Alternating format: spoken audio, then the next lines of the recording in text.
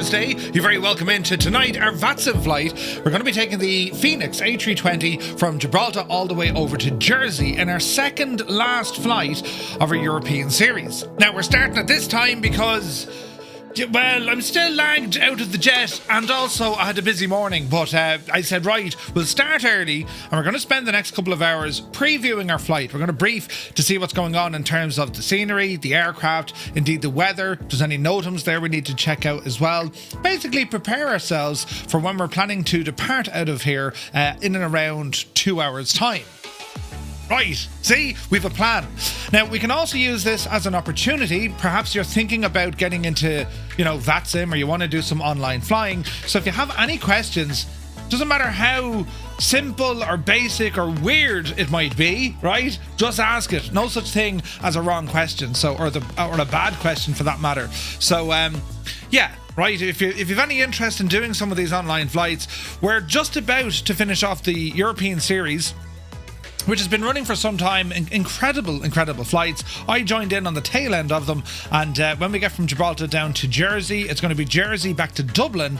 Then, friends, we're going to do our own cross the pond. We're going to be flying from Dublin over to Detroit, I think it is. Right, and then we're going to be taking on the US. Loads of fun, right? So our aircraft tonight, yes, we're back in the Fenix, the A320, and I don't know what I'll use for Jersey back to Dublin. I might go with something a little different, but the hype is real now, because we're soon going to be leaving Dublin, flying all the way over to the United States, and then we pick up flying from there. It's going to be loads of fun, loads and loads of fun. So welcome in. How was your day? The weather's a bit kind of mad, it's nice here in Tipperary. Sunny, about 21 degrees. It's not too bad. But then it rains out of nowhere. We don't know what the weather's doing. We don't know why. We just like looking out at it. Don't go outside in the real world. It's totally overrated. We're safe here, indoors. Basement people. Yes, totally fine. But yes, we'll see how we get on.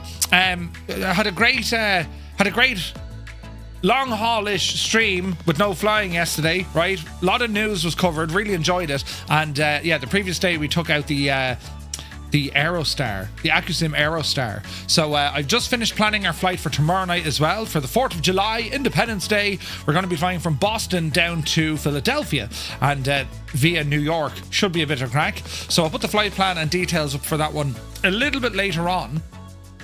Going to take the Aerostar out for the jaunt tomorrow night to see how it behaves in a multiplayer environment, because, well, we haven't really tested that yet. So anyway, how is all in the realm? How goes your tube-liner flying experiences? I mean, we do have some great options now. With everything from, the 727, 73, 75 is on the way, even an X-plane. All the Airbus are there as well, and there's lots more coming. Also, we have the business jets with lots more coming very soon as well. So there's a lot of great options there. The Fenix, I do really enjoy flying this, the A320, but the other variants are really nice as well, the 319 and the A321. Fenix just did an incredible job at this, and I think we can all agree it is a beautiful machine, and we're here in our FireFly Air livery. So as I said, we're going to be going over the scenery, making sure that works. We'll connect to the network. We'll have a look at the network to see what's happening. And we're going to start figuring out what this flight is going to entail. We do our prep work now, meaning that when we do go to do the flight, hopefully there's nothing there that will catch us out. And of course, as I said, any questions or queries you might have, sure, let us know, right? It should be grand. But anyway, who's here, look, on this Thursday day, lads? And it's early. Don't worry, our times go back to somewhat normal soon.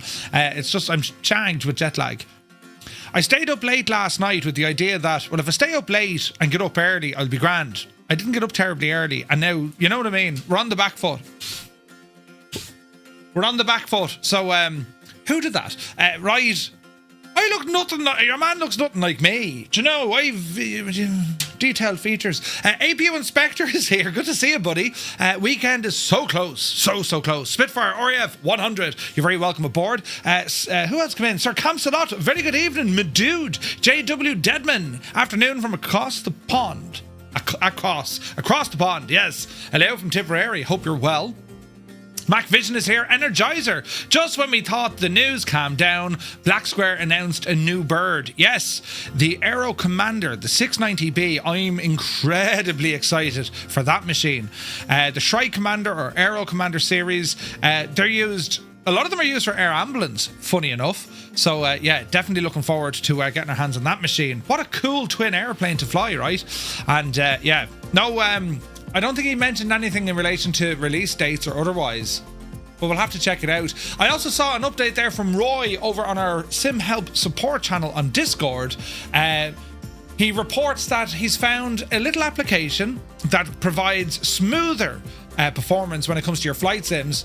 It's a program called Park Control. This is from the guys who brought us Process Lasso. So we'll have to have a look at that as well, right?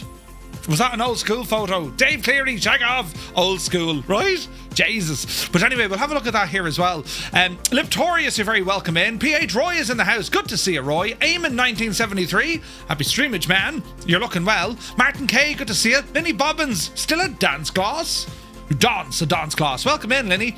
98 Vulcan is here. CP65, welcome in. Death's Angel, my dude. Hope you're well. Malky is here. Max Stallion, a very happy Thursday. Crafty Tigers, good to see you. Airwolf is here. Dougal McTavish, the chairman. Good to see you, Dougal. Looking forward to our flight tonight. We know, unfortunately, I don't think we have Rambog and we don't have Naughty Gnome, but we'll still be doing our thing. It should be fun, right? We'll have fun. Jersey, I know nothing of the airport, so we're going to load that in and have a look at it as well. Retro Prop, a very good evening. Soaring AJ, welcome aboard, man. Hope you're well. Malky, thank you for the 3 streams in a row. P.S. Mirandai, hello there. Gibbo Ireland, we are very welcome in. How's it? Right, I mean, we're only chatting a while ago and we're both totally shagged. We're not built for this jet lag stuff.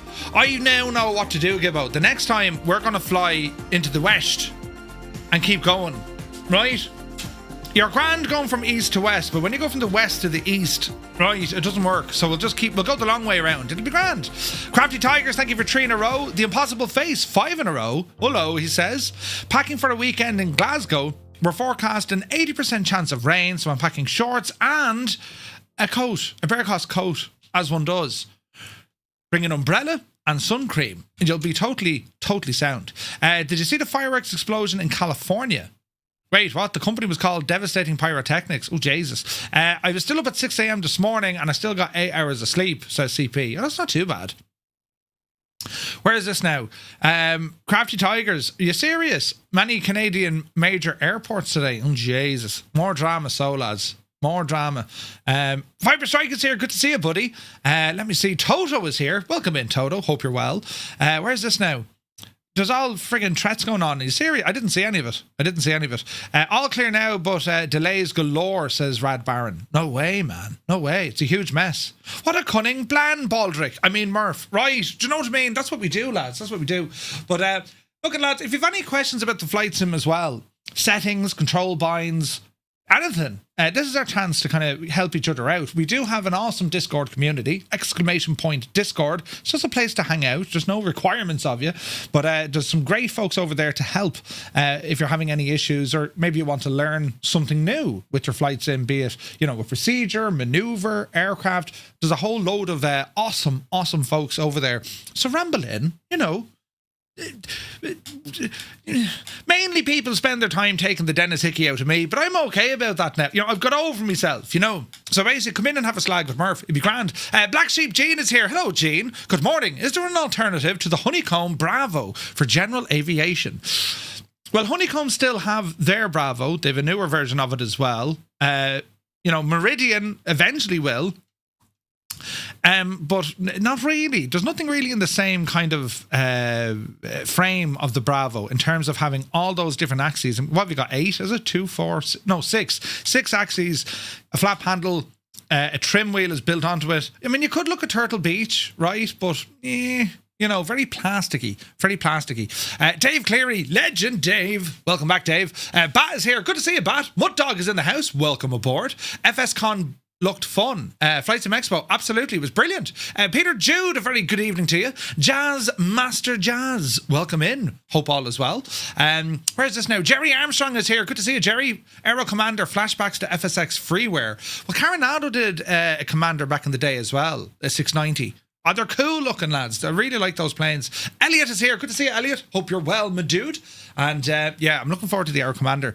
The the chances of that Meridian coming out, I have a higher chance of getting a PPL. Right? Right. Arcturus, good to see you, my dude. My internet is very unstable tonight, so I'll not be flying. Malky, really? You poor old devil. Maddie is here. Good to see you, Maddie. Hope you're well, my dude. Right, we'll jump over here anyway. I keep meaning to fix this pedal. Where does this actually go? Look. It goes somewhere. I don't know where. It goes in under my desk. Will you just remind me tomorrow to fix this? I'll unplug it here now. But it goes under my desk and then it goes into an extension. Right? We're probably going to be... Well, it goes into an extension and then it goes somewhere else. So I don't actually know the crank of it. But it does what it does. There she goes. Jesus, there she goes now. She's working. Right, we'll come over here, look. And we shall ease our way into tonight's flight, you see. So, right, let's start off at the beginning, shall we? You're all very welcome in. Welcome aboard, everybody. Hope you're having a great day. And let's get to it. So here we are with the beautiful Fenix A320. This is the IAE variant with our sharklets, our little shark fins, wing fins, or there's another name for them. But there we have them.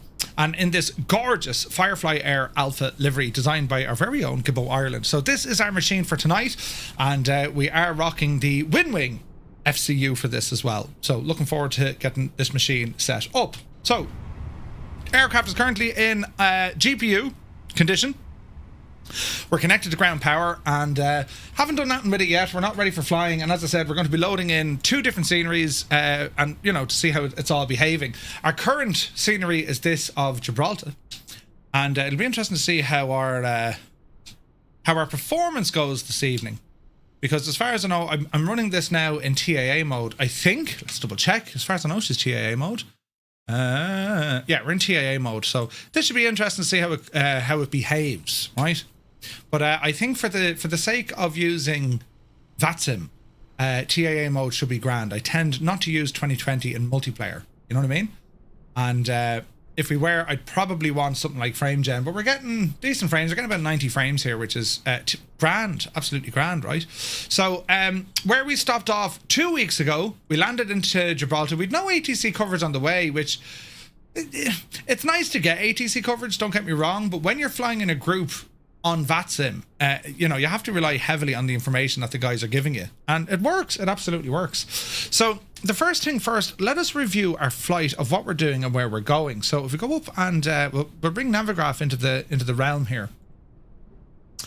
And let's go into flights and we'll do a new flight and we'll just start typing this out to see what we can do, shall we? So we'll give this full screen mode, close that little chart, and we're going to say a new flight. Let's go new flight and we're going to type in the route, right? So we're going something like that. That is the route according to what Naughty Gnome was put out. Now we'll have to get our own departures and arrivals, of course, but this is kind of the basis of it, right? So we're going to leave Gibraltar, we're going to fly over Spain, we're going to ramble up over Madrid, back over the Bay of Biscay, hanging a right here over kind of what neck of the woods is that? Near Brest, I suppose, but it is heading out kind of Normandy direction. And then here we go then into Jersey. So a couple of things we want to look at Jersey. Let's open up the airport and let's just have a look. So its longest runway is 5,500 feet. So that's quite okay for the A320. Just about 4,000 and a bit is what they want. And let's have a look here now. So we do have some options. It's windy. It's fairly windy up there at the moment. Now this will change. We'll get our weather information and all that now shortly. So our high-level flight is going to bring us up over Spain. There's all sorts of crack happening in the real world with the French controllers. Would you guessed it? They've all gone on strike. But we'll have to wait and see what happens there, right? Are all my lights on? They are. Anyway, so that's kind of how it's looking. Fairly straightforward, you would think. Right? We're going to be flying in different FIOs for this. And as we descend, our descent is going to be in French airspace, right? And we'll see what way then the areas kind of come on. So LF or Brest, that's the main sector we're going to fly into. Of course, we did Guernsey a couple of weeks before that, but this one now is Jersey. So we can see we have a VOR up here. We have ADF, DME. We have a lot of nav aids in and around the island. So this should be grand, right? Simon Irish, good to see you, man. You're very welcome aboard. Happy Thursday. So we'll have to see what happens. Jan Markham, good to see you. Murflets, yeah, let's go with that. It's enough if you land in the correct place. Yeah, should be fine. Should be fine. Stay away from the car park and all this. Right, okay, so that's the route. Fairly straightforward. We'll go in and learn more about it. We're on the ground here at Gibraltar. We know, of course, you have the rock, so it's a huge obstacle we need to worry about. Looking at the airport here, we'll probably be spawning on where we are at the moment, somewhere along the main terminal, or we can use the overflow. And well, depending on what the weather is going to throw, we'll either have runway 09 or 27 for departure. And depending on what we're doing, we're going to go into SimBrief now in a moment and have a look at that flight plan. As we take off, pretty much what we did on the way in, we're going to head for the Pimos waypoint, or Pimos, and then it's going to be up over Malaga. We're going to hit the Malaga VOR, right?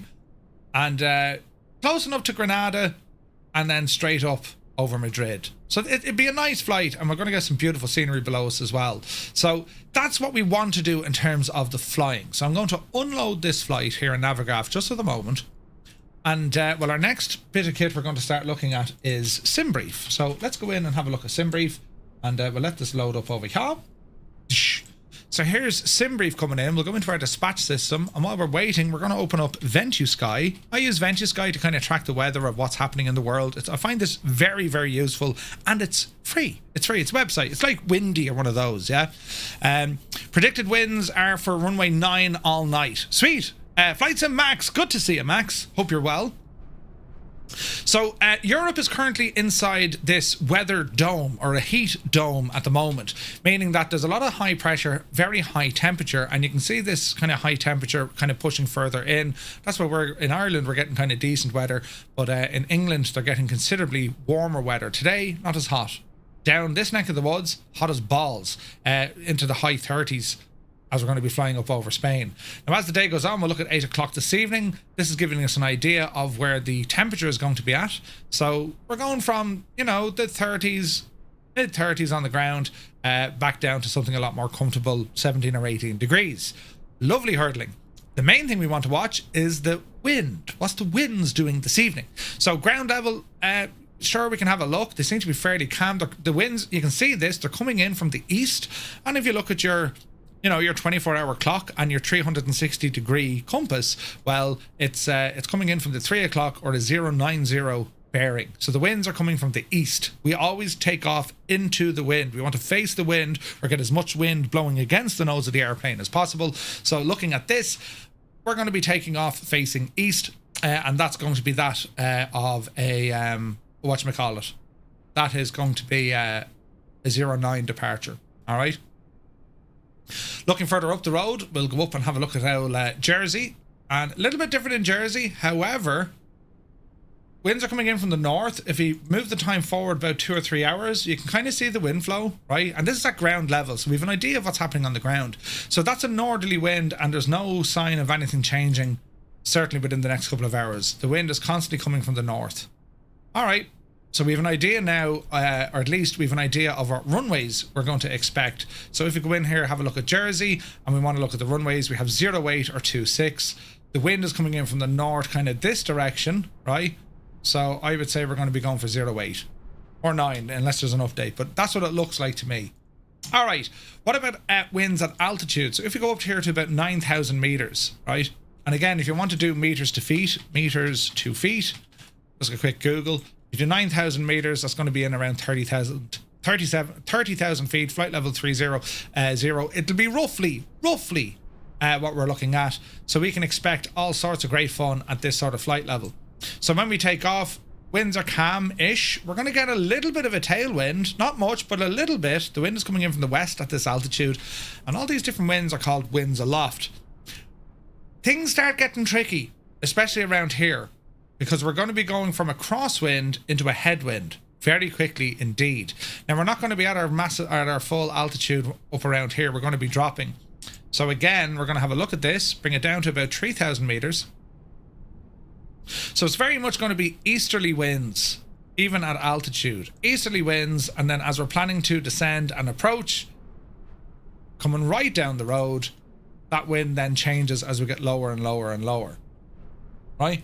So this is going to be interesting because what's the word I'm looking for? Power management is going to be a bit of a challenge here. because we're coming in from a crosswind directly into a headwind, and it changes vertically, right? It's basically your altitude.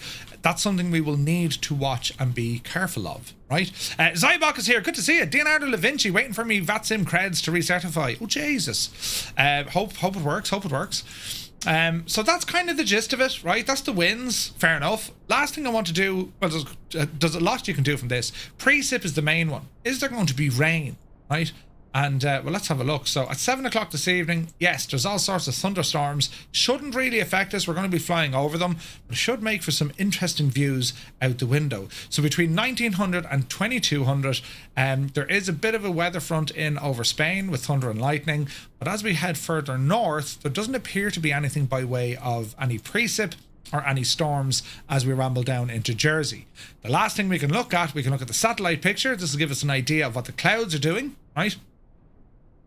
And you can kind of see the gist of it. The clouds are kind of pushing up to the north, but then they're meeting this airflow coming down, so they're getting kind of thrown across into the south of France over the Pyrenees. There's nothing major looking up here either. If we look at the radar, that's active. If we look at cloud coverage, this is giving us a good idea of what will be happening. We should be flying into some clear skies. There's a little bit of cloud coming in, but I think by the time we get up there, it should all be in the clear.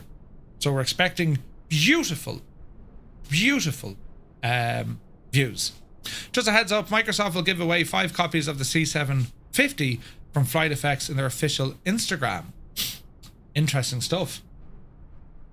We're going to be showing that soon, lads. Let me see. Instagram. Was that from Microsoft, was it? Did they say anything else? Sweepstakes. Look at this now. You're going to have 5 copies. That's interesting.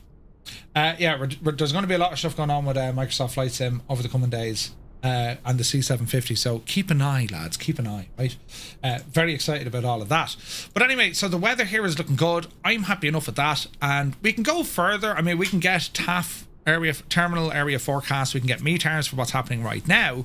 Let's just see. Guess what's arriving today? What's arriving today, Mountain Man? Tell us all about it. It's going to be a nice flight. Right, let's go in here and start planning our flights. We're going to go into SimBrief, pick a new flight. Airline is that of FireFly Air. We're 235. We're going to be departing from, what was it? Lima, X-Ray, Bravo, and Jersey. That looks right. The aircraft, of course, we're in the A320. I think it's a -200. And we're in the IAE with Sharklets. And we can put in our own flight here, right? So we want PMOS and we want Larac. Go ahead and analyze this route. That looks good. So that's what she's giving us. Runway 09er is the one. I wonder, can we find... Is there a SID? Is there a SID out of here? No. There is an arrival though. There's the Lirac 1 star. All right, that looks good to me. Now, what do we want to do here? So scheduled block time, 2 hours 39. Right, an alternate airport for here. What they're giving us, that's interesting. Echo Golf Hotel, Bournemouth. So that's our alternate, right? We shouldn't really need it, but let's see what happens. We'll keep it in there for the moment. All right. Altitude. Let's do this automatically and see what happens. So we're going to go ahead and generate the flight. Let's see the information that it gives us. All right. So it's going to build up the maps, going to build up all the stuff, and we're going to go in now and start having a look at it to see what it's going to do. So it's going to give us an altitude of flight level 380, cruise profile of 6, average winds along the way is 246 at 39, so it is coming in from the west. Wind component is a bit of a tailwind, we know that, so we're going to get a little bit of a push along. We're not battling any headwind. See the way it has P? So P would mean positive, meaning that the wind is moving with you, or N, I think it is negative, it'd be moving against you. That's the idea there. All right. What do we have? 125 passengers aboard. Block fuel is looking fairly tasty. We might have to add to that. I'm not expecting any holes, but always plan for it. Also, your departure, you might have to wait for other guys to line up. So we might edit the fuel here. So 7.6, right? So if we start looking at our fuel contingency, right? So we can edit this flight. And we'll go down here now and have a look at some of our fuel. So let's go down here. Optional entries. So your block time is grand. Freight, payload, zero fuel. That's all fine. Fuel planning. Right, so contingency fuel, we can put this in manually ourselves or leave it on auto. Reserve fuel, I'm going to put in 30 minutes reserve fuel. Well, what was that? 30 minutes reserve. If it goes auto, I wonder what it's doing auto. We'll go 60 minutes reserve. Taxi fuel, this is automatic, or we can say number of minutes, right? Better to use ATC fuel. Well, sometimes it'll get it done right, sometimes it doesn't, right? So we could put in FAA domestic, so it's all American rules, right? North American rules. 60 minutes of reserve fuel, right? Block fuel is going to be grand. Arrival fuel, that's grand. We're not doing any tankering or any of that jazz. Contingency here for anticipated weather deviations, right? So if there are thunderstorms, but we're going to be above them. So if we knew we were flying in or out of an area that had bad weather, this is where you add in the little bit of fuel yourself in kilograms. You can change this to pounds if you wish. Reserve fuel being 60 minutes, or contingency fuel we can put in additional, so 5% or 20 minutes, 3% or 20 minutes, or we can go the European rules, EASA, right? So 60 minutes looks good there. So we'll regenerate the flight. That will have an impact on the weight of our aircraft, right? And we'll see what she loads up there now in terms of block fuel. So block fuel is now 8.6, which for me, that's a little bit safer, right? A little bit safer. We have a little bit of extra fuel, so that should be grand, right? DK Funfly, I got new parts arriving tomorrow for my PC, a 9950 X3D. Ooh, nice. A 5090, 96 gigs of RAM.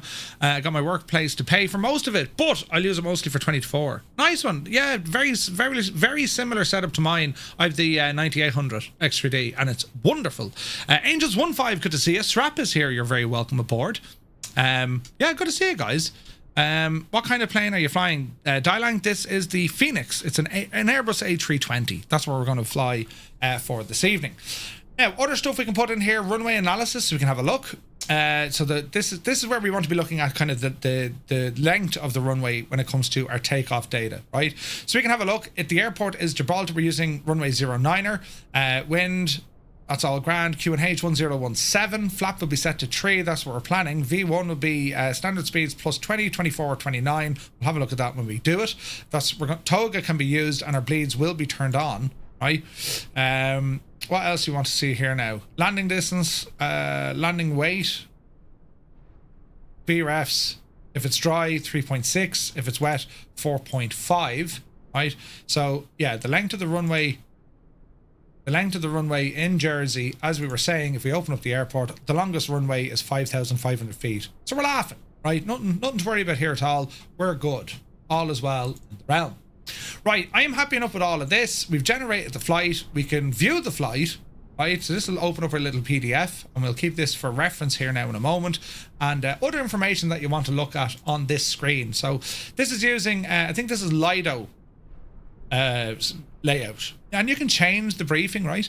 How do we do this again now? If we go into edit the flight, you can actually change the layout of all of this. And it's pretty cool, right? So if we go down to, see this OFP layout, right? We can change it from Lido, and we can go American Airlines. We can use a lot of stuff, a lot of different stuff. Ryanair, I think, are in there.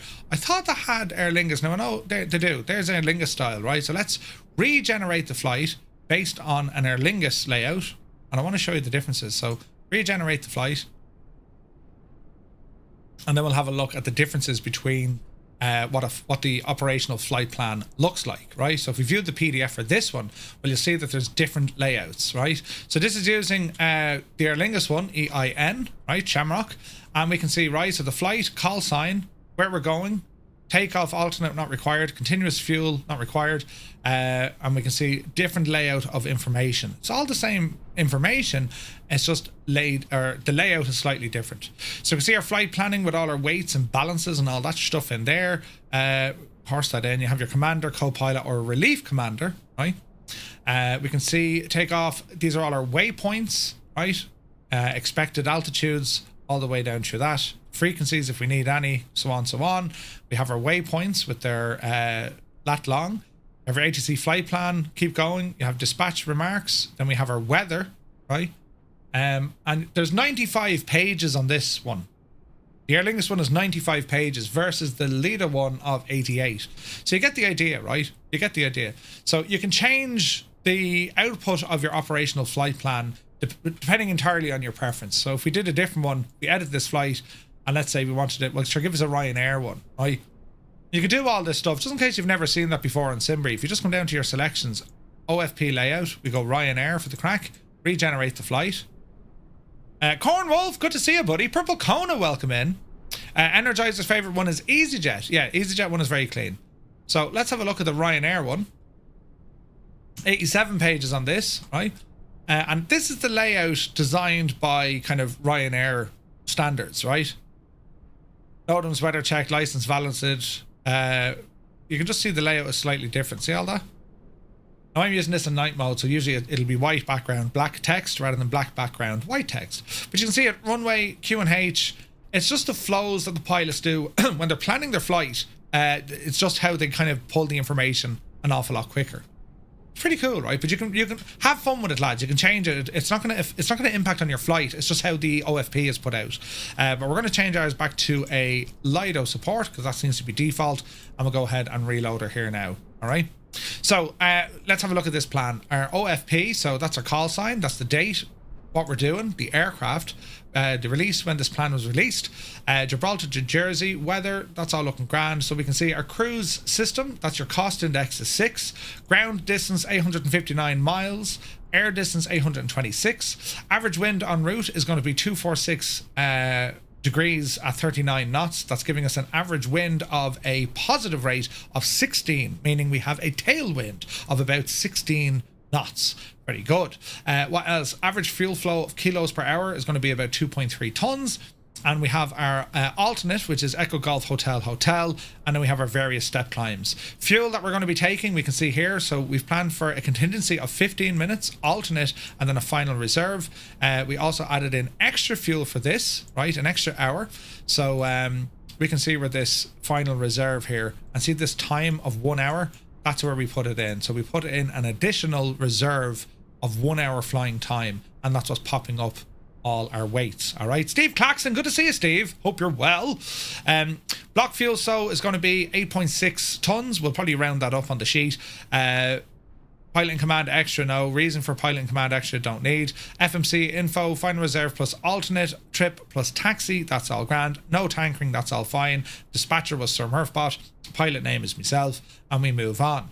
Our alternates, what we need to do, we can get some routing if we do have to divert, right? Flight level will be at flight level 17 as we're heading over there, and we can see what the weather's doing as well in terms of, well, the tailwind as we get there, and how much fuel we should have at arrival. Our main routing for tonight, so it's going to be out of Gibraltar on runway 09 direct to Pimos. Then we're on the airway of November 869, and we're riding that all the way down to Bravo Lima November. That's a VOR, probably near Malaga, is it? Interesting. I thought we were actually going to the Malaga VOR. Is that the Malaga VOR? It says BLN. I would have thought Malaga was... Let's have a look. MGA is Malaga, so BLN is what it's given us. All right. We'll have a look at that in a moment because we can load all this in. From there, November 865 airway over to D-Log, direct then to Aircos. Then we have the Gov 27 airway to Larac, and then we're on the standard arrival of the Larac 1 Kilo for runway 08. And why we're looking at these, lads, and you want to read over these, all the waypoints, because you want to get familiar with these waypoints, especially when flying on network. When you're flying on VATSIM or Pilot Edge or whatever, the reason why we want to spend a little bit of time just getting used to these names, these waypoint names or the airways, is because more than likely you might be given a direct to. So we could be flying along, you know, let's say we're heading for this, you know, Bravo Lima in November, they could give us direct Aircos and we skip all of this stuff. That can happen. It can happen. So it just helps if you're aware of the different waypoints that might be called out, you know what they sound like. It just means if ATC call them to you, you're not scuffling around saying, what do you say? How do we, do you know what I mean? So that's what we do there. All right. That's all grand. Operational impacts, that's fine. We've already read through all of that. We have our estimated timings, right? So off the chocks or off the blocks, and that'll all change because we're not flying just yet. Passengers 125, cargo, that's grand. 0 fuel weight, fuel on board with our extra. Then we have some information from our takeoff weight, landing weight, and on it goes from there. Our flight log, this is going to give us all our waypoints, the lat long of the waypoint, and also the flight level. This is going to be the altitude. So flight level 380 seems to be the highest one, but also we want to have a look at the OAT. This is going to be the temperature outside, the actual weather temperature outside. So how I do this, I will look at our final cruise altitude, which is 380, and I go for the highest temperature. In this case, it's the lowest temperature, which is going to be -50 or -50 degrees. So we know when we're putting this into the aircraft, at cruise altitude of flight level 380, 38,000 feet, it's going to be -50 degrees Celsius up there. Right, sweet, that's grand. Does it get any worse than that? It gets worse. Look, as we go on, it actually goes to -52. And it depends how long we're there. We're only there for a little bit. -50, -52. That's what we're going to be looking at. All right. Further down here, we have the wind information. We know we're expecting a bit of a crosswind with a little tailwind component. It's going to be helping us along. We're not battling a headwind. So this is going to give us all the various winds at each and every waypoint, and also various flight levels we're going to be flying at. And it gives you what's happening. All right. As we continue on down, we can see our ICAO flight plan. That's grand. We've already done that. And now we get into the runway analysis. As we've seen before, the length of the runway, you know, what configuration the aircraft is going to be in, and so on. Flaps full if we're using it. Landing distance, if it's going to be flaps full. Max manual braking. If it's dry and our landing weight is going to be safe, we'll be closer to probably 6. We're going to need about 3.7. We know we have 5.5, so we've plenty, right? Airport weather, so we can see if there's any signals there. So there will be. We've already viewed that on our radar. There's going to be thunderstorms. We can see that here, TS. There's going to be thunderstorms, and they're all in the area of Madrid. So we're expecting a lot, and they're valid. They're valid for when we're flying, and then they kind of tear off after that. We're going to be above them, but looking down, it should look nice. We should see a bit of lightning. Tropical cyclone, nothing there. Volcanic ash, nothing there. And we can see the weather forecast at Gibraltar. So winds currently 100 at 10 knots. Great visibility. Few clouds at 1,600. 26 degrees on the ground, dew point 23. The QNH 1017, and there's no significant change. All right. Probability 40, slight deviation to the winds, and also the clouds look like they're going to change, but there's no massive changes there. The destination into Jersey, we can see that the winds are 020, 14 knots, 350 variable to or veering to 060. So the winds are kind of blowing in from 35 to 06. They're coming in from the north-ish. Right, CAV okay, meaning that there's no cloud information that they can see, so it's okay conditions, it's clear, right?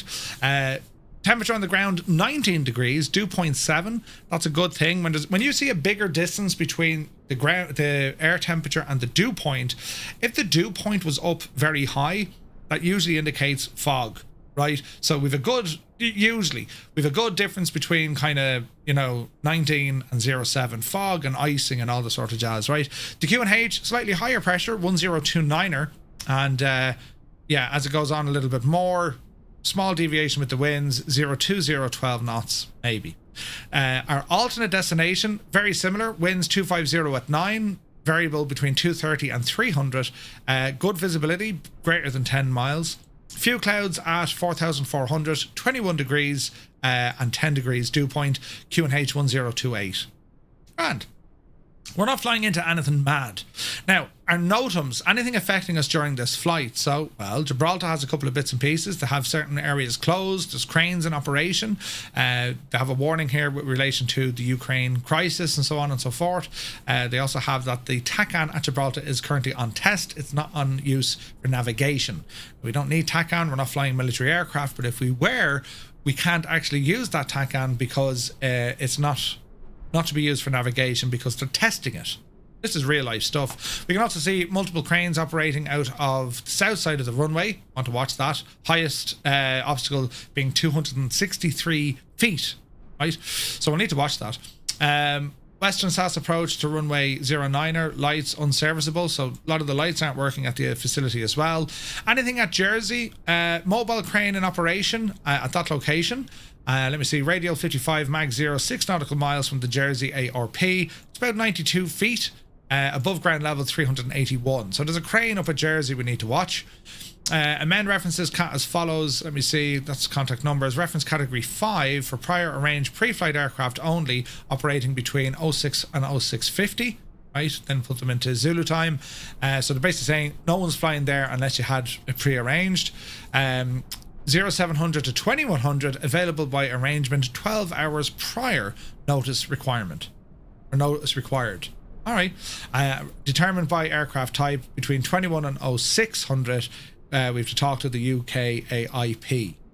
All right, in a backs, man. Good to see you. I got this cool ass t-shirt, gummy bears and a drink holster and a personalized autograph from our glorious leader. Thanks for buying some merch, my dude. You're very kind.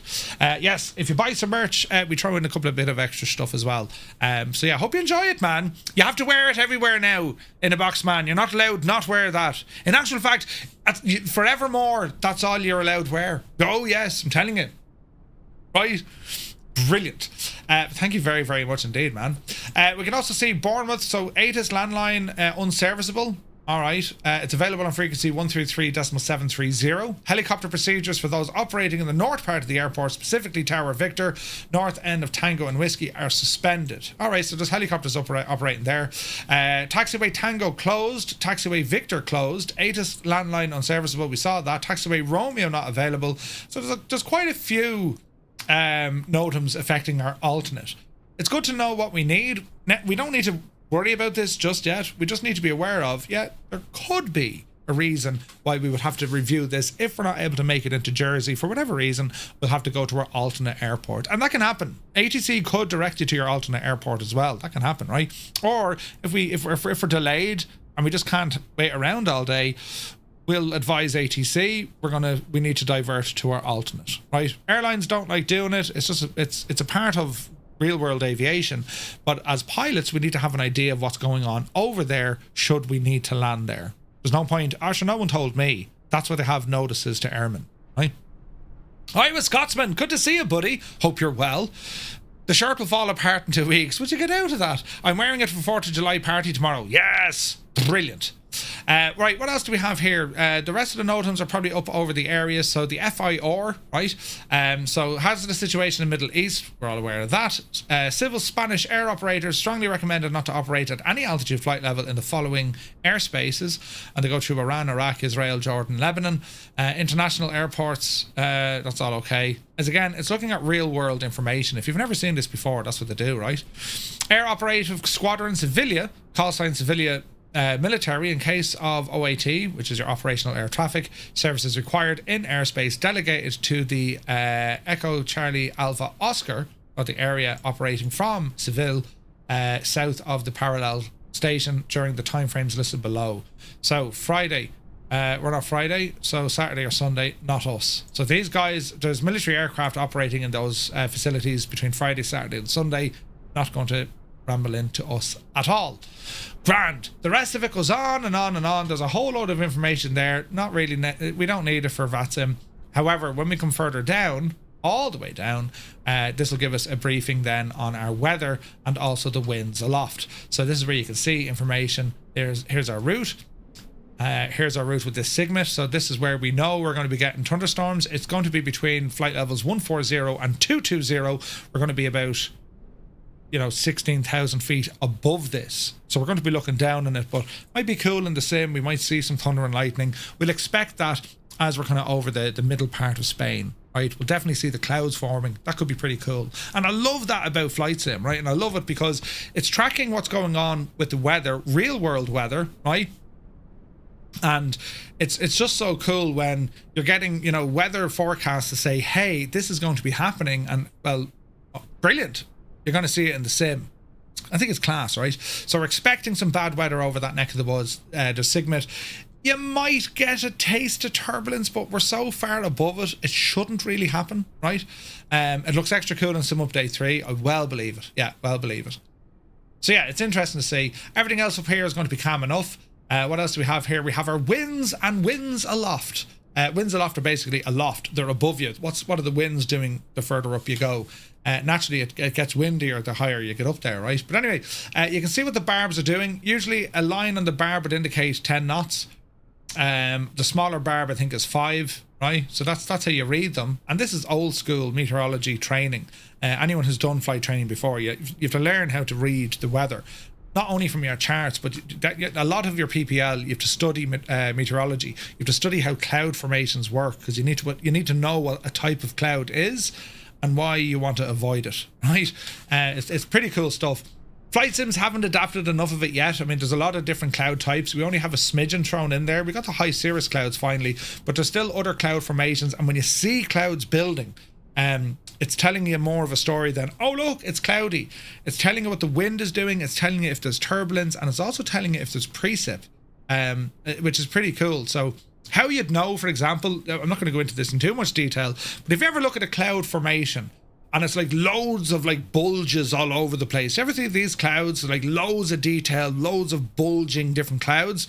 Well, that's turbulent air. Right, usually a good indication of maybe calm wind, but also bulging air. There's a lot of kind of turbulent stuff in there. Kind of windswept clouds are very kind of smooth looking clouds that don't have all that kind of, popcorn effect going on. That's indicating that it's quite windy, very windy, because the wind is actually, it's like erosion, if you like, on a cloud. That's what all that does, right? It's pretty cool looking. But anyway, winds aloft as they come up here, the higher barbs, depending on your altitude. We can see this crosswind, but also this kind of tailwind, yeah? And then it gets interesting up here because the tailwind immediately turns into a headwind, all right? Yeah, it looks pretty cool, yeah. Cumulus, you want to be watching those stratus clouds. So this is what our flight profile looks like when we take off. We're up to Pimos, then into the wind, top of climb, Moral, ungas, air cause, top of drop, straight down. Well, top of drop is actually over here. Then it's Larac, and then it's down again. All right. And that's it. That's our flight plan. Lovely hurdling. So I'm happy enough with that. Are you happy enough? Any questions? Right. So we reckon it's going to be runway 09er. So let's go ahead and bring Navigraph back into the fray once again, because we're going to study this now. We're going to import a flight from SimBrief, and we're going to drag it, which is this one, our most latest flight.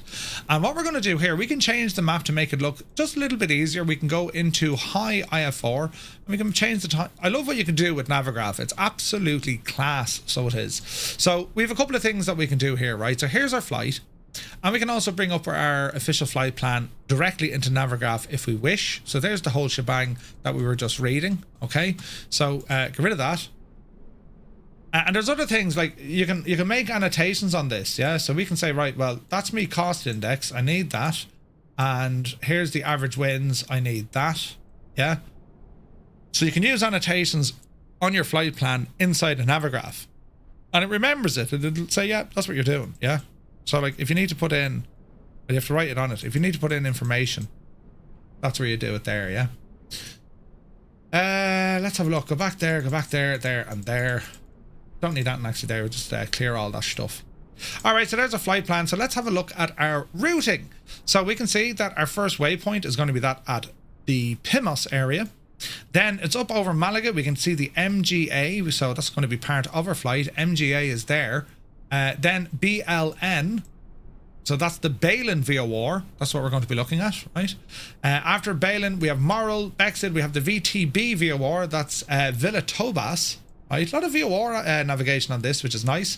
SIE, which is the Somo Sierra, and all the way up then Burgix is there. We also have the Burgo VOR, but we're just using the waypoint.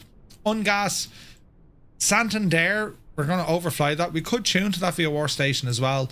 Then it's over to D-Log, and then we're coming in then for our approach as we have a look at Aircos, Bador, and then we enter the Larac arrival. All right, so let's add some charts because we need to see additional charts. We know we're planning on runway 09er. The departure we've nothing for. We're planning to arrive on runway 08. We know we're on the Larac 1 kilo arrival. And let's look at the approach. So we can look forward to an ILS approach for runway 08, right? And we can kind of see we're going from Larac. So we're looking for an ILS here, right? So here's an ILS 08 final. Yes, that's going to be grand. So ILS, let's have a look. Transition. Nope. Let me see now. From Iraq, there's an NDB we can use. Transition final, here we go. We're going to add this one. Or we can just go the localizer, but it's much of a muchness. We'll go ILS 08. I think that's the one I'm going to go for. I'm going to add that to the route. There we are now. So we go from Shark and then straight over to CF08 and then we're in, right? So we might have to do a little bit of tidying up when we're doing this. So if we have a look at that chart, the ILS 08, let's go ahead and bring up the actual chart. We're going to be heading in on a 083 degree line, and then we intercept all these. Our ILS is going to be 110.9er, and we're going to be flying in. So let's have a look. What happens if things go wrong? Localizer is there, approach course is there, decision height is going to be here, right? Airport elevation 277. Here's our missed approach. So we need to have a look at our missed approach. All right. Let me see. Illini State Aviation, you're very welcome aboard. Good to see you. Welcome, welcome. So our missed approach procedure, if we make a balls of this effectively, but what do we do? If ATC are there, they might manually take over us. They'll say, all right, we'll give you vectors, or they might tell us to follow the published missed approach. So missed approach, climb straight ahead. Once you get to 3,000 feet, turn right on a heading of 180, then as directed, maximum speed 210 knots. All right, so they're giving us loads of information here. So first and foremost, we climb straight ahead. Once we get to 3,000 feet, we need to make a right turn on heading 180, then as directed, and maximum speed has to be 210 knots. So that's important. All right. If missed approach with a COM failure, proceed as missed approach above, continue on a heading of 180, 2 minutes after initiating it, turn right to the localizer and join the hold at 3000. So what this is basically saying, if this all goes terribly wrong, your missed approach, you're going to fly out this way for 2 minutes, come down 180, come back in, and then join the hold. And you stay here until you figure out and you give it another shot. That's what they mean by that. The Scottish controller, welcome in, buddy. Hope you're having a great one. Now, can I just remove that? So what we're looking at here is the main missed approach. We're going to be flying in this way, lads. And all going well, we grease it, we land it, we've nothing to worry about. However, if it goes wrong, well, our missed approach procedure, we'll put it in purple, we're going to fly the runway heading until we get to 3,000 feet, and then we're going to turn south to 180, balls, ran out of mousetrack. We're going to turn right over to 180 at 3,000 feet. Yeah? 3,000 feet. And remember, our maximum speed is going to be 210 knots. All right? And when we do that, then ATC will take over. But because we don't have ATC, we're going to be communicating this ourselves. What we'll do, I'll be heading south down this direction, right? And then I'll turn back. I'll be talking to everyone in the area. I'll turn back up this way to get back onto that localizer. And the plan will be, can't really see that well, can we? We'll give you a different color. We'll go with red. I'll keep heading down this way, right? Meanwhile, I'll be talking to everyone on the ground, right, or in the area, and I'll time it in such a way that I can get back onto that localizer to give it another go. That's if we don't have ATC. If we do have ATC, they'll probably give us something similar. They might send us away for a while. But at least we have an idea now of how this is going to work. If for whatever reason we cannot land, for whatever reason, there's something on the runway, an aircraft had a mishap, the wind has suddenly changed, or we're not ready, we've made a mistake, or the aircraft just isn't stable, at least now we know what to do. All right? And we can do this as many times as we like. And if we still can't land after, we'll give it 3 goes. If for whatever reason we can't land, well, then we'll bug out and we'll go to our alternate if we want, right? So that's what our missed approach is going to look at. When you're flying on VATSIM, especially airliners, it is crucial to study the missed approach. It's on every chart. It's there in big, massive writing, and it says missed approach. Always study that gadget. Always.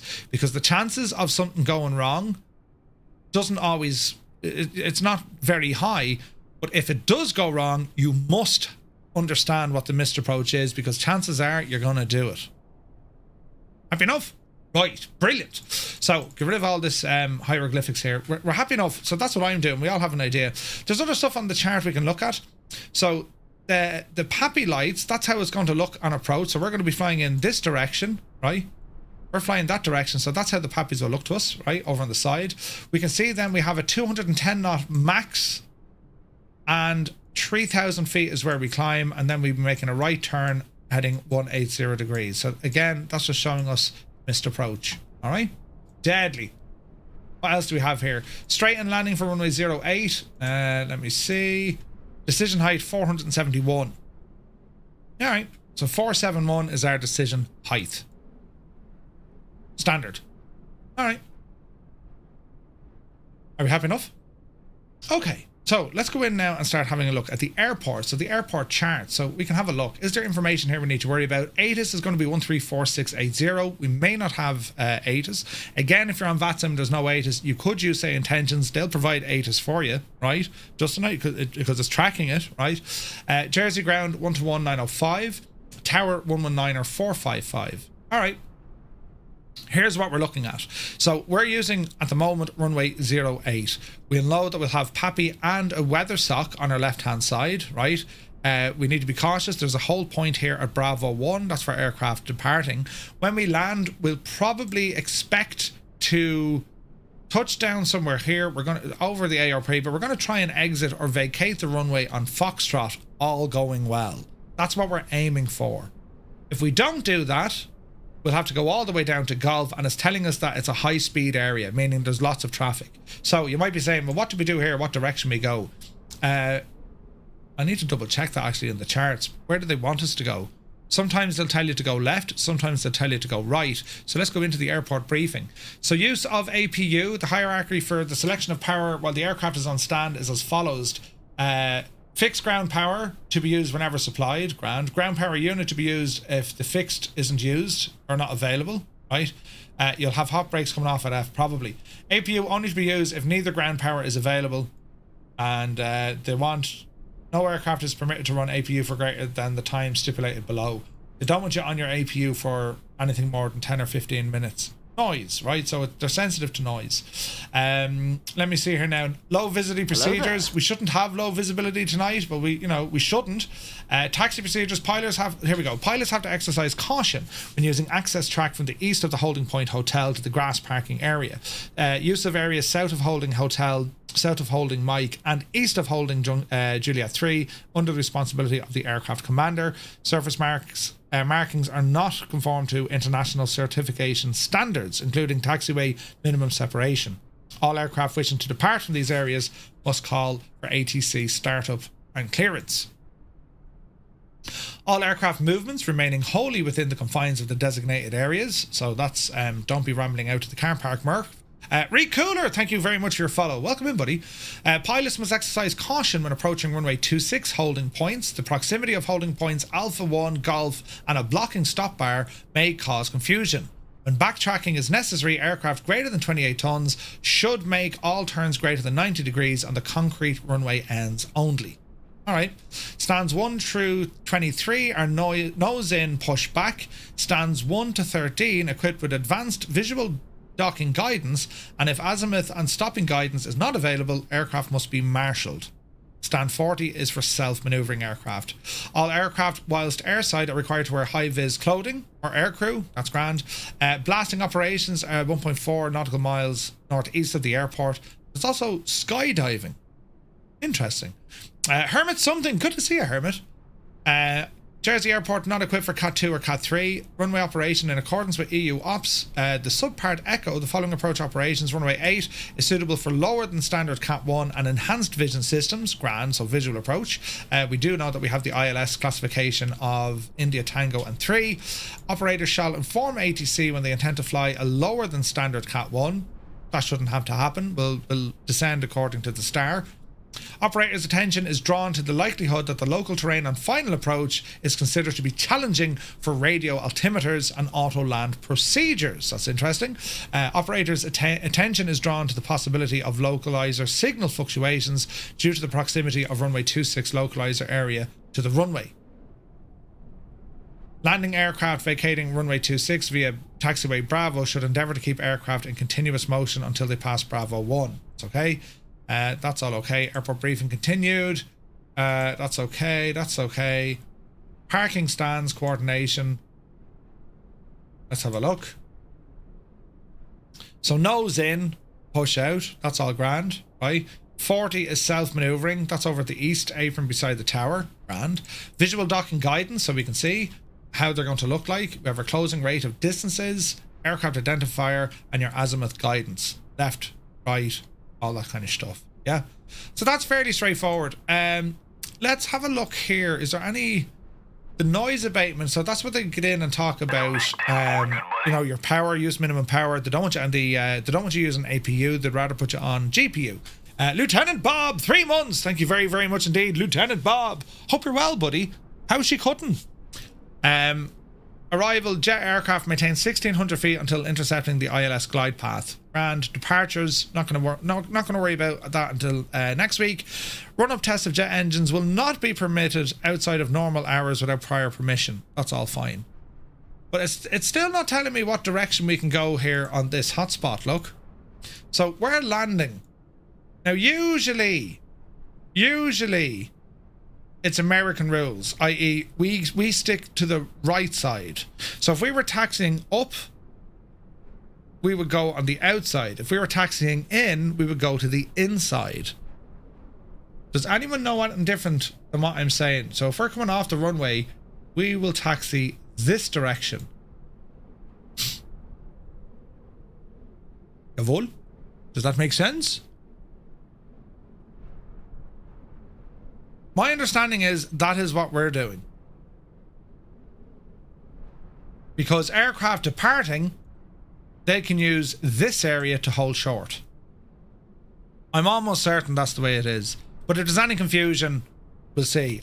We probably won't have many departures. ATC will probably look after us anyway, and there's other holes over here. So let's see what happens, right? We're going to load in the scenery and have a look. We'll put eyes on the ground to make sure, oh Jesus, we won't actually fit there. Right? Because sometimes you will get a difference between the charts and also the physical runways. It's just what happens. It's just what happens, right? So looking at the layout here, I'm happy enough in terms of where everything is, right?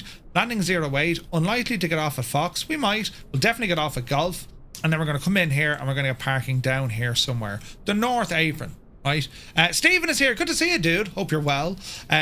We've plenty of parking options. There's an absolute ton of different stands that we can use. 1 through 15, 1 through 23 if you want it. Right, so we shouldn't have an issue with anyone trying to get into land. All right, right. That's all wonderful news. So, well, let's now go in and load. So, let's just double check what we're doing in Gibraltar. So, we did most of our homework last week. So let's open up the charts here for Gibraltar. So let's go in here and have a look. So information that we need to have, let me see, stands 1 to 5 are nose in pushback. Grand, we know that, so 1 to 5 is there. North apron is marked for a fast jet dispersal. Fine. Airfield surrounded by urban lighting. Grand. Airport service vehicle route runs through the runway. We know that, right? You've GA parking on the outside, I think. Well, the south apron here, yes. Yeah. So here's our main parking areas, the civil apron, and they're saying that the main road crosses the runway at the midpoint. Civil use, need to contact ATC 6 minutes prior to movement. Makes total sense. All aircraft above max certified takeoff mass must use turning circles prior to backtrack. They don't want you turning on the runway, you'll tear up the friggin' tarmac. Heavy bird activity and wind turbulence. Overflight of rock and harbour installations prohibited. Due to the lack of regulated airspace around RAF Gibraltar, there is a possibility of unknown air systems in the immediate vicinity. And what do they mean by that? It could be drones, right? Or other aircraft. Also, the La Linea Marina north of approach has uncontrolled lighting which could be distracting. Alright. So that's our taxi warnings and stuff. Our departure, there are no SIDs, so it's pretty much fly straight out. If we have a look at the runway, we're going to taxi, we're going to have to backtrack, so communication is going to be very important, right? Don't get your ass on the runway until you know it's clear. We'll taxi back, and this is the area where they want you to turn. This area right here. That's where they want you to do your turn. Don't turn up here because clearly it states don't do a turn on the runway. Because unless you're flying something very light, we need to go all the way down the bottom. That's where we turn. All right, are we happy enough? Lovely. Clear that. Let's go in, have a quick look. So we're going to be over somewhere this direction later on this evening, right? Here's our aircraft, and we're currently on stand 1, and our pushback, and it'll probably get us over to this neck of the woods. We sit tight, we wait for the runway to be cleared, and then we're going to be taxiing up this way onto the main runway, right? And we'll go all the way down the bottom here. And it's only when we get to down here, this is where we do our turn. And you can see where your turn stickers are already here. Follow the line. This is where we're going to do our turn. Are we happy enough? Lovely. Michael Thompson, good to see you. Thank you for your clear explanations in the video. Love your Say Intentions mentor character. Thank you very, very much. DJ Seamus, good to see you, buddy. Mr. Marco is here. Welcome aboard. And so this is the view we're going to have when we depart. The rock is on our right. All going well. We're going to give it the absolute full beans, full power takeoff. Up and out of it we go. You'll know where your V1 speeds are, but certainly we'll go with it. We'll have a look at our takeoff performance. But like you'd in general aviation, I always pick an exit. Like if we haven't hit rotation speed by, you know, the soccer pitch, I'd abort the takeoff. Something like an A320, if we haven't hit V1 by the soccer pitches, or certainly if we haven't hit V1 by certainly here, full reverse, maximum brakes. If you hit V1 here, we're going flying. That's the end of it. All right. So when we take off, it's straight out up over the bay, all the way over to Pimos, which is miles over this direction. Left turn, and now we're heading up as we climb, and we're going into Spain. Fairly straightforward there, isn't it? Fairly straightforward there. So I'm happy enough with that. So we're going to exit this. We're going to go back now, and we're actually going to load the aircraft into Jersey, because we're just going to spend a few minutes, lads, getting ourselves up to date with what's happening at Jersey. Now, while we're here, we'll also back into our web pages, and we're going to have a look now at the VATSIM radar. It's a wonderful website, VATSIM-radar. Major updates here now as well. Look, new improvements and features. The update is packed with one of our most longest request features and many more. Navigational data is now by Navigraph. Predicted aircraft routings, booking improvements, distance measuring tools. These guys are doing just incredible stuff. I'm loving it. So let's go in and have a look. So currently we have no ATC in Jersey and nothing in Spain. Bit of Portuguese stuff here, but at the moment, and we're due to lift off in about 45 minutes, we've nothing by way of ATC. Not a big to do, not a big worry. That's what I'm saying. If anyone wants to come flying with us tonight, right? It could be a great way just to get yourself on the network, and we'll communicate with each other. The main thing is, number one, you're picking an aircraft you know, so you won't be caught out. Number two, you're able to follow and also issue information. That's all it is. All right. So we'll have a gawk at all this now in a moment. Let's see here now. We're going to come back. We're going to load in the world map. We're going to load ourselves now into Jersey. Right. And this is UK 2000s Jersey. So we'll throw ourselves here on gate 3 for the crack. And now it's all about checking your scenery. Because as flight simmers, well, we need to check the scenery because, well, in the real world, there's people who do that for us. In flight sim, we need to do it. Nothing worse, you get in. You try and land, or you're on approach, and next thing the sim crashes because your scenery doesn't like it. Something like that. Or you land, you bounce on the runway, and you disappear into a black hole because the scenery's shagged. You know what I mean? So this is what we need to be checking out. So we'll allow everything to load in. Here's my aircraft parked up. Let chase plane do its thing. Takes a moment or two. There she goes. She's firing up there now. And we can have a look. Easy. We can have a look over here. The Fenix. We have some stuff already turned on. We'll go to ground. We'll open up the doors. Go ahead and get our battery 1 and 2. External power. Emergency lights. Cruise supply. Ground control. Nav logo. Leave everything else off. We don't need it. That system will start running up. Let's go exploring. So this is UK 2000s Jersey, right? So we'll spend a bit of time here looking around, right? There we go. Yes, very nice. 1937 is when this place was built. All right. So let's have a look. There's a tower. That's where the ramp 40 is. That's for self-maneuvering aircraft. Winkle Gassler, good to see you, bud. So that's where we know where we're going. Nothing I can see here is sticking out at me to say that there's issues. There's a bit of a stutter there, but there's a couple of stutters there. Let's just let that load into the cache. So yeah, look, we got plenty of parking options here. Plenty. Right, that's a good thing.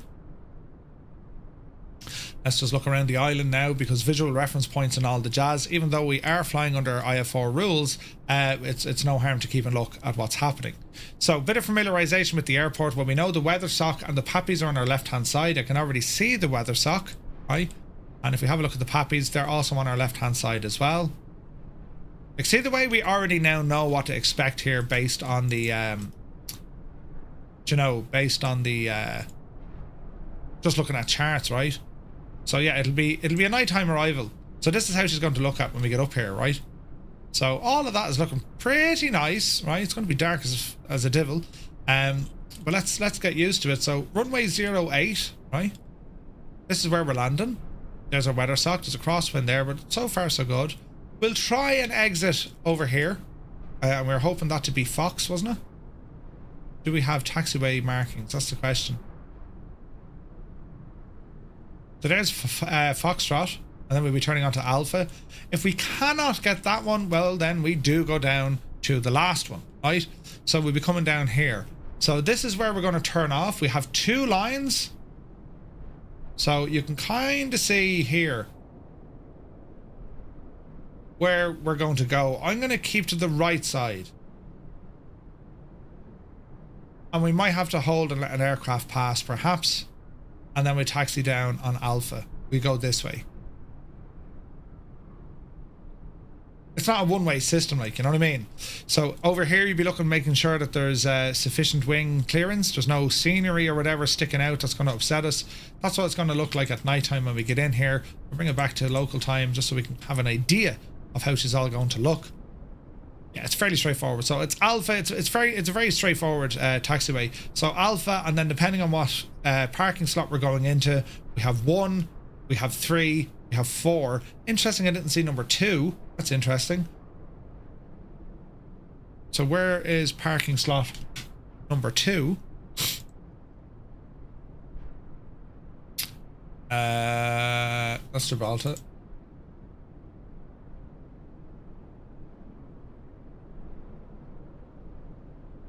Yeah, look at that.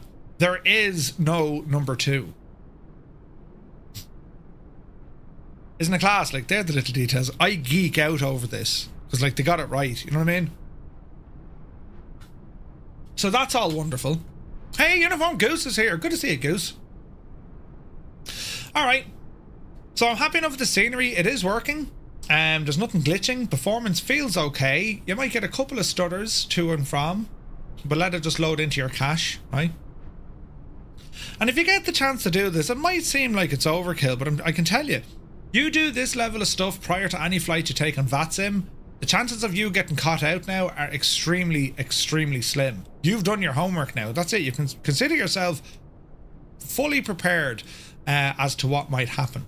Again, if we're looking at the area, if we go missed approach, we're going to continue to fly that runway heading, right? We're going to climb to 3,000 feet, and then we're going to turn right, heading south. It's going to be out into the big blue sea. Keep on heading, and then we'll be turning ourselves at some stage back in to get ourselves back in that localizer, and we're going to give the approach another shot. It'll bring us around this way, something like this. Get ourselves re-established. And then, all going well, we're going to be facing that runway once more, and it's going to be in for the approach, which would be roughly at this altitude, because we can see how the pappies are happy at this altitude. You guys see that? So if we make it darker, you'll definitely see the lights, so you get the idea. So at this altitude, the pappy lights are happy with our height because we're on the glide slope. They're looking at an object at the glide. That's what they're looking at.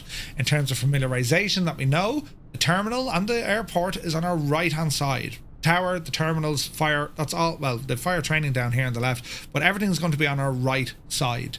And then as we plan where we want to vacate the runway as we're looking down, unlikely we'll get Foxtrot. We might, you know, I mean, our approach speed is going to be about 140. We could indeed get that.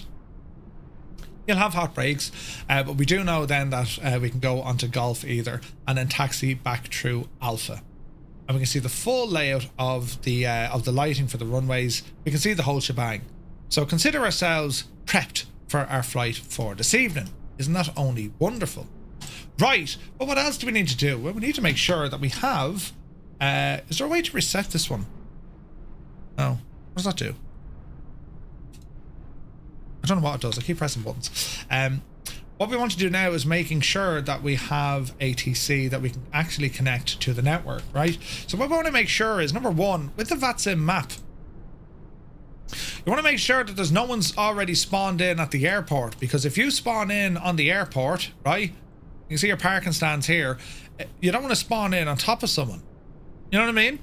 So what we're going to do, on my other PC, that's where I open up vPilot, right? Because I use a network solution for vPilot. The reason being is, well, all my audio is routed through my streaming PC, so that's why I have to get a little bit kind of, you know, jiggery pokery. So let me see, if I go into my ATC tab, I'm going to go into vPilot host mode. This will all start loading up. It'll start taking in our model matching and all the jazz. That should be doing it nicely there. So that's loading all my models.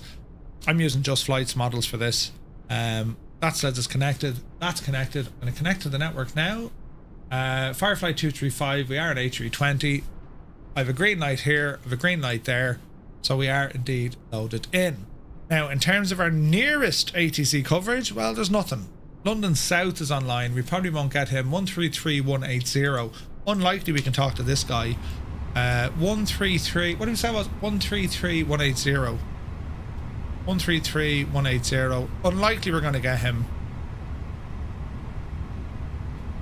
I suspect them lads are busy with Silverstone flying. Yeah, 100%. So 133180. In actual fact, I think I can do that from down here, can't I? Wasn't I doing radio frequencies here? I was doing it over here.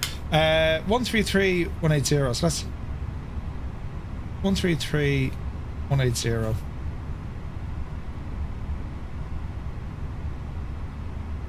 And transfer that into the box. 133180. We're not in range. We're not going to hear anything. There's no ATIS live here either.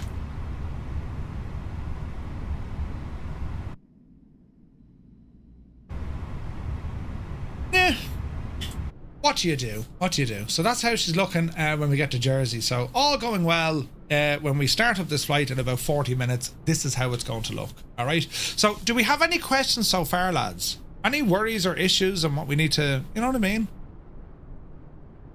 Like, we should have a couple of pilots flying with us tonight. South, good evening. A321 at level 240, ready for descent. That's impressive. We're actually getting London South. Rather, we were getting an aircraft talking to London South, so that aircraft is between us and London South. That's pretty cool, isn't it? So that's good. So the last thing we need to do is submit our flight plan. We're a little bit early before we do that. All right. Let's just swap that over. We're a little bit early before we do that. So if I have a look at the map, this should show now an aircraft down there, which it is. That's me, FireFly 235. So that's showing me on the ground, and it's telling me the stand 3 is used. So I know I'm connected to the network because I'm using VATSIM radar to show me if I'm connected. So I am connected, and I heard of something as well. So we should be good to go. We should be good to go. So we're after getting an aircraft, one of these lads, who's probably still inside that FAR. But it looks as if they're after shutting that down now, at least on this map, right? Down Gibraltar, we've nothing down here.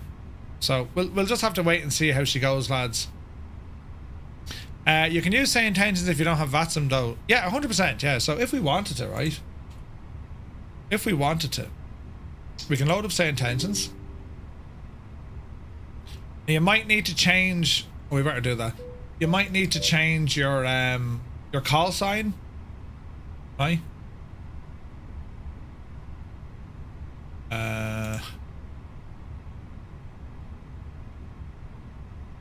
So you can definitely get information from say intentions. Look, you can use it if you want. I mean, you can use this in you know, in addition. Sometimes just be careful how you're speaking to say intentions, because you could be broadcasting on VATSIM as well at the same time. It gets a little bit confusing. Do you know what I mean? So that's the intentions booting up here now. It'll find us, and if we go into our settings, we can go to identity. We can pull this in from SimBrief, right? So we're going to be FireFly, right? So watch this. So we're going to be FireFly 235.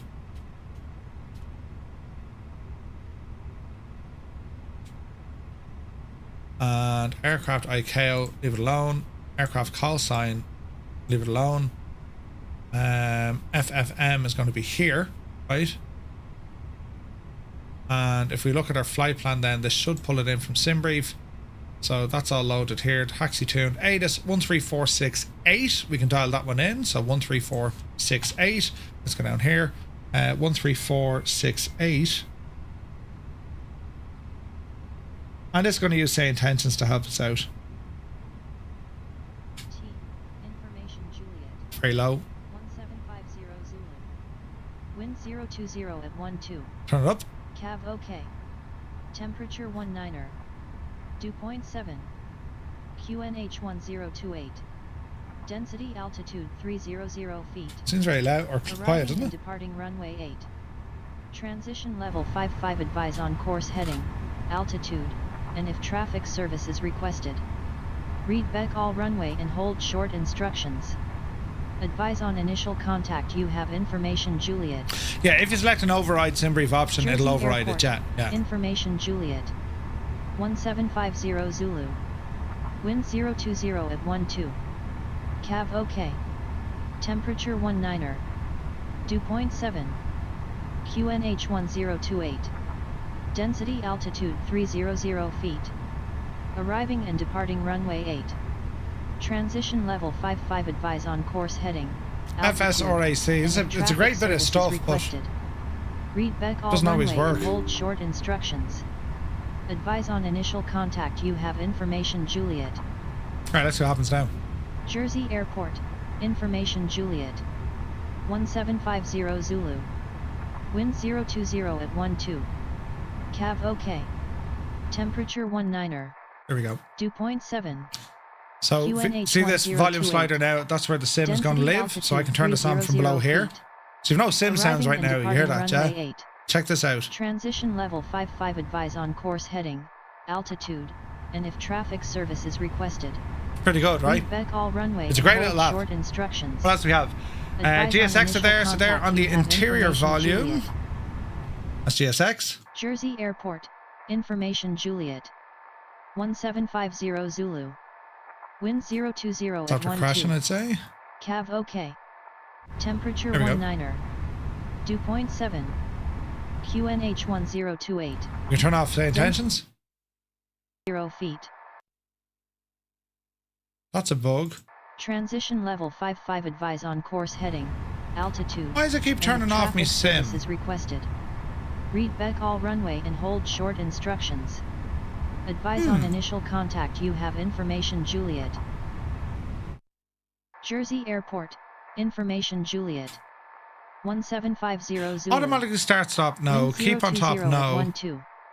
Auto, OK. audio ducking, yes. Temperature 19er. Dew point 7. QNH 1028.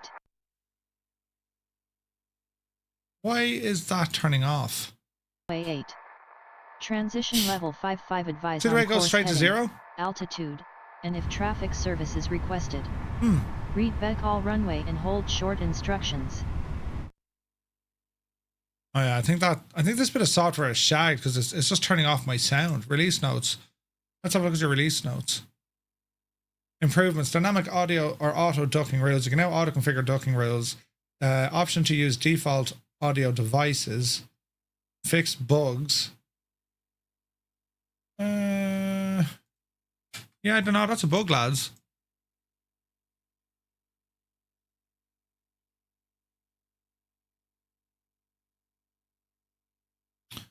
How do we get the sim volume back?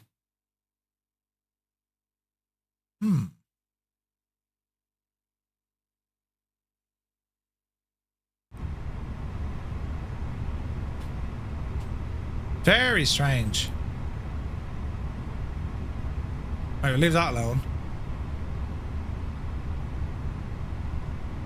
All right.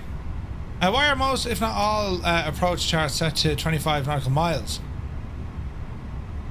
Why are most, if not all, MSA on approach charts set to 25 nautical miles? That's a very good question, Armanatic. Anyone allowed to help him out? Now, when we say, is that US specific though, right?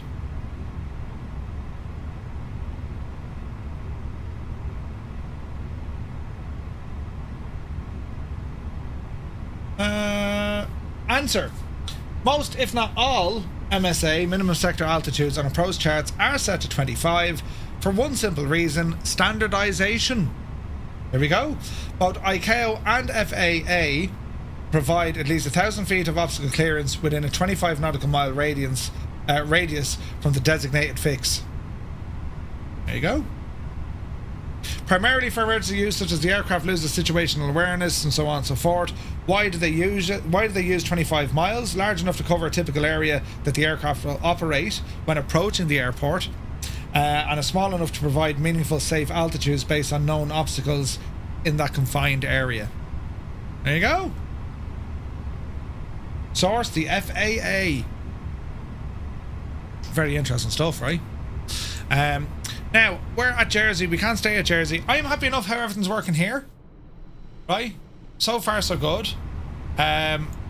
If we weren't on VATSIM, we could use say intention stuff here. Because this is what they're working on. This traffic injection is coming out very soon. If we were to turn that on, give it a few moments, I wonder we'll actually load in some scenery.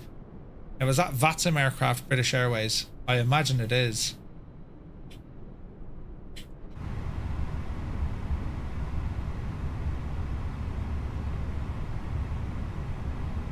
Yeah. So Speedbird 1339er, he's heading up to London, right? So yeah, let's have a look at this to see if say intentions can draw some aircraft in. This could look cool.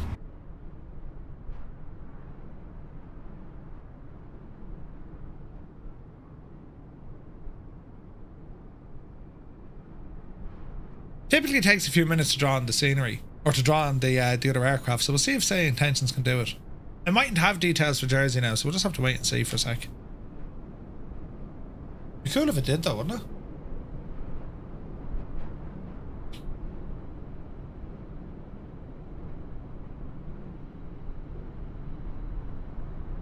Yeah, there's aircraft coming in. So that's say intentions now using its own traffic injection. This is going to be made public to their partners soon. Or not to the partners, yeah. Is it partners? Or premium? I think it's premium members. So if you ever wanted to have, you know... So it's drawing in another aircraft at VATSIM, so it's not going to work at VATSIM, yeah? But the whole idea is it's going to give you traffic injection.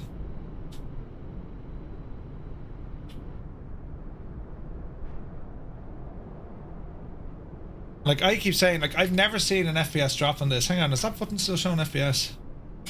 Why isn't that button working, Murph? I thought I did that. Seal Sky. TTM. Now. Do I not have a button for that? Let's go into settings. So I want to show this FPS key. Oh Jesus, hang on now. Stream Deck, open up you. FPS is Control Shift and F. Settings. Control Shift and F. Control Shift F. There we go. So let's open that. There's my FPS, and let's make that ticket bigger. Oh, you devil it. Right. So if I do one of these and I do one of those, so we're getting between 80 to 90, as in 85 to whatever, right? And if we turn off traffic injection,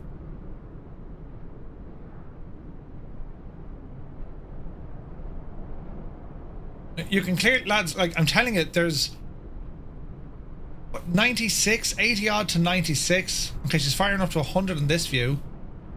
Like I have never seen an impact. That's cranked to 11, right? So give this a second now, let it rejingle and let's see what happens.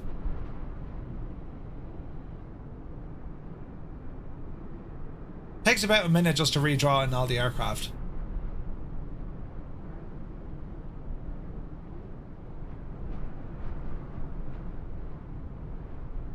PH Roy, I need to check out that other gadget you were sharing with us as well. And in actual fact, give this a moment and I'll have a look at it. Because I don't use Process Lasso on my gaming PC. I've never had the use of it, but I definitely use it on my streaming PC. So it could be interesting to try it on the gaming PC. So FPS, they're fairly consistent, right? We're getting up to 100 frames. That's what a 5090 can do on TAA. That's pretty impressive.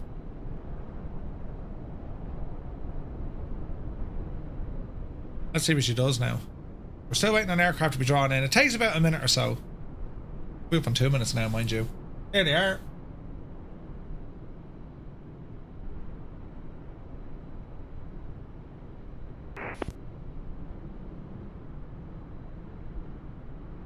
We're still getting the high 80s into the mid 90s. Look at that. 90s to 100. Like, honestly, I don't see any FPS impact using say intentions with the traffic injection. Isn't it mad?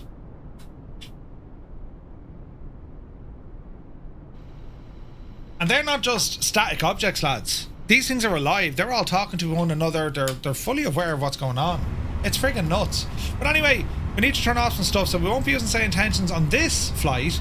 So we'll bring that to off, and we'll close off say intentions. Alright. And we're still on the VATSIM network, so we better disconnect ourselves, because we're not flying from here. So we'll disconnect. He's gone. And we're going to reload ourselves back in then. So what I like to do, I'm going to do a full shutdown of the sim, and then we're going to start prepping for our flight. Because when you load in different sceneries, the cache is already there now, right? So I'm just going to restart the sim, and then we're going to start prepping for our flight. Getting the aircraft loaded, and let's see what happens, right? For me, it gives me a steady 60 with all the settings on ultra. That's pretty good, man. That's pretty good. Yeah, so Roy was talking about this thing, right? Where is this now? So this is what goes on in the background. Over on our Discord server, right? This is where all the information comes in. So we're down here in our VATSIM, FireFly Air VATSIM channel, so we can see where the lads are all parked, right? So so I'm on stand 1. We don't have stand 2. So FireFly 702, we don't think we have a stand 2, so you want to watch that unless there's other scenery at play there. But we can see all the information. So for our flight tonight, there's freeware scenery available or paid, and for our arrival there's freeware scenery or paid. This is what the lads do each and every week, so they kind of tell you, hey, look, this is where we're flying from, this is where we're flying to, these are the sceneries, and this is what it's looking at. All right, so this week's flight will be July 3rd, departure time 1900 Zulu, or that'll give it to your local time. As always, full details on the upcoming flights, stuff that is completed, can be found here on our website. So this is our European tour. Let all this load in. This is what the lads have done thus far, flying in and around Europe. And the last flights now is going to be Gibraltar back to Jersey, and then Jersey home to Dublin. That's going to be our last of the European flights coming up next week. So Guernsey to Gibraltar, that was done. We did complete that. Then it's going to be Gibraltar down to Jersey, and then it's going to be Jersey back to Dublin. Once we have all this done, we're heading over to the United States, and we're going to be flying with the VATSIM USA guys, or VAT USA. Really, really looking forward to that. So all the information is there. This is all free, by the way, right? The lads put in countless hours of work, and yeah, I'm looking forward to this. So we're back here. We're going to quit this now to our desktop, and for me, Microsoft Flight Sim 2020 doesn't shut down. You got to kill the app. It's a bug. They know it's a bug. So we're going to just end the task, kill the sim in its entirety, and then we're going to fire it back up once again. So click on the sim, she'll start launching, and we'll go through our stuff. Downer, good to see you, buddy. Does anyone have any struggles with reshade? Whenever I enable it, the sim gets frozen at 87%. Try load the sim with it turned off. See if that works, right? Did I have a CTD? No. So what I do, especially when you're loading between different sceneries and all that, and because we're about to do like a 2.5 hour flight, here's a glitch right here, right? Because we're about to do a 2.5 hour flight, that's just the sim crashed. That's interesting. So the sim has crashed on loading. That's why we restart things and make sure things are okay. So yeah, the sim decided to crash there, so we'll try it again, friends. Launch it again for a second time. Something went wrong launching your game. Right, so chances are the sim is still running in the background because... Oh, there it is. Microsoft Flight Simulator. Kill it completely, and then we'll try it again. We blame Mountain Man. Have the same issue, never got past it, uninstalled it, all good again. Really? That's interesting. All right, let's see. Hopefully this will load up, right? And let's see what happens. So it's looking better. Appreciate is trying to do its thing and load. We're going to put this onto the screen that needs. Appreciate is loading. Thinking about loading. It has loaded. Now we're waiting on the app to load. We should now start seeing the start screen for Microsoft Flight Sim. Everything was working grand. Suddenly nothing's working. So yeah, this is great, guys. We'll turn that gadget off.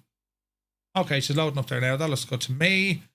She's not full screen though, so we're gonna hit this button. We're gonna hit that button, and we should be good to go. Sim is not full screen though. That's interesting. Checking for updates. So we have Discord behind it. That's probably why it's not liking that. Okay, there we go. Loading bar has now reappeared, so we should be good, right? Sim is loading in. So let's go ahead and bring back up our Discord page. And as I say, lads, this is all for free. So all our flights, information, all our ATC courses that we've done, all this jazz, they're all here. There's a load of cool little bots as well. So for example, you know, we're in the FireFly Air NOTAMs. We're on the VATSIM channel. I wonder will this work? So if I were to put in you know, if I were to put in the bot here for a METAR, and let's go for Lima X-Ray Golf Bravo, and we'll pop this in. So it's thinking about it, right? So here's our text format of a METAR. So we can grab all this information in there, which is real handy, right? And we can also do TAF and all that as well. There's a number of bots running that we can get all the information in there as well. So we can see that the winds are easterly, 09 at 13 knots. Visibility is greater than 10. Temperature 26, dew point lower. That's just buttons telling me that things are running. What else do we have? Go back in there, you. What else do we have? Temperature, dew point, altimeter, flight rules. All this is there for you as well. And we can do a TAF as well. So again, hit the L button. ATIS voice, if you want to grab this. This is pretty cool. So if I jump into the admin voice or any voice channel, let me see. Let's jump into here, right? So we'll jump in where ATC Lounge, for example, right? And if I do ATIS voice, and we'll put in Lima X-Ray Golf Bravo. This is ATIS voice. Bot should join me. Winds 090 at 13 knots. Visibility 10 kilometers. Sky clear. Temperature 26 degrees Celsius. Dew point 23 degrees Celsius. Altimeter 1017. And that's all available on our Discord. So I'm unsure if you guys know that's there, right? Disconnect you and disconnect me. You can do that. Put yourself into a voice channel, then you can go in and use the bot commands. Fierce handy now, lads. So it is. If you have nothing working in the real life, that's a whole lot of stuff we built into the Discord a long time ago. But that's where it's all at. All right. So what else do we have here now? Where is this now?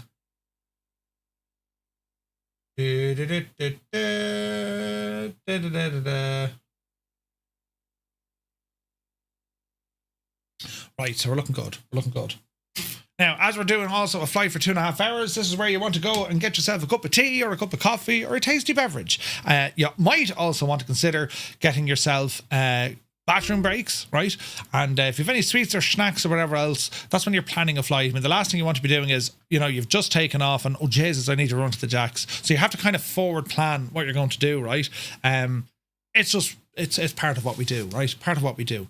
So, 2020 does take its time to load. There has been updates to Chase Plane. I haven't seen that now with Toby. I don't think that has been released yet. I know Parallel 42 are working on it.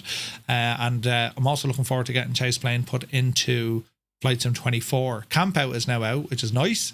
So we'll be checking that one out as well. So all this briefing and testing and all this kind of stuff we do prior to our flight, we hope then that our flight is going to be grand. Right, so our scheduled departure will be happening now in the next few moments. My phone is making noises, and it shouldn't be. Let's see if we look here now. Turn that devil off.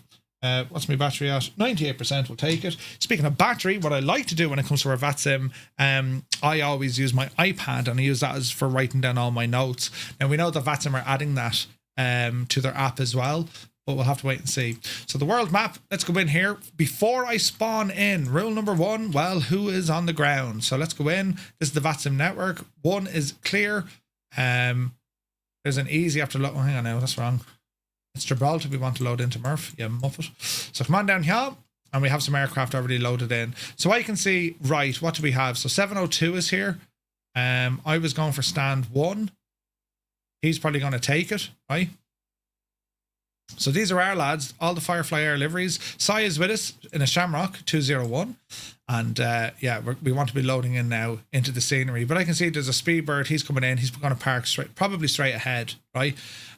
Stand 1 is just pushing back. Okay, so that was a Speedbird. Thanks, lads. So let me see. I don't need FS Labs here. So stand 1 is what we're going for in Gibraltar. Okay, so let's horse ourselves in here.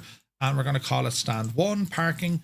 And we're going to set up our flight sim. Group flight is off, live weather, live time, that's all dialed in. And we're going to click on fly now. So stand 1 is coming in. And once we get the aircraft loaded in, we're going to connect immediately to the network. Then we're going to submit our flight plan. Then we're going to get the aircraft loaded, fully configured, started up, talk to ATC if we have any. If not, we're just talking to ourselves. And then we're going to plan for our departure. And a couple of things to see along our route today, as we've mentioned, is a thunderstorm that's going to be hitting Spain in a little bit. Now, depending on the time of day, it's up to you. You can always bring the time back, right? If you want to get a little bit longer of sunshine, I think I might do that, right? So everything's loaded in. Give the sim a few moments to kind of chill out. There's my camera shake. That's telling me chase plane is now active. And let's look at the time here. We'll just bring it back an hour. Call it 8 o'clock, give or take. Okay, now we're going to connect to VATSIM. So we're going to go over to here to me vPilot. So that's under ATC, vPilot host mode. And we're going to connect. And we're going to connect. Didn't connect, try it again. There she is, connected, and we'll start seeing aircraft hopefully appear now in a moment. We can certainly hear them. There's a Shamrock. And there's our FireFly Air. There's the Speedbird behind us. Lovely. Right, we have taken over Gibraltar. We absolutely have, look. We got a good few aircraft here. That's pretty cool.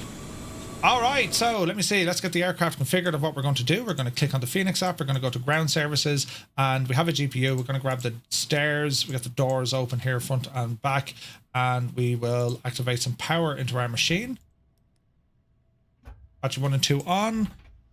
External power is what they want us to use, so we're going to keep it on external power for as long as we can. Nav and logo lights, we can go ahead and turn on the emergency lights, and we can get our IRSs or the ADIRs up and running. El Bapino, bonsoir, monsieur. Hope you're well.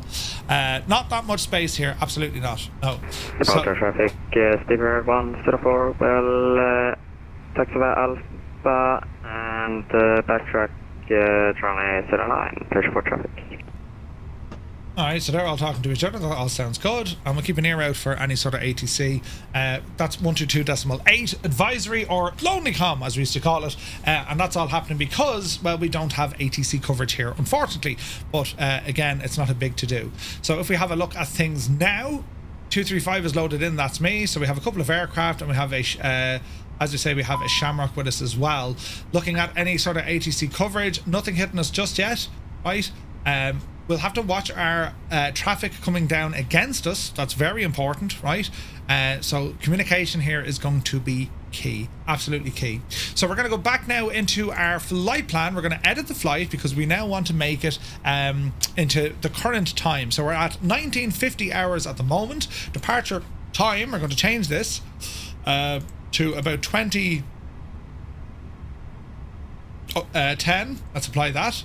Your departure has changed for more than 2 hours. Would like to automatically select new runways and alternates. No, we're quite okay. Let's regenerate the flight and make sure it's the correct flight plan that we're using, which all looks correct. Generate the flight. Now I'm hoping it's taking us with the extra weight for fuel as well. All right, so we'll have a double check in our block. Yeah, 8.8, that's what I wanted. So here's all our information here, and we can drag this across. We can look at the PDF. Venture Sky I'm happy enough with. We've already briefed ourselves on the weather. A couple of ATC stations seem to be lighting up. Fingers crossed we get a little bit more and we see what happens. So I'm going to bring this dude over here to the right hand side, and we're going to go in and start configuring our aircraft, so we can do all of this from inside the app here. So my flights, we're going to tap to import from SimBrief, give it a moment. Our plan off blocks is in 2 hours and 13 minutes.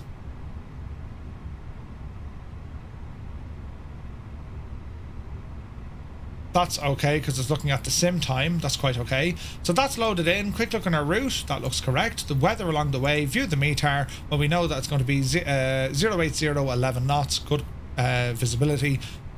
No real change here. No significant change. Our arrival at the moment is looking at 0109 knots.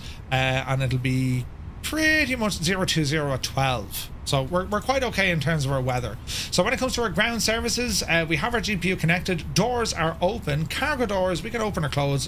If we're using, we could use GSX, but for this one, I'm just going to use everything here from the aircraft. GSX does a great job and all, but it's not loading in stairs for me, which is a problem. Weight and balance is important, so we're going to be grabbing this from the load sheet, right? So we'll be pulling this one in. So if that's in pounds now, so we want to put this in kilograms. So we'll go units and we'll go kilograms. Weight and balance. Planned 88, that's perfect. Number of passengers, 134. Speedbird 174 taking off from way 09. Let's have a look to make sure that is indeed correct. Number of parks is going to be 134. Yes, Jersey Pilot, good to see you, buddy. Thanks for the music link yesterday. Had it blaring out during breakfast and this morning. Nice, nice. All right, we're looking good here. So we can load the aircraft. And we can do this 7 minutes or we can do it instant. We'll do it instant. Aircraft is loaded. You can see the whole plane shake and all our stuff has gone in there now as well. Right, coming over here to our ATSU. This is where we can pull the flight information in. AOC menu is going to be dragged. Flight initialization. And we're going to request the data. That'll load in now and start doing its stuff. Make sure we're not squawking and talking to no one. No, we're not. 2000 is fine on that at the moment. What else do we want to do while we're down here? Get some lights on, I suppose. Radios are good and loud. We're on 122.8. All that's looking grand. And before I do anything else, and before I forget, I do need to put this flight and file it over on VATSIM. So we can come down here. This is where we pre-file on a network. We're going to click on this and we're flying on VATSIM, so we're going to pre-file it. This will open up my VATSIM. I'll probably have to log in, and that's just where I send my flight to. So we'll parse ourselves in there. Sign us in, please. Page expired. That's never good.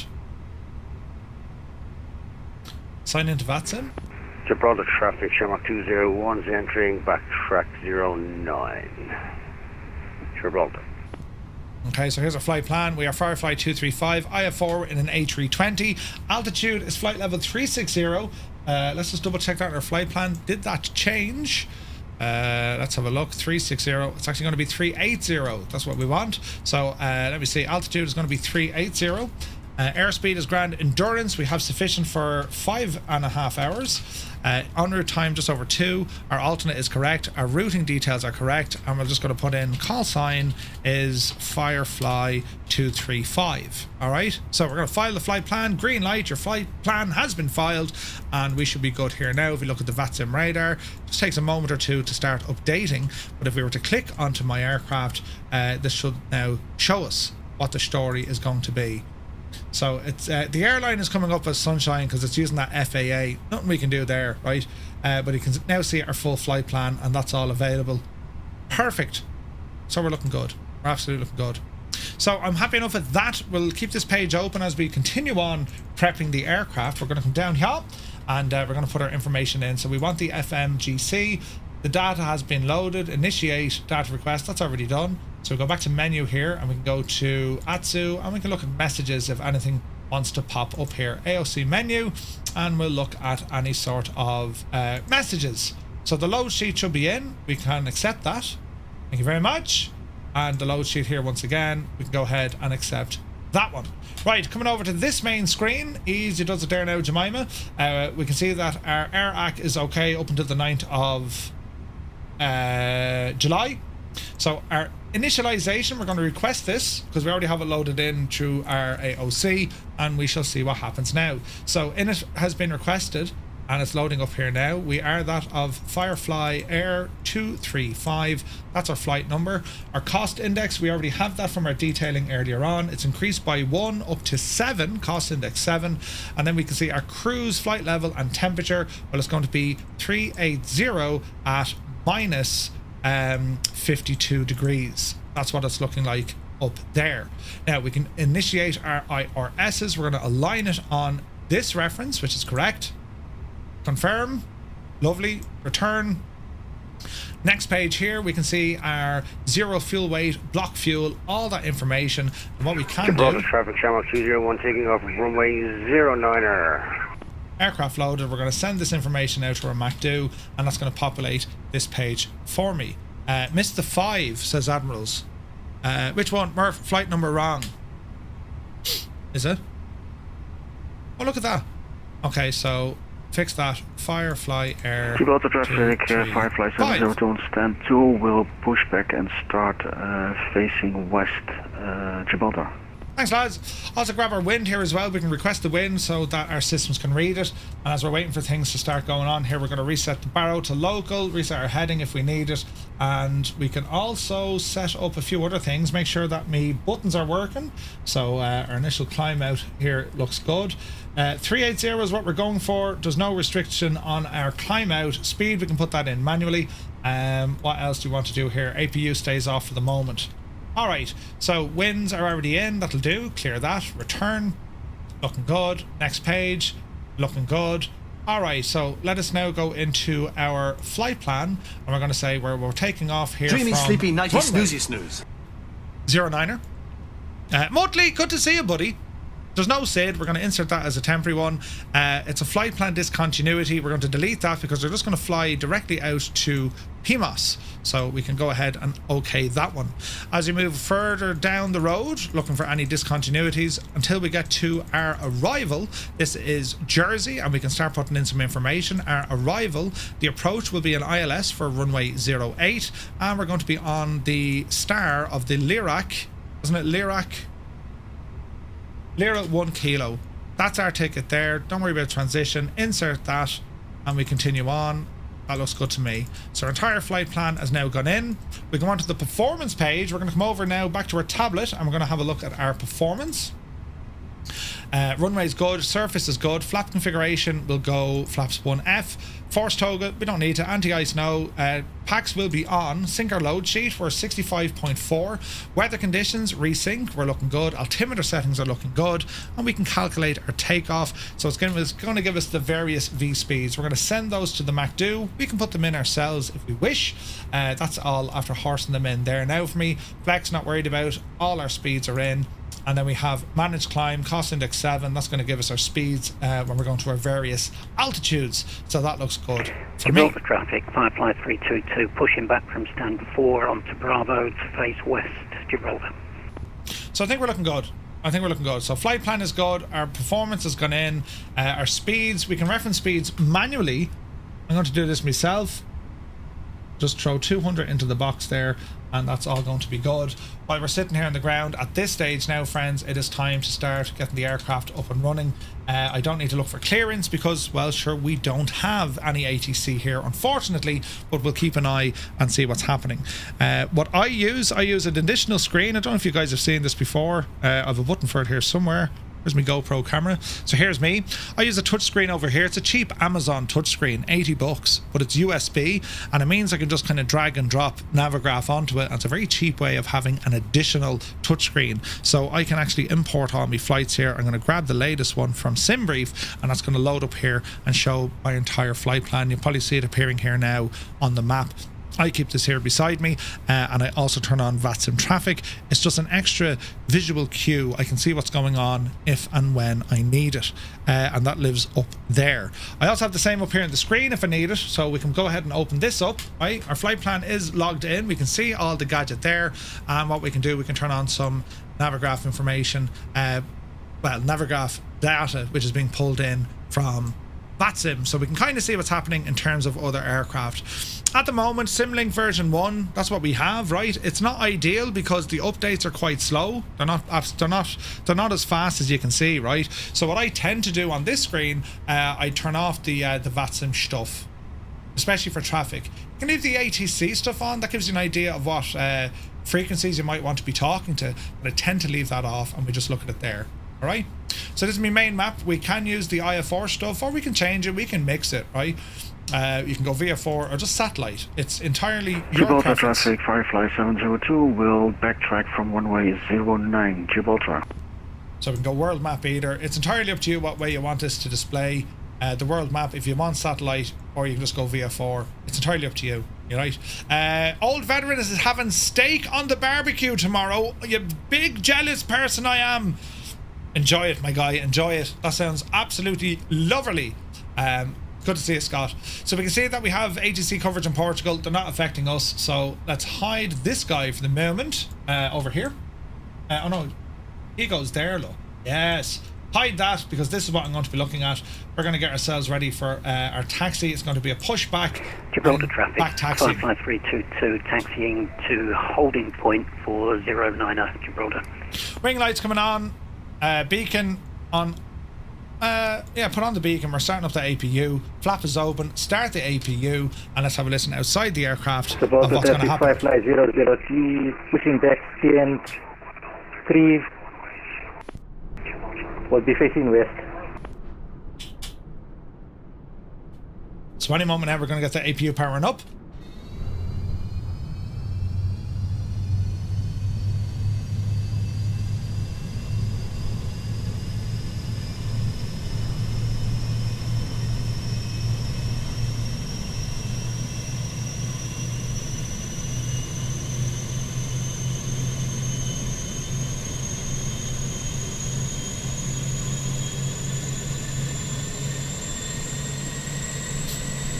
Man, the sounds are good in the Fenix, aren't they?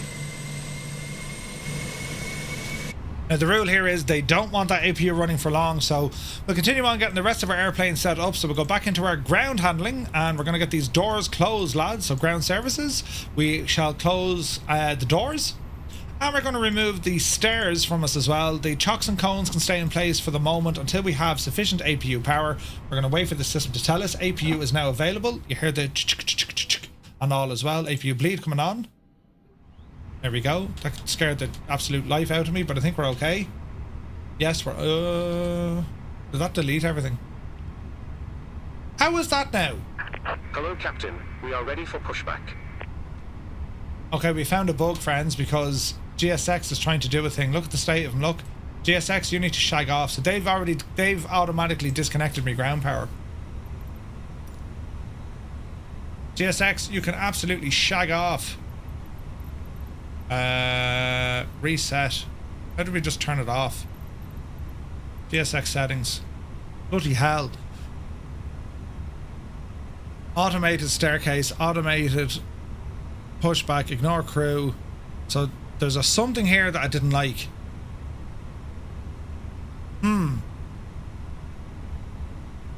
Gibraltar traffic, FireFly 972, stand 5, pushing back, facing Gibraltar. So we'll just restart Kootel because it's having a bit of a moment. We're all right though, so we can connect the tug. So connect the tug. GPU and all that jazz is done. Park and brake is already set, so we're okay. Jesus, that was our first glitch. Brilliant. Right, what else we want to do in here? Bring up these lights so we can actually see what we're doing. Pedestal light, leave it off. We do have additional lights in here though. I like turning these on. The lighting on the Fenix as well, absolutely savage, lads. She's gorgeous, you know what I mean? Yeah, it keeps, and I wouldn't mind. I'm actually on the latest update from GSX, but what can you do? Right, quick check here. Gibraltar traffic, FireFly 702 will take off from runway 09, Gibraltar traffic. APU is up and running, all our fuel pumps are on, lights are doing what they need to do, passenger and announcements are next. Auto. And we'll have a listen to our PA as well. And the cabin, we'll have a listen to our flight, folks. Gibraltar traffic, FireFly 322 will backtrack to 09 after the departing company. Alright, that sounds good. We can go ahead and go Tara, we go system on, and we should be squawking, which we are. Quick check outside the aircraft, what's happening. We can see aircraft here, they're all starting to push back. I can't budge for the moment. There's a blast off right there. Look at the state of that. Yes! We have an aircraft absolutely hooning it. Yup, you devil you! To infinity and beside. Hello there. Alright. Music! Muse fan, good to see you. He's still going. Aer Lingus Aviation, welcome in. Are there any good FCUs or MACDs for Xbox? I don't believe so, no. Not for Xbox. They heavily rely on having like PC drivers and stuff like that. So unfortunately we're limited with Xbox for the moment. Right? What am I trying to do here now? Right, that's all grand and tickety-boo. So we're on our APU. Engines are currently in the off position. Constraints to turn them on here. We've no star, but we'll keep it on. Auto brake will set that after engine start. QNH is set to local. 122.8 is our frequency. I don't see any other ATC I need to worry about just yet. What else do you want to do here now? That's all grand. We can arm the ground spoilers, and we're looking for a push as well. Clem, welcome in, buddy. It was awesome, mate. It was absolutely brilliant. Yeah, man. Flight Sim Expo was just incredible. Just incredible. So we're sitting tight here, and we're just going to wait for a bit of space so we can push back, because we have another aircraft here. We're going to wait for him because we have other aircraft back taxiing now. So it's actually quite a busy departure area, right? So we'll ramble on down here, and I think that's Dougal. I could be wrong, but I think that's Dougal getting ready to do a UE, and then he's going to be blasting off out of here now in a moment, right? So we'll see what happens. Quite windy here as well, so this should be interesting for sure, lads. Yeah. So if you have a look at who's the aircraft down on the, that's FireFly 322. That's our very own Dougal. He's going to be doing a turn, and he's going to be blasting off. All right. Like the time I told you I'd be watching ready in 20 minutes. Yeah. No, that's right. Waiting for the PMDG 737 to come to 2024 so we can have this amazing livery again. Yes. 100% Viper. 100%. I gotta say, I've been really enjoying the Airbus Fenix. Really enjoying it. I love flying the Max, but this is fantastic. What's...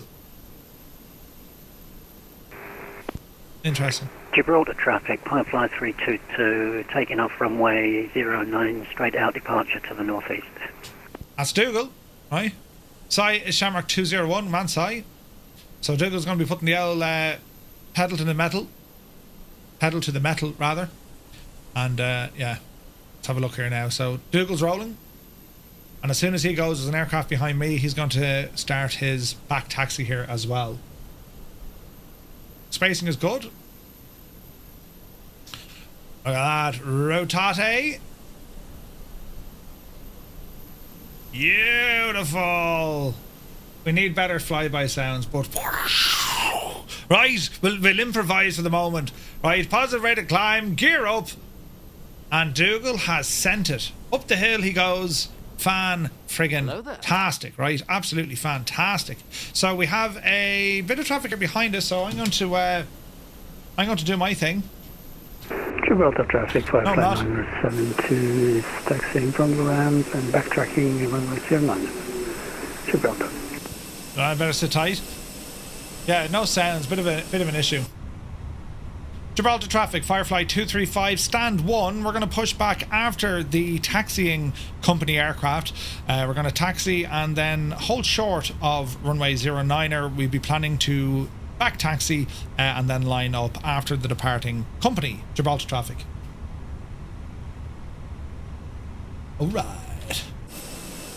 Alright, Betsy, we want to push start backwards, and we're going to turn off the brakes. Brakes off. Mind your hand. Brakes coming off. Here's our push. Cabin crew, arm doors and cross-check. Cabin crew, arm the doors, and all is looking good here. All is looking good there. Ignition, right side coming up.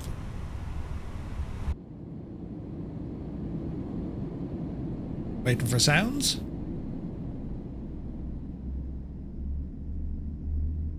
Oh yeah. Ladies and gentlemen, please observe the cabin crew member closest to you as we are about to demonstrate the safety features of our Airbus A320 aircraft. Nice! Thank you. Right, how's our push looking? So far so good, we haven't died.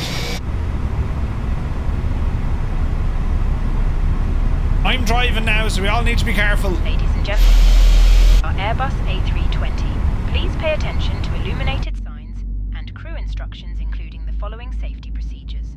The safety card found in your seat pocket contains important information about doesn't look deadly, doesn't it? Oxygen masks, life jackets, and the brace, which you must adopt if you hear brace, brace. There are 8 in this aircraft. The cabin crew are now pointing out the exits nearest to you. Please be aware that your nearest usable exit may be behind you. Emergency lighting will guide you to an exit. The dog is barking. Leave all baggage on board. Your seatbelt is fastened, adjusted and released as shown. It must be fastened whenever the seatbelt signs are on, and we recommend that you keep it fastened at all times. If the air supply fails, masks will drop from above you. Pull a mask towards you. Other than the 75 and 220, or 220, any other exciting planes? 2 Airbus A340s, one of them is Aerosoft and Tolis, coming to Microsoft Flight Sim, and Inibils hinted at an A340 as well. If we land on water, take a life jacket from under your seat. Alright, stop there. From the pouch and put it over Parking your head. brakes are set. Pass the tapes around your waist and click together. Pull the strap to adjust. Gibraltar traffic, FireFly 972, taking off runway 09 is going to be a When left outside, inflate it by pulling the toggle. Inflate or needs topping up. Blow into this tube. We're looking good here. Light and whistle for attracting attention. The cabin crew can assist you with life jackets for children. Your tray table must now be stowed, armrests down, window blinds open, and seatbelt fastened. There goes another Firefly. Further information regarding your safety on board can be found in the in-flight magazine. We hope you have a great flight.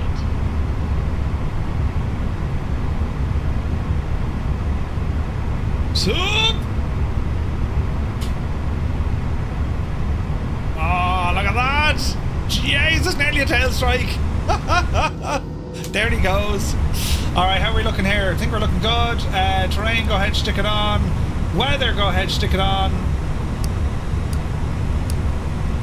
That's good to me. That's armed, that's armed, that's on, that's on. Flaps are already set. Off the brakes.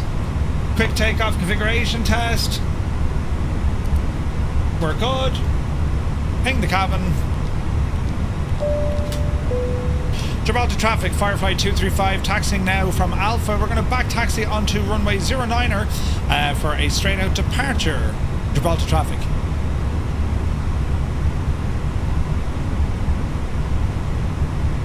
Gibraltar traffic, FireFly 003, pushing back TN3, hopefully a straight Cabin back. crew, seats for takeoff. Alright, cabin's ready. Hello, Jemima. Hi, Captain. The cabin is now secure for takeoff. Good woman yourself, Jemima. You played an absolute stormer. Right. Let's get ourselves ready for a takeoff here now as we back taxi on runway 9er. Jesus.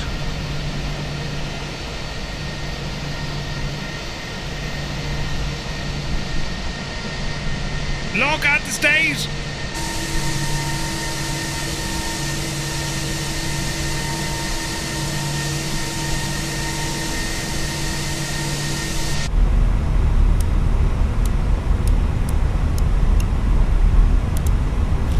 Light them up. Taxiing away. This is 2024, crazy fella. Man, this looks pretty. It really is Dougal, isn't it? It's class looking, man. Jesus. Gibraltar traffic, Shamrock Retreat for Golf, flight A320 on the North Apron. We're going to taxi via Bravo Alpha, hold short, runway 09. We will give way to the pushing traffic. Gibraltar. Good day, passengers. This is your captain speaking. Captain Mallet Head is my name. First, I'd like to welcome everyone on board this FireFly Air flight today. If I can figure out the controls, because I have only previously done a few hours in a Cessna over awfully before this, we will be cruising at an altitude of between 500 and 40,000 feet at an airspeed close to stall speed. I really like those constant warning beepings up here as they do help me sleep. It was a heavy night last night, so catching up on some seas would be nice. I would very much appreciate it if you could all keep it down back there. The weather looks dodgy where we are going, so I'm not even expecting us to land, but if we do, we will be absolutely behind schedule. I forgot to charge my Apple Watch, so that's to blame. If the weather cooperates, we should get a great view of the city. I will pull a few hard banks so you can get a great look without the wing being in the way. The cabin crew are overworked and underpaid, so only if they feel like it will come around to offer you a light snack and beverage. But there's no gin left, so just a heads up on that. In-flight entertainment will follow shortly after that, as I have my keyboard with me for a few sing-songs. Also, none of the toilets are operational. I think the first officer has destroyed them all, so I ask you to hold it in. I will be the one running through the cabin shortly, with the wig on giving high fives, so you can easily spot me. I'll have the tip jar out if you really want to reach our destination. Until then, sit back, relax, and enjoy this takeoff where I think I am Maverick, and we'll see what this puppy can do. Now, you've been warned. Is the first officer Gibbo? Alright, lining up. Jesus.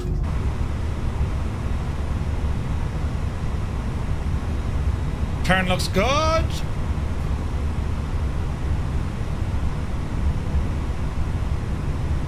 This looks good. The traffic coming behind me, please go past me. I'm having a problem with the pushback tag. Oh dear. Roger that, Shamrock 34 Golf is going to proceed via Bravo and Alpha, hold short at runway 09. Alright, looking good here, looking good there. Sorry about that. Looking good there. Gibraltar traffic, FireFly 235 on runway 09er. We are departing straight out. Gibraltar traffic. Alright, friends. Let's see what happens, and hopefully, you know. Let's see what happens. Alright, so power coming in. We're walking, talking, squawking. 40%. Toga. SRS. Airspeed live. Alright. 100.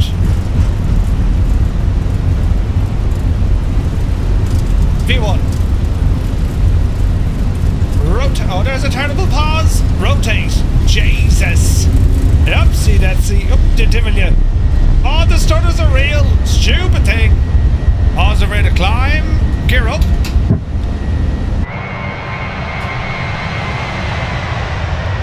Shamrock 34 Golf, backtrack runway 09, Gibraltar traffic. We love the stutters, man.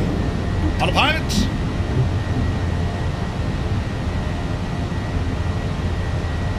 Flaps in. Up the road we go.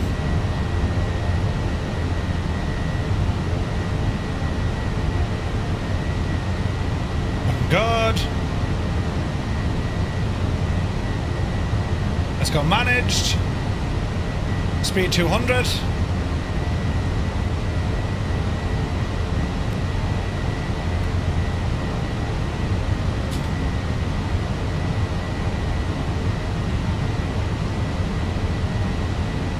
Gibraltar traffic, FireFly 235 is leaving your airspace to the east, Gibraltar.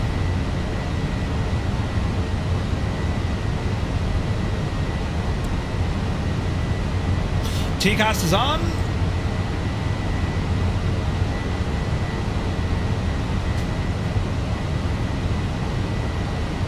Coming up to PMOS.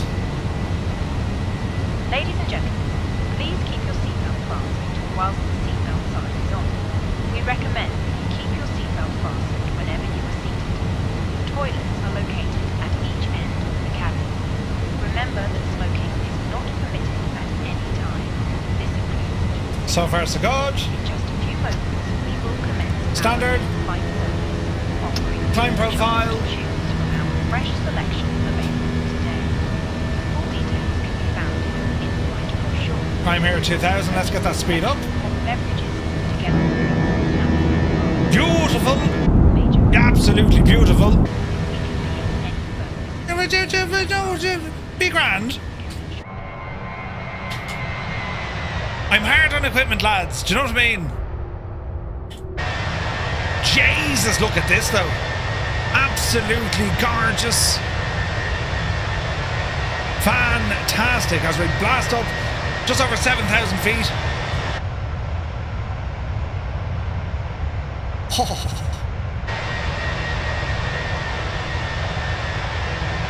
Border traffic, Shamrock Takeoff, wind up runway 09, straight up departure, Gibraltar. Absolutely gorgeous. Right, how are we looking now? Everything back to where it should be.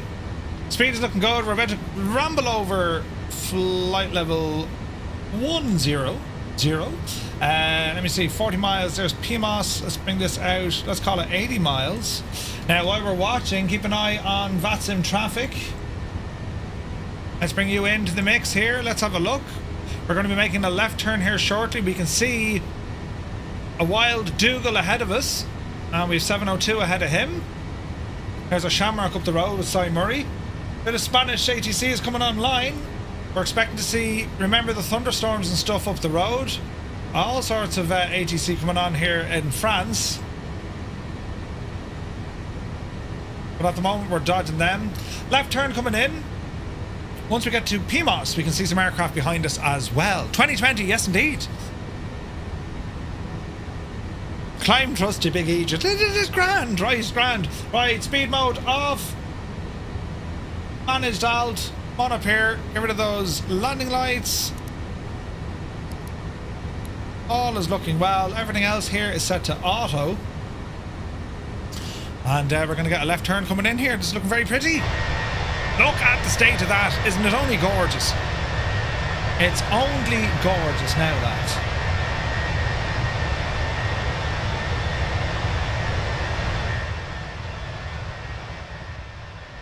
What a machine. Delta Tango, welcome aboard. Very pretty.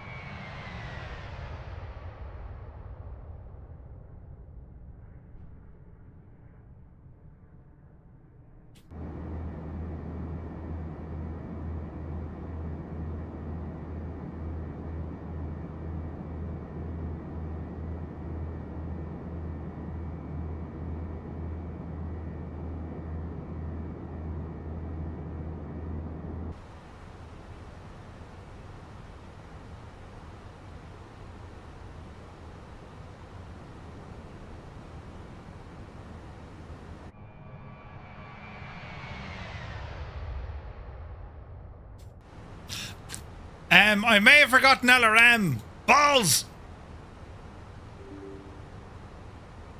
There we are. I keep forgetting that stuff.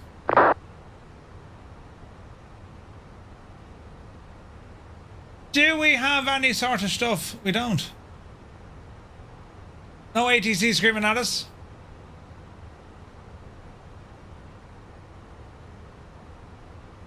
Very pretty this, isn't it?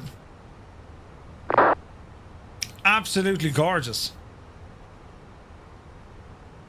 2020 still holds up, lads, I'm telling you.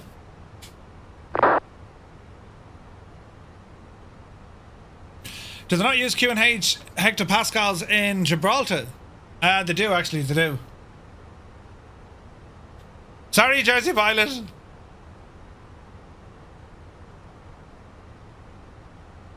Have a button on the stream deck that starts LRM with the sim. I should really do that. Ah well. Ah well.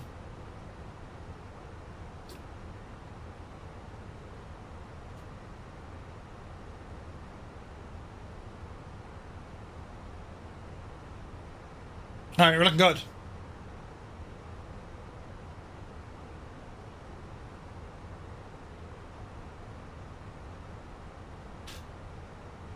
Alright, let's keep an eye out for other aircraft.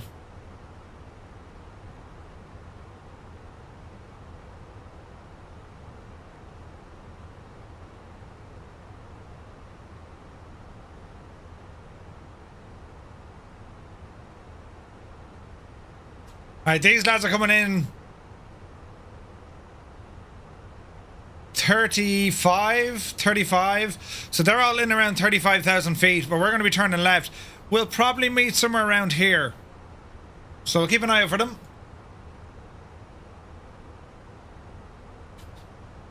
Got some beers in the fridge. A320 Ace, good to see you, buddy.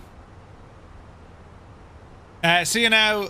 I'm over the Bay of Biscay. Oh, nice, Tarnish. Beautiful.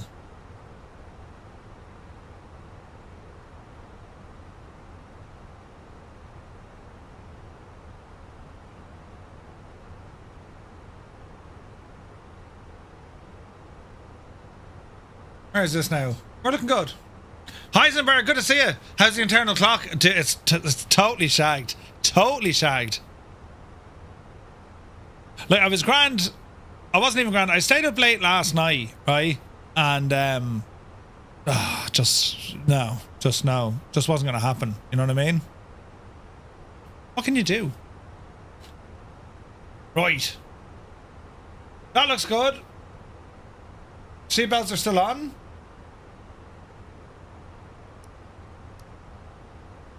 We could just leave them on, but, you know. Red Ballooner, good to see you, buddy. You're very welcome in. You have a lovely glass of Cabernet Sauvignon. Beautiful. Beautiful. Not seen any lightning so far. We're still quite a bit out. Man, that's gorgeous, look. That's Malaga below us. Isn't that absolutely gorgeous looking?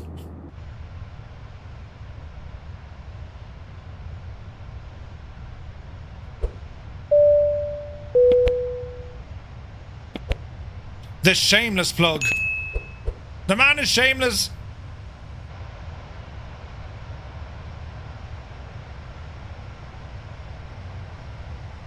And Patreon. I mean, does this fella do anything but just like advertisements? Right. All my new PC parts arrived while on the ground. You're going to be busy. Oh, Jesus. There's Malaga directly below us. Look at the state of that. Memphis Town, it's on the way, buddy. Chase plane is coming to Flight Sim 24.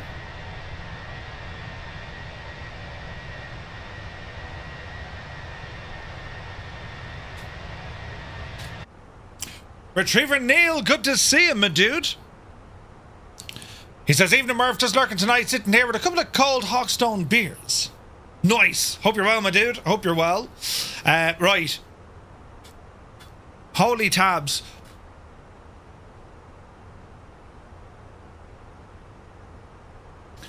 So these easies, we need to keep an eye on it, right? Traffic, FireFly 235, overhead Gibraltar, negative, overhead Malaga, heading to the north. We're currently passing flight level 250 up to 380. Just to be sure. Northern Air said, forgotten how much more fun Twitch is over YouTube. Do you know what I mean? Do you know what I mean? Alright, we're doing well. Fuel burn.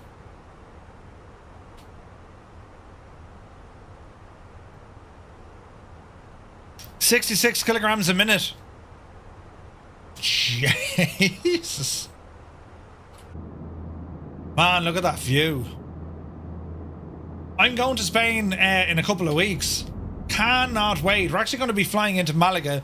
We're renting a car and we're going to be flying, or sorry, renting a car. We're going to be driving then up to Granada. It's going to be absolutely gorgeous, lads. Can't wait. Isn't Soulfly's camera views kind of like Chase Plane? They're kind of like it.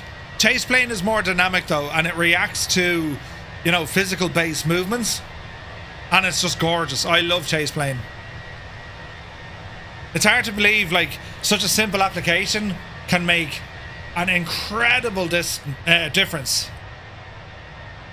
It's just class. Real nice.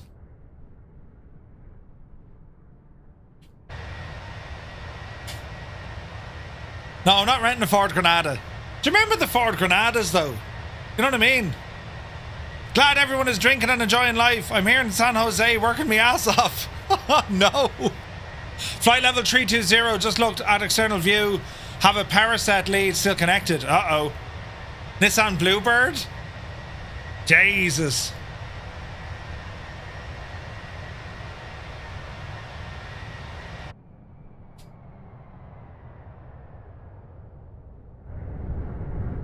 The flyby sounds are deadly.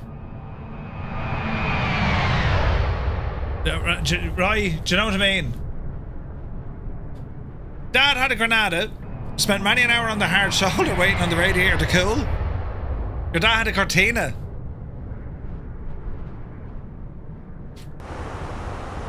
Right, flight level 290, we can continue to climb.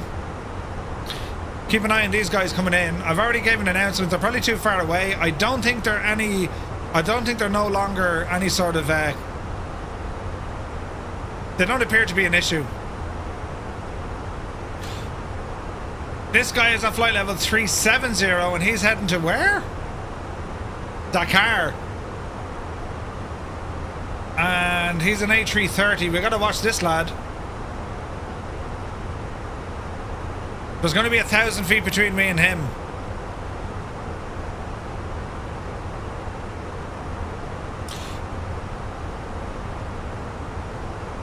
We'll have to keep an eye.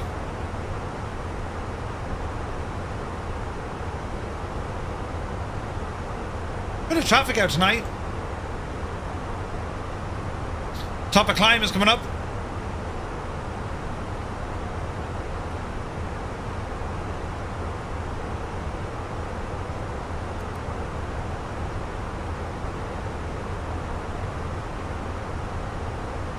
Yeah, we're looking good.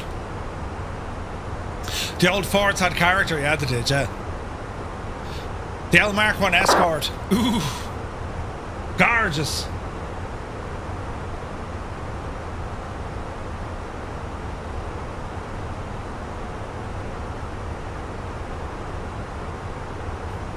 We're looking good. Speed is actually pretty good.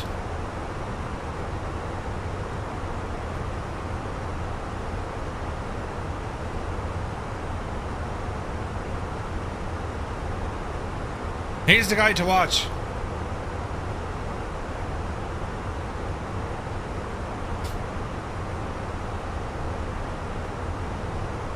He's flying out of Leon down to the Dakar. You know. We'll keep an eye. He should appear on my scope.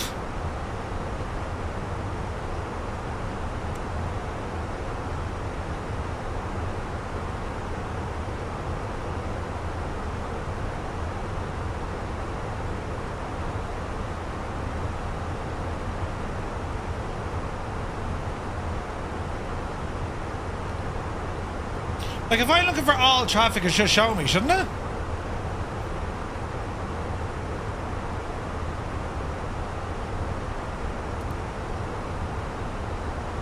Like, we're not going to have traffic friggin' 80 miles out. Oh, hang on, here's someone. 2,000 feet below. There's the Easies, right? So they're coming up my map.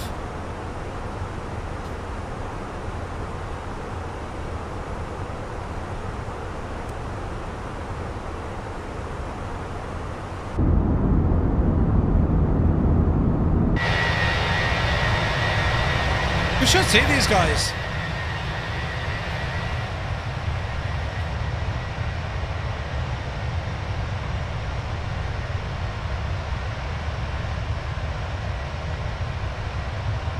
There they are.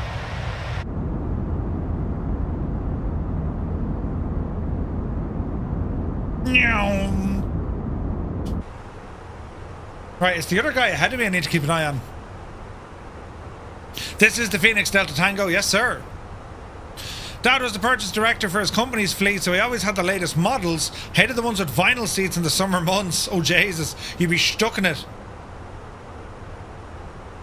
Ah no way, Dave Cleary. An XR3i. Were they a 4-door?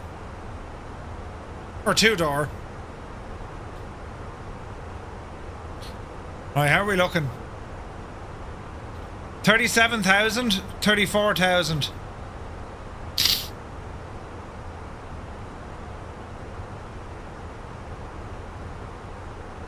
$35,000. This is going to be interesting.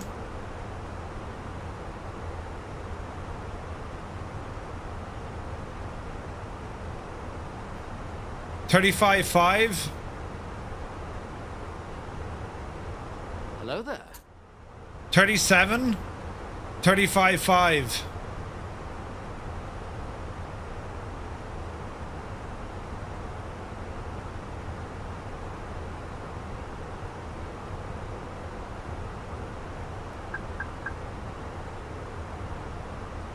Let's just hold our altitude here.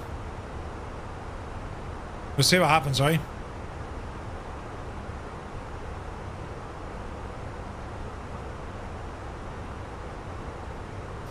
Traffic, Firefly 235, Airbus A320, flight level 360. We're currently on a heading of 020 degrees.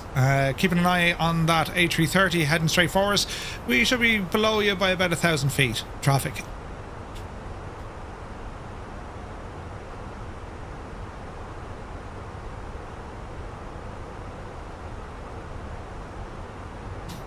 Well, now that's friggin' close. 2,000 feet between us. Right, let's hold our altitude at 35. There he goes, look. Jesus. Whoop, whoop. Traffic. I'm surprised we didn't get a traffic. Do you know what I mean? We should have got a traffic, shouldn't we?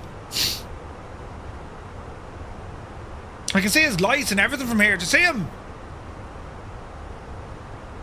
That's deadly. That is pretty cool though. But I'm just going to hold station here because, you know what I mean? 1,000 is fine, yeah, but like still. Just in case. You know what I mean? Jesus, lads. Jesus, though. There's something you don't see from your front office every day.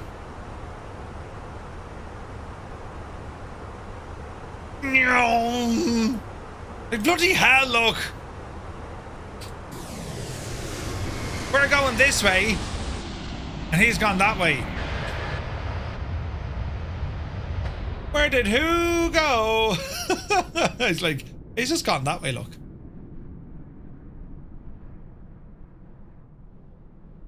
That was pretty cool. That was pretty cool. Right, continue to climb. Up the hill. 380, on up. Now, anyone else? Anyone else? For the moment, no. Right, we're okay so for a little bit. Let's see what happens. On the flight home from Expo, we passed over a plane by 1,000 based on flight radar's details. Ooh, nice. Nice. Murph, have you undervolted your 5090? Negative to Blaze. I leave it as is. Volkswagen Sirocco. Yeah. 2 with a hatch. Nice. Chris Johnson, thank you for subscribing to the channel. You know you're too close when you can see the whites of their eyes. Yeah. That was cool looking though, wasn't it? Deadly.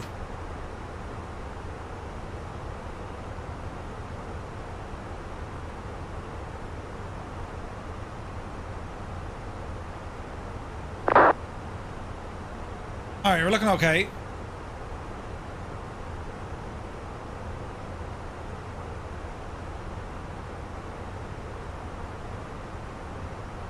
Right.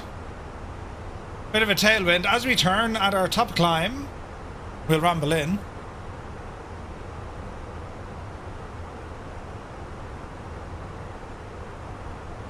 So this other turn, we can see this cloud build up. We're expecting, as I said, some thunderstorms. We're running an hour behind live time, but sure, we'll be grand.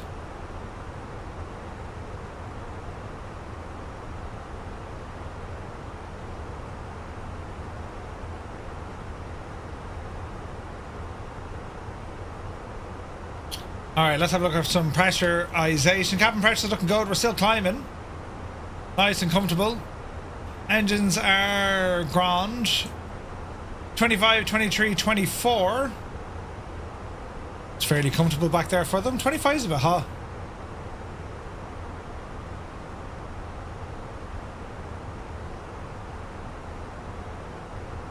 (22, 24, 21).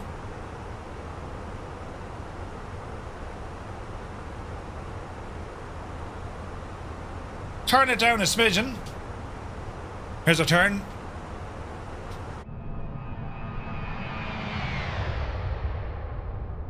Did I? Sorry, Dougal. Shame. CP has returned. Got a pretty stable undervolt going now with more performance. Oh, really? Nice. That is so cool looking, isn't it?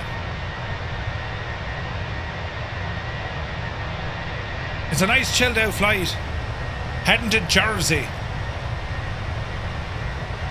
Or if you're going to have an IL-76 into Shannon. Oh, nice. Max is in Shannon. Citation Max. He flies out in the morning, I think. Himself and Mindy.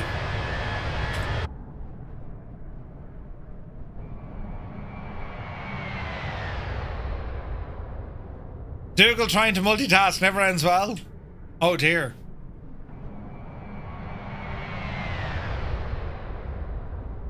I gotta say, the performance using TAA.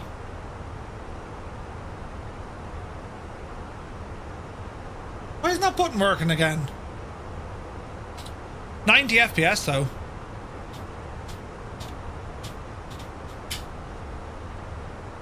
I thought I saved all that. Clearly I didn't. Shift Control F.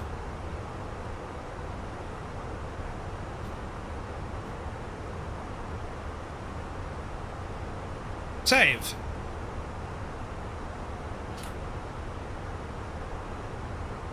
There we go. Yeah, that's pretty mad to blaze. Alright. We've hit our cruise.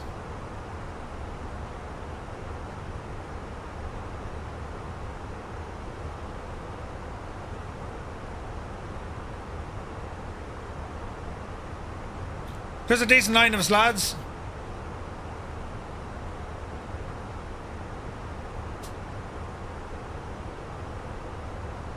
Seen a couple of Concords flying. Man, I can't wait for the FS Labs Concorde. Oh. And a part of me is like, right, Murph, start learning Concorde again. I'm like, well, you know. It'd be freaking awesome though, wouldn't it? I mean, would you fly Concorde?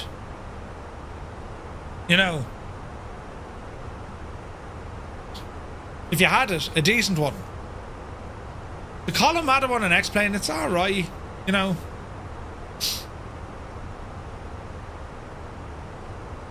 Alright, so we should be into kind of turbulent-ish air. Thunder and lightning and all the jazz. We can see it up there ahead of us, but whether or not we have lightning, not quite sure, lads. Would love a Concorde, yeah. Deadly.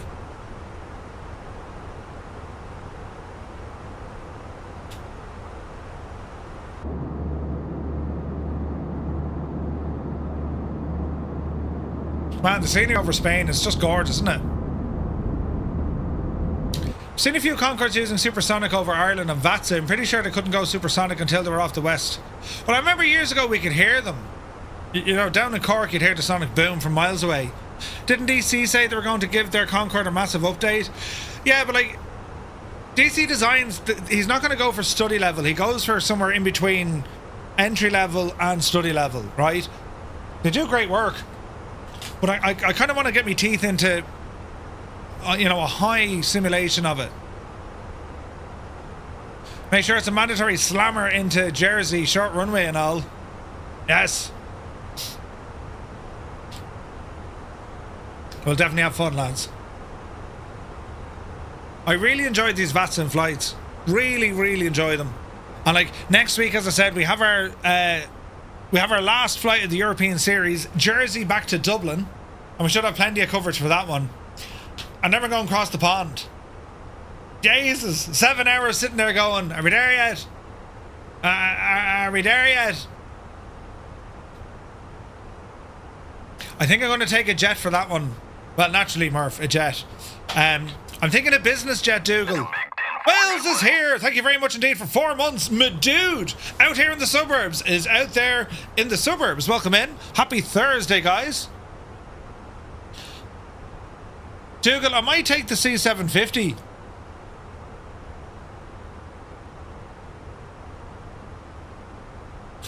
Fun fact, only air show in Ireland that Concorde performed was a flyover at Kerry back in the 80s. Really? That's mad.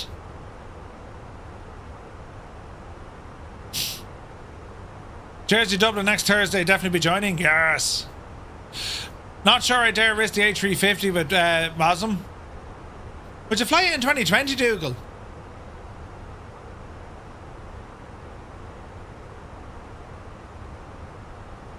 I think the out citation for the blast now could be fun. Like, what a flight to learn how to use the systems, you know what I mean? Now, how to do, position reports using a friggin' Collins Pro line? I don't know. But I'm sure we'll figure it out.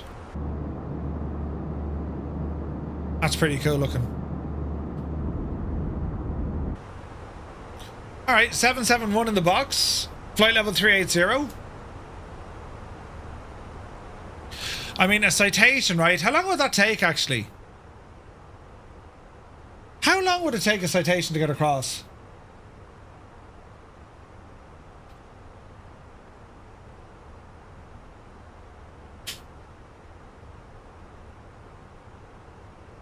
So, her top speed, right? It'll cruise at 525 knots. Is there one of these in SimBrief?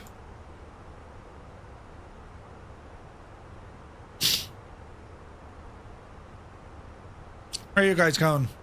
Mallorca, 34,000. Ryanair. Barcelona, 38,000.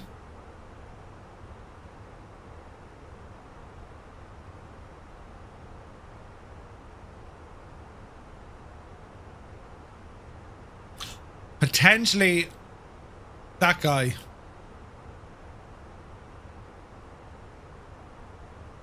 Right, let's go into SimBrief here for the crack again, right?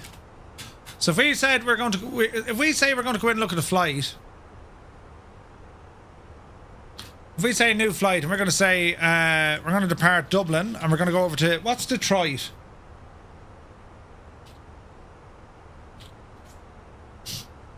KDTW.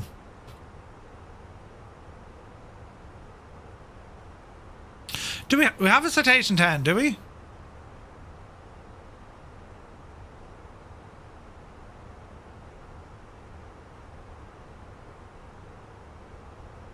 Clem, good to see you, buddy. Oh, balls. 7 hours, 45 minutes.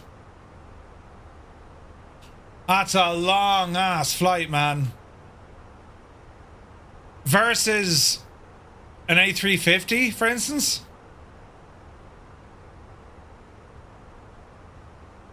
It's only 5 minutes off an A350.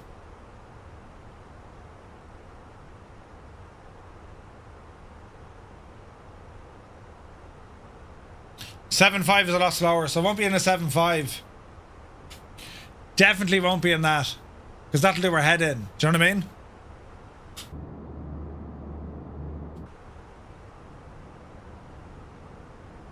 We're looking good though. By then, will the citation will be out. They're releasing that in the 10th, aren't they? Yeah, she'll make it alright, yeah. Use an F-22. We're good, Clem. We're just, we're about to head over Madrid here at the moment. I was expecting heavier weather, but there is weather out there. I mean, you can see it, right? Thunderstorms, and there's a Sigma live here for as well.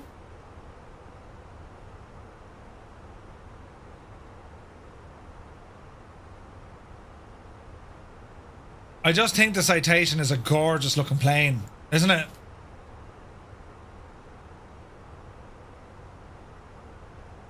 Like, these things can hit Mach 1. They can actually go, they can hit Mach, but the airframe can't, so they had to, like, digitally code them to calm them all down, you know what I mean?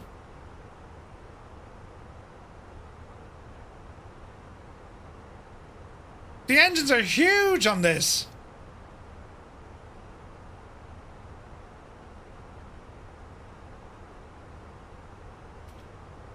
Gorgeous.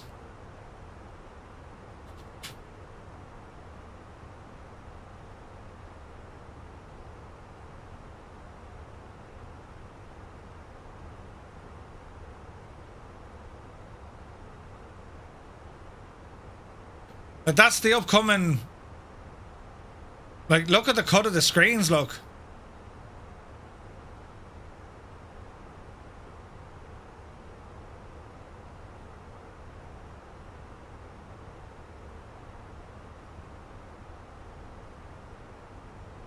She's going to be pretty, lads. She's going to be pretty.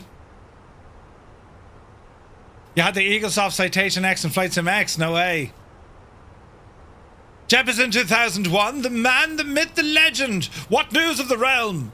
He says, evening Murph, just a reminder, Jersey's runway is quite short. Just saying. Jesus. Channel Aviation, how many people are with you? I'm going to enjoy landing into Guernsey from Dublin. Oh, nice. We've about 6 or 7 with us tonight.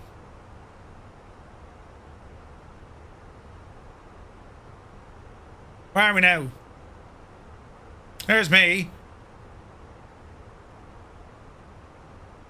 There's another Firefly behind me. Firefly 003.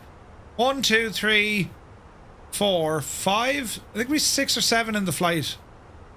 In its entirety. So I want to keep an eye on these guys. Then again, there's a good difference in altitude. We shouldn't be too worried. 1, 2, 3, 4, 5, 6. About 6 or 7. Got a Shamrock ahead of us as well.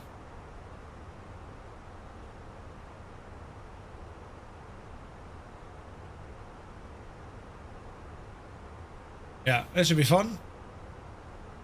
We're getting there. We're getting there. Can't wait to get out the office chair from the ex-wife's house. Oh, no way. When is it Dublin to the US flight again? On Sunday, July 13th. Kick off 12 o'clock. That's going to be a long-ass flight. Hope you're well, Jeb. How's the jet lag, man? I'm still in a hoop. Look at the views, though. It's not only friggin' gorgeous, look. It's stunning.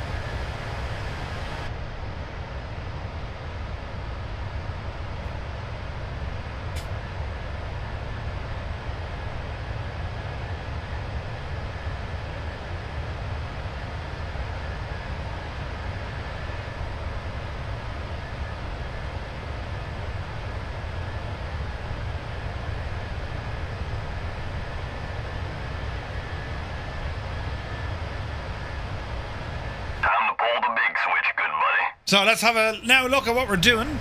Empire, you're very welcome in. Welcome in, Raiders. Hope you guys had an awesome stream. You join us as we're flying from Gibraltar all the way over to, what's it called? Jersey, right? So we departed Gibraltar about 40 minutes ago. We're approaching Madrid, expecting some mad weather. Empire, thank you so much indeed for 36 months. What a legend.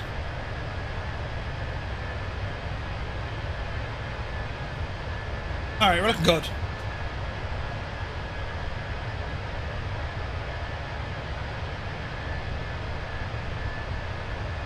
We're outside of ATC cover. What can you do? Do you know what I mean? Carnus has landed. Nice. Bello is in the Shamrock. Think we're going to get a converge at waypoint SIE.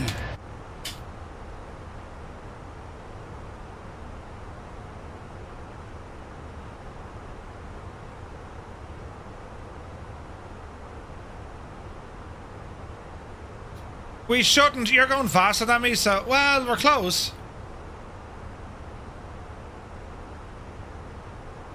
The Ryanair is close to us.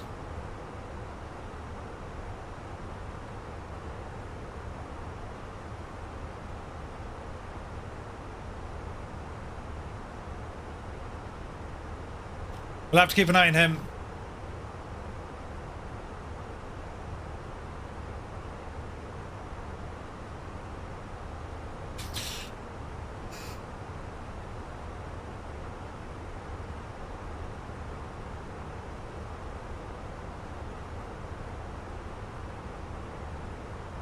I don't think the mode switches work on this.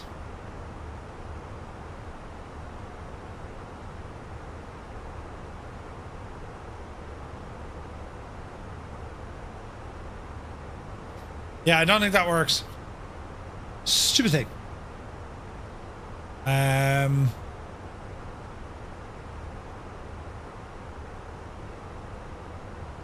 Tunage. Oh, look at this.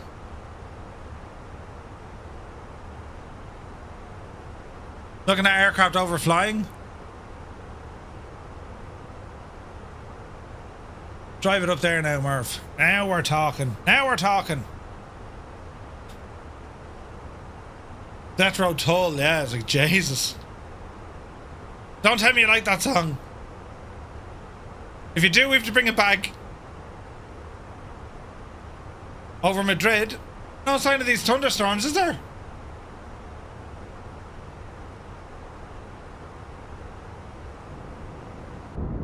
I mean, there's definitely stuff over there. Bit of stuff over there. But I don't see any thunderstorms. We're looking good. Super strange in Discord chat without Naughty and Rambog, right? Is there any update on Fenix releasing the A320 Neo? David Bay, they didn't say anything yet. But we know it's coming, right? Right, this Shamrock should be coming up close.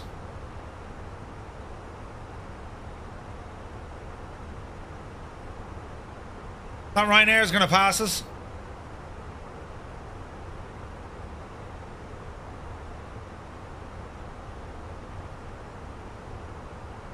We're looking good.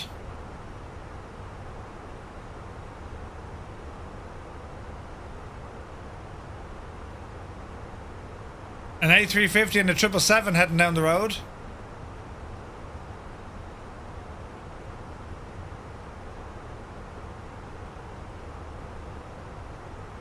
We're looking good. Chunky Aviation, welcome aboard. Hope you're well. Janky Heresy, what? Got any quo? Yeah, we probably will, 777. You better believe it. I must say your taste in music is impeccable. Thank you very much.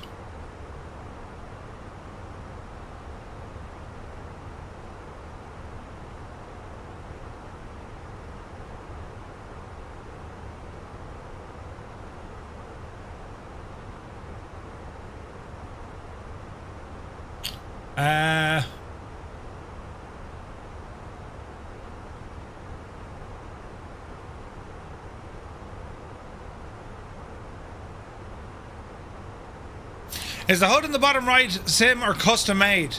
So this is called the Ranbog moored wheel. Mirrors that what you see in the likes of Garmin Pilot. And it's custom. It works with Parallel 42's flow. It's pretty awesome, man.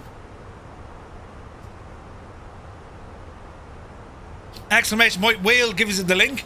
It's only working in 2020, obviously because of flow.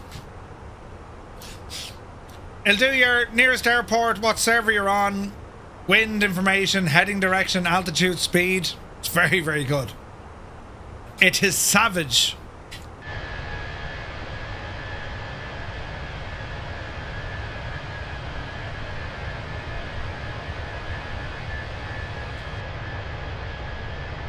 Man, look at that for you, look.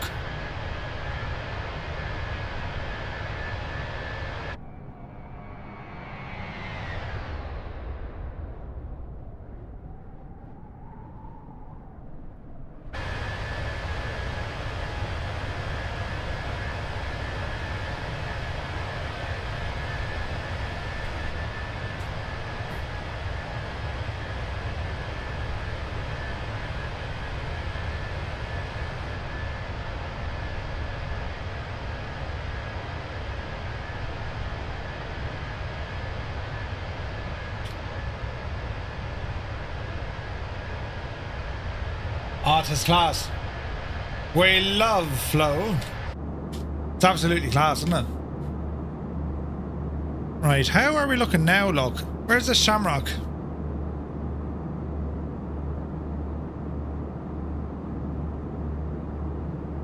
He's slightly ahead and he is going faster.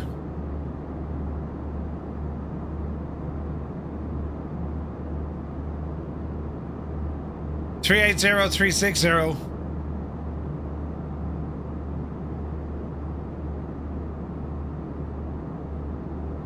That's him over there, look.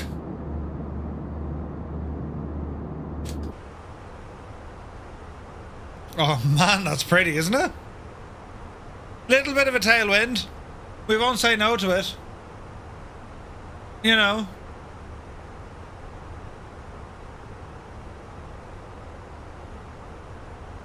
It's all happening now, isn't it? Jesus. Where is this now?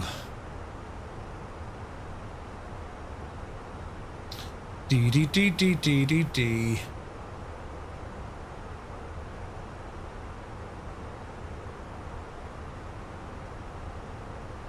Jesus, Murph.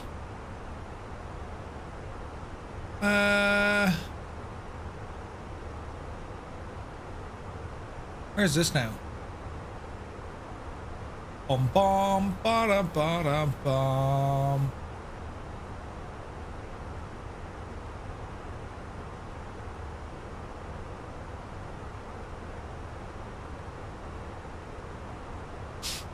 Yeah, that'll probably work.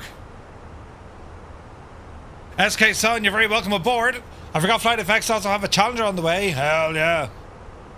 Well, I'm glad Tull was playing even for a few seconds. Hermit, brilliant. Alright, that Shamrock 2,000 feet below us is just over there. Right there.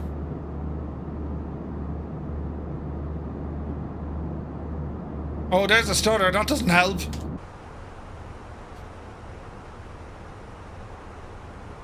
Man alive, doesn't it look absolutely deadly though? The state of the sim right now.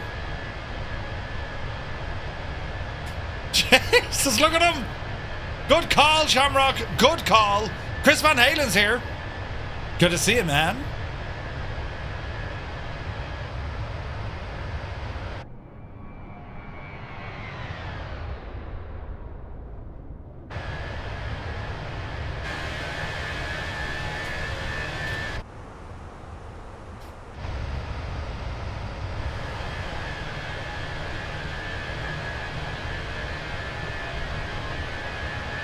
Jesus, that was close.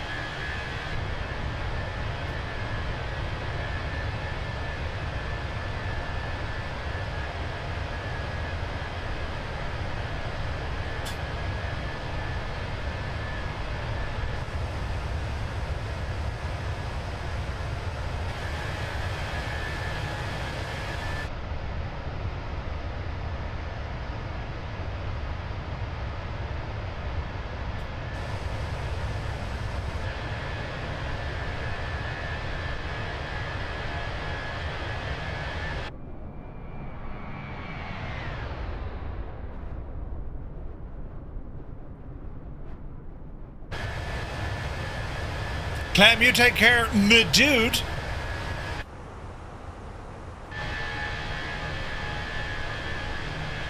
That's mad looking. I mean, he's right there, look.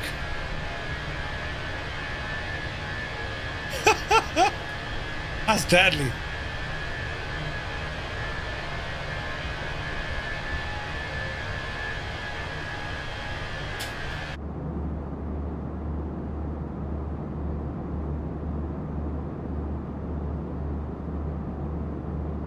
Deadly. Here's this weather coming in, look.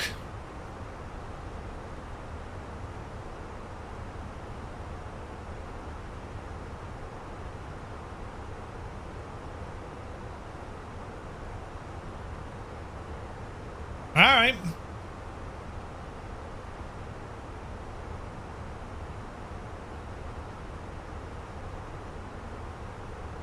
You go browse all the expensive magazines while waiting on your trains.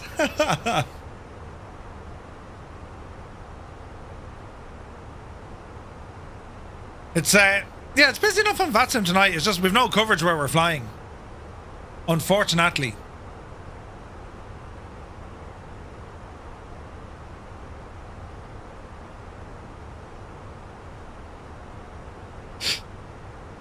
I needed to sneeze. Gesundheit. Let me see. Adis. Now Madrid is up. Barcelona is up. And we have Barcelona. We have an approach controller on, I think. Yeah. Ah, look at the little line we have, though. We got a Shamrock leading us in. Then we have the Fireflies. Then we have another Shamrock right behind us. That's Velo. We should have another Firefly behind us. 504 knots and you're south. Rental power mode, right? No, we're looking good, lads. We're looking good. Bit of tunage over this side of the house, I think. What do you reckon? You know.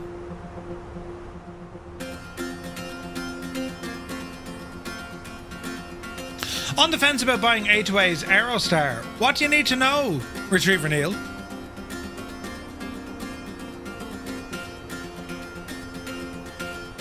We're flying it tomorrow night in a group flight. I haven't tested it in a group flight yet, so that's going to be interesting.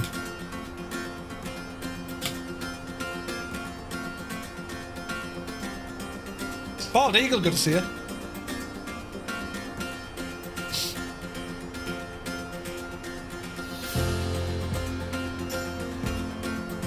No sign of top of drop yet. Man, look at that. Look at that. That's stunning. The mountains and stuff, look. Gorgeous.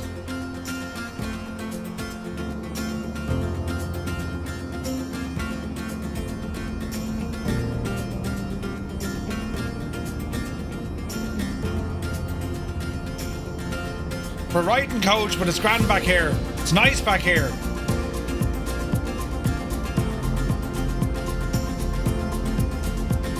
Your arse would be absolutely numb though. Although then again, this length of flight isn't too bad.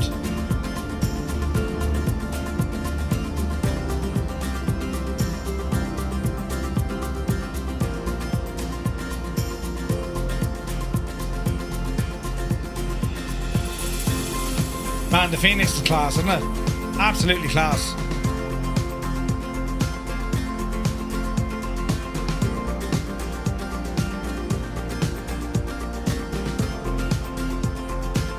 Let's look at 160 miles. How are we looking up here? Bug X, Ungas, and then Delog.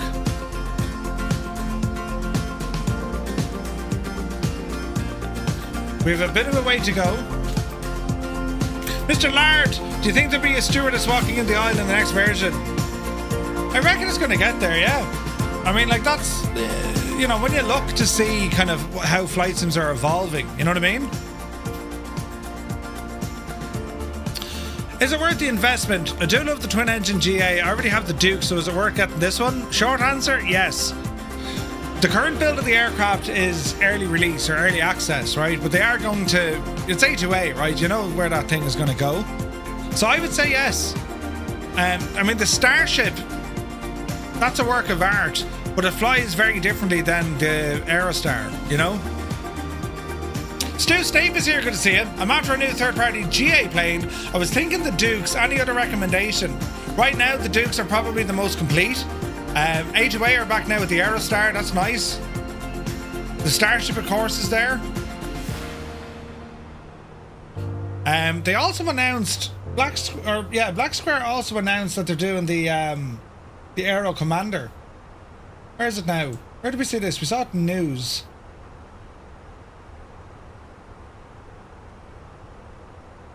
Hang on.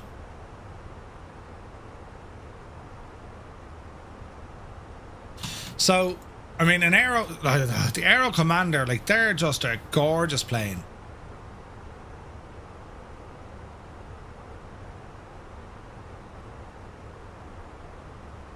They're just renders from what we can see now. But if you look at the Black Square Pro line. It's like, this is what Black Square are working on right now, right? So, I mean, they have a ton of stuff. The Baron is in there. They got another Grand Caravan in there. Like, it's going to be friggin' insane, the stuff, when they release them. And he said these are all ready. Nick was saying these are all ready. A Bonanza, a Baron, and a Caravan.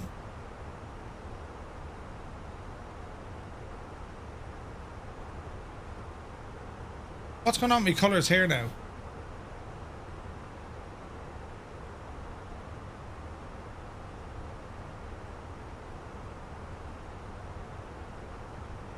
Is that right?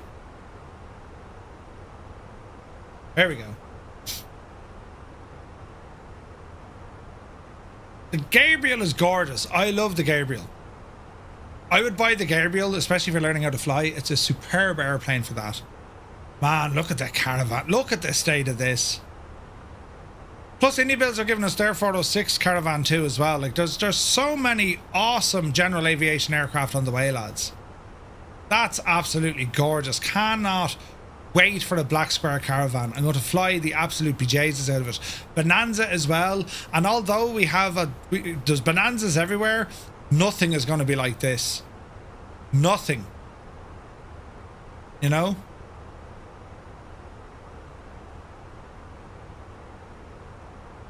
Sent a Vision Jet towards Ireland around 1400 Zulu on autopilot on unlimited fuel. I wanted to test Pocket Sky and it worked. Oh, nice! Testing the sim after all the headaches. So good to be flying along a multiplayer using VPilot and observer mode. Ah, Toto, brilliant! Dude, you must have had an absolute job and a half trying to fix things. Bonanza looks gorgeous. The Baron looks incredible as well. Ah, these are all class. I cannot wait for these to be released.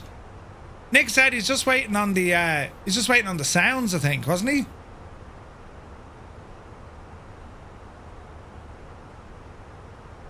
So I reckon we're going to see these very, very soon. I would say, like, you know, after summer. The B-17, Colonel Fork? Yeah, man, that's taking ages. I thought we were getting that last year, like, you know what I mean? Jesus, look at the weather below us now. Is this what they meant by thunderstorms? Not really. I mean, it is cloudy. That looks insanely good, doesn't it? We got a Shamrock still behind us. Look how good that looks, lads. Jesus. Explorer, good to see you. Bonanza the show, right? Man alive, that's friggin' cool looking.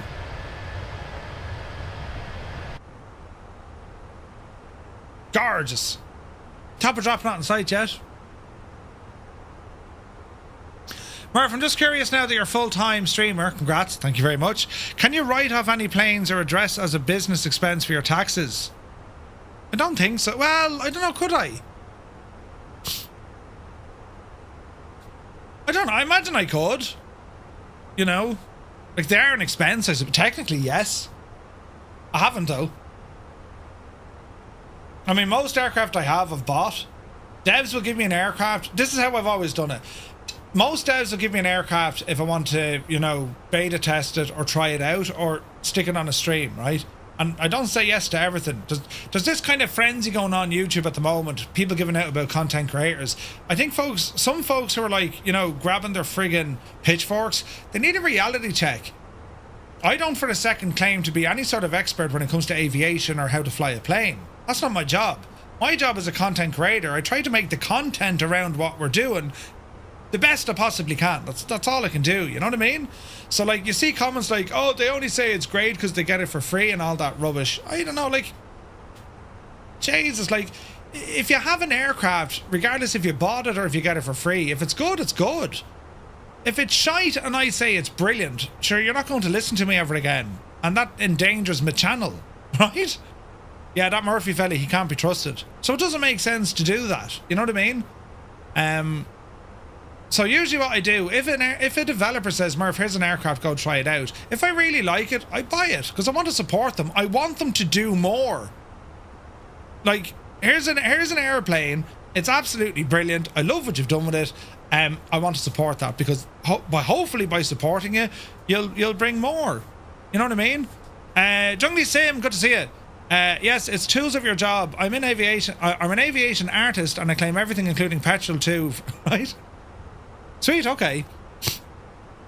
Rave Automata, as a business owner, if it fits the business purposes, you're good to expense them. Oh, nice. Vasco, good to see you, my dude. Welcome in. Your wife says hi also. Hello, Mrs. Ferreira. Welcome aboard. You could in the US, software and hardware? Yeah. I think so. Like, there's comments on me Aerostar video, and he's saying, you know, typical YouTubers don't read up and don't do their due diligence to learn the aircraft. And yeah, I get that to an extent, but like, number one, it's early access, so like even the fuel flow mixture switches, they're not working right. So you have to kind of fidget with them, you know what I mean? But there is this kind of misconception, and I'm not saying it's not rightly founded for some. There's some absolute pure gobshites out there. Hey, look at my flight sim setup and I'm a streamer and I'll do... You know who the Muppets are, right? You don't need to call them out, you know who they are. But don't kind of blanket everyone else with that. You know what I mean? Yeah, I absolutely, I have to be careful. I get very excited when I see something good.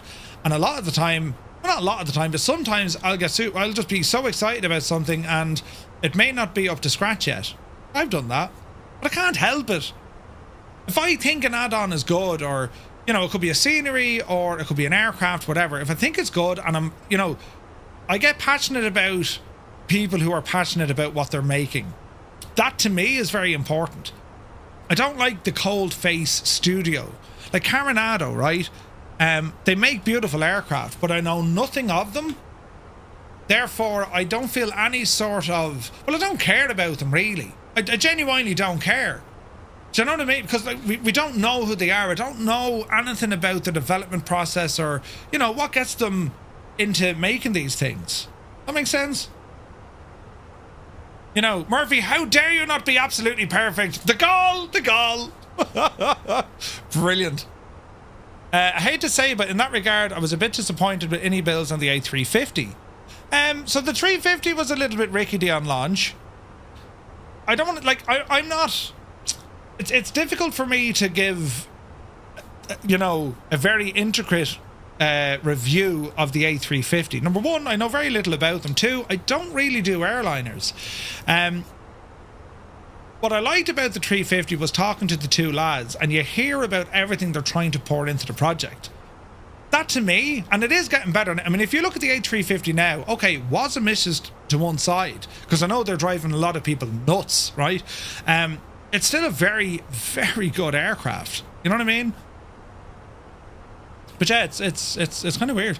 The chap from Black Square was happy with your stream. He was. Nick was happy. Yes, Nick was impressed. Nick and Scott, A2A Scott, and Nick from Black Square, they've been relatively happy with how I've looked after some of their aircraft. You know, because I'm usually warned, read the manual, Murph. Yes, sir, I'll read it, sir. No problem. I'll do that straight away. Because if you don't do it...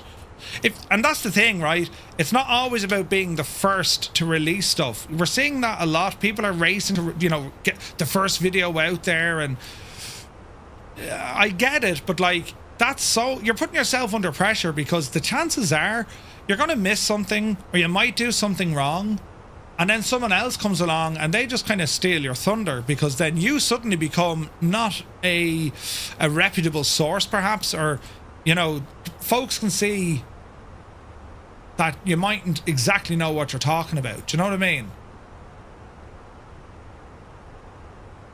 That Ryanair shouldn't be a factor, but we'll keep an eye out for him. Oh, look there. Speaking of there's a Starship right there, look. Yes. I just find it interesting, you know? And, like, it's not about... I mean, look at anyone involved in content creation, and I watch everyone, right? Everyone has their own objectives or their own passion as to why they do it. And I love it. I love it. I like having the yin and the yang. I like seeing the differences between different content creators. I just think, though, lately there's been, you know, oh, you don't know what you're talking about. You're only doing it for the money. You know, what money? What money, right? Yeah, here's loads of money to review an aircraft. I've never been offered money to review an aircraft, and I review aircraft all the time. Never been offered money for it. Do you know what I mean? So, I've never seen that. Maybe people are. I don't know, but, like, you know, I've said no to aircraft, or I'll give it a shot and I'll genuinely say, listen, it's not really there yet. Maybe come back, you know, in a couple of months, or here's what I found. Can you fix them? Or they might say, no, Murph, that's how it's supposed to be. All right, fair enough. Do you know what I mean? Like, there's a lot of that. Credibility is far more important than speed. 100%, you know. Jealousy is a powerful poison. Unfortunately, there are people that cannot stand others' passion or success, and they do everything they can to drag others down. Yeah, 100%. Thanks, Northern there. There are people like that, you know. I think that marketing is a tough balance of over and under hyping something. For instance, there's been some great cars that got no media and sell poorly, and then you've a crap ton of cars that are super hyped with high sales. It can happen. It can happen. Yeah, I don't know. Honest enthusiasm is good, and it carries across. Yeah, that's something I have to kind of challenge myself with all the time, because if, like, I get very excited when I see, you know, when I see passion in a project, when I see someone who's really trying, I get excited for that, because that's the way I go on, right? But yeah, at the end of the day, most of us only fly pretend aircraft, not real life ones. So very few of us are what you would call experts in the field. I would agree. And look at, I mean, if you want, like, there are that's the good thing about this. There are so many different content creators. Each one has their own level of expertise. They have their whatever traits or skills that they do, right? It's not like you don't have options. You know, it's almost like, I don't know, but like, it's kind of like saying, you know, you're looking at a certain F1 team and you're saying, why aren't you getting the fastest lap, right? Or you're expecting, I don't know, Ryanair, you're expecting, like, you know, a first class service and a free drink. It's not going to happen. Don't complain about it. Choose something else, you know? It's interesting, though. But it's all about, you know, it's all about folks who are enjoying, and there's so much enjoyment in aviation, like, and flight sim. Like, there's so much that you can enjoy about it. It's incredible, you know? Why is Ferrari doing Ferrari things? Do you know what I mean? Merv, you've honestly become my go-to reviewer, and I always look forward to a lot to Wednesday. I used to follow a lot of other lads, but they've either stopped doing them or became biased. It can happen. There's a lot of folks missing, or they stopped doing their stuff, you know? Credibility is so important. And it's okay to make a mistake, but put your hand up. Yeah, I made a mistake. I was totally wrong about this, or I was totally wrong about that. You know what I mean? Stop making sense, Murphy. It's not allowed. Yeah, right. So, anyway, I get paid hundreds of thousands of euros to review airplanes in my jocks, right? That guy's Gabe is here for 3 months. Look, Jesus. Good to see you, Gabe. Hello, Chillblains. Are you out and about? It's very warm, Gabe. Hope you're well. Tier 3, man. Jesus, 47 months. Thank you very much. How are you, Gabe? Are you able to do flying this weather, Gabe? Where are we now? Oh, Jesus, we've left Spain. My other half, I'm sure, has a different opinion. You've made me spend a lot of money. Right? Jesus. I'll never know how Murphy puts up with me. Years of tolerance. We've built up a resistance, you know. But no, like, look at... I have my favourite content creators and streamers, or, you know, folks who... What do you call it? Blogger or YouTube? Whatever, like, yeah. Everyone has their favourites, so they have a list of people that they tune into. Jesus! Dennis! Pressing buttons. He says, has the missus expected... Or, wait, has the missus accepted your passion for flight sim? Oh, Jesus. She does. Usually to her detriment. Dennis, thank you very, very much indeed for the super chat. Resistance is futile, right? Don't worry, Murph. If you ever start to get too big for your britches, we'll all knock you down to size. 100%. That's what's going to happen anyway. Shut up, Murphy. Look at your head. Face on you. Okay. You can't take yourself too seriously, you know what I mean? Thank you, Goose. Very kind of you. All good. No flying. Only one day off and no time, unfortunately. My little Tipperary friend. Thank you, Black Ice Gabe. Yes, we will resize him to his hands look normal size. You're getting too serious. It's time for your wife to pop in. I don't know where she is. She's up. She's in bed, I'd say, or she's going to bed soon. You know. Murph, what sets you apart is simple. You're real. No fake hype, no forced persona, and no chasing clout. Just pure honesty and genuine passion with some of your colleagues. Or wish some of your colleagues would take notes. I don't know. But thank you, Roy. Very kind of you. That is what he has me around for. Come on, old veteran walks in straight away. Scott has the virtual frying pan to bash me in the head. Oh, Jesus. But no, listen, it's all I'll say is this. We have lots of options, lots of choice, right? And streamers, content creators, developers, it's you can kind of see, well, you get the idea, right? I mean, look at what Just Flight are doing. Look at what Black Square are doing. A2A, right? Yeah, it took ages to get another aircraft, but it's getting there, right? Look at Fenix. PMDG even, like, look, you know who the big players are. Anybills. Look at Anybills over the weekend. They had an idea. They spent money investing in this. They thought it was a good business decision. The community turned around and said, what the feck is this? And then they were like, whoa, no hassle. They pulled the product, had a chat internally, and then said, right, we'll give it away for free. That's amazing. They could have just said, no, sod off, you're paying for it and that's it. They could have. And I think the more, you know, it's quite a small industry as in flight simming. It is. It's a niche within the niche within a couple of more niches. I think it's so very important to learn about the folks who are in it. That's when we did the Murph line as well. Do you know what I mean? Not just for devs, but also community members. I find it fascinating listening to developers talking about how they create a scenery or how they create an aircraft or even things like plugins. I'm fascinated by it because think about it. They spend so much time. You have other guys then who just kind of rinse, repeat, right? They don't engage with the community. That's Caronado. They don't engage with the community. And I think that's you know, I wish they would. I'd love to know more about them because, I mean, bloody hell, they have the skills, lads. They really have the skills. I'd love to learn more about them, you know? Angle of attack, good to see you. Development is hard, especially with business decisions. Yeah, of course it is. B. Carlo, good to see you. Murphy, our favourite grey-haired, small-handed, truth-spitting Irishman. With a bag of fertiliser that nobody knows what he's doing with it, right? Yeah. Oh, 100%, Scott, 100%.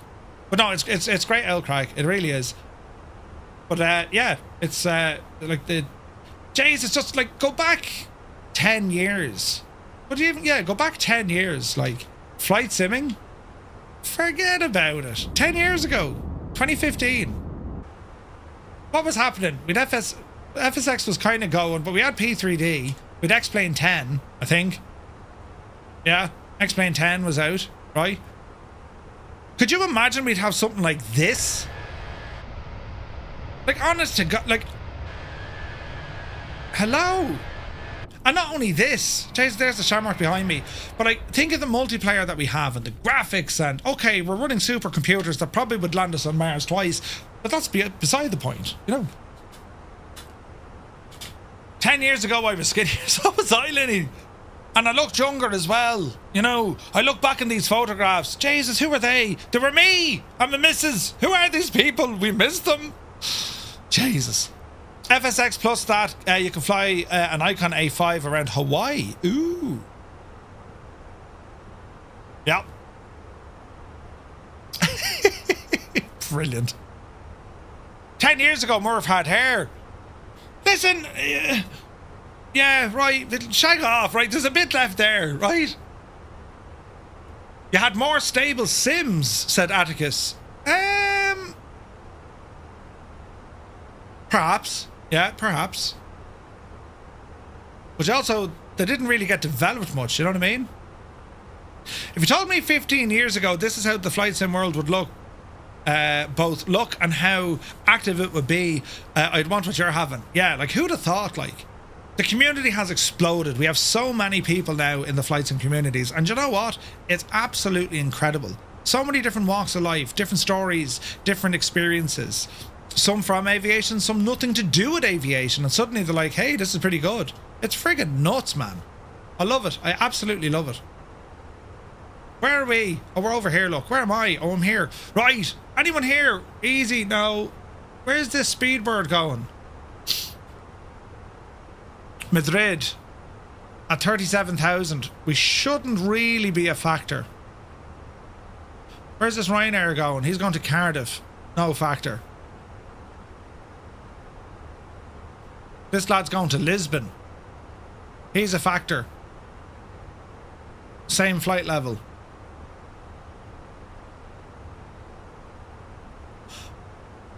I don't know why we got flight level 2. Well, we're pretty much northbound, you see. You know what I mean? Interesting. I'd argue stability came with a lack of innovation. Agreed. I don't have any wrinkles until I had a child. Age me quick. And he's only 4. David. I remember Flight Sim 95. As do I. As do I. Gene says, wait a couple of more years and you'll be able to put on your VR headset, a pair of gloves, and be able to push buttons, flip switches, and grab a virtual yoke or stick. Do you know what, Gene? You can actually do that now in X-Plane. You actually do. And there's haptic gloves you can get, so you can actually feel the thing. Nuts. Heisenberg says, I've met Merv. He does not have small hands. He's a giant with normal size hands. You're back in the will, Heisenberg. Back in the will. I remember Microsoft Flight Sim on DOS. Yep. And like F-19 and all this stuff. Hermit, that's awesome. 300 miles from Ireland, dude. Janky says Flight Sim is a niche and Combat Sim is a niche within a niche. I agree. Like that, general aviation flying is the niche within the niche's niche. The second cousin of the first niche we spoke about. Do you know what I mean? I love general aviation flying. I'm really enjoying the VATSIM series because it gives me the chance to fly these airliners, and they've gotten so good over the years. Even when we flew the A380 last week or whatever, like unbelievable. I do have to say, so far, I mean, the Fenix is bulletproof. This is a really, really nice experience flying this thing, you know? Hey, the Limbics is here. Good to see you, man. You know, happy Friday to the Limbics. It's that time of day. Like Frodo, but instead of feet, it's hands. Wait, what? Yeah, do you remember Combat Flight Sim? Good times. Good times. Now, I want to see now, over the next couple of weeks, we're going to be doing some new stuff. I want to bring... I want to see if there's anyone interested in doing competition flying, in particular when it comes to the eStall series, right? I want to see, can we get a little team together? Because I think that'll be fun. Career mode stuff, definitely looking forward to. Heli stuff as well. So, you know, the latest aircraft from Teg's hangar, that's coming out on July 10th as well. What was it? The OH something? That's coming out on the 10th of July.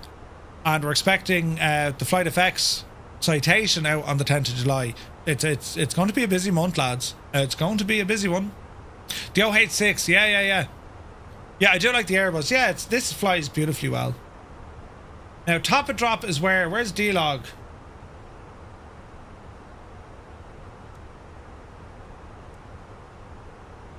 Miles away. Alright. Message.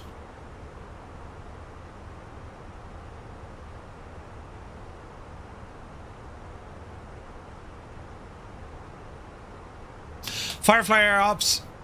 No ADC required. Thanks very much. Alright, I suppose we can start looking at our destination. Would that be in under performance? Cruise. Next phase. Destination. Approach.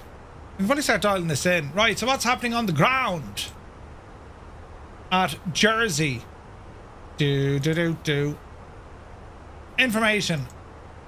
Weather. QNH 1029 and temperature is 16. 1029. Temperature 16. And our ILS details for landing. What was our decision height? 471 or 200? 200. What goes in radio? Is it 200 or is it 471? I can't remember. Can't wait for the Falcon looks good. Or there's a load of things I'm looking forward to. Did you see the why not use the Windwing MacDo? Sometimes I do. Sometimes I do. But again, like, that's the thing about Windwing. All the stuff is class, right? But you need the desk real estate. 200 for radio. Yeah.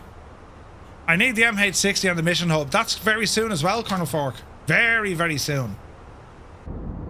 Aer Lingus has jumped over to our other side.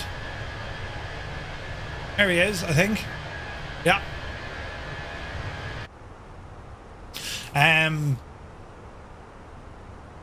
Do a group flight in the heli. That'll be great. Yeah, no, we will. 100%. I'm really looking forward to that MH60. It looks gorgeous. Should be using the barrow for normal approach. Dougal, I was just testing you. It's a big 10-4, good buddy. Colonel Fork gifted a tier 1 sub to Energizer. What a legend. Thank you very much indeed. Dougal, I was just testing you. Is it 461 or 471? 471. Never mind. I'm in Egypt, but sure, listen, lads, you knew that. If Autoland is needed, you can enter no in the radio field. Ah. Right, okay. Right, sure, we're looking grand again. My plan? Top of drop will be next. In about, how far? But, Jesus, about 160 miles. Gene, thank you very much. I'm going back home to Virginia on Saturday after 44 years to visit me cousins. Last time I was there, I was flying a DC-9. No way. No way, Gene. That's awesome. And thank you very much indeed for your super chat. What a ledge. Ledge. If an Autoland is needed, you can enter no in the radio field. Okay. Well, we should be able to do a visual approach because the weather's looking all right up here. Wait, hang on. Is that a ship? No, it's a bit. It's a line on me screen. Ah, no. Oh, Jesus. Jesus, clean the windows though. Look. We're out over the Bay of Biscay. Not much happening here. What about aircraft converging on us? How are we looking now, lads? Our Speedbird for Madrid, 37,000. There's 1,000 between us.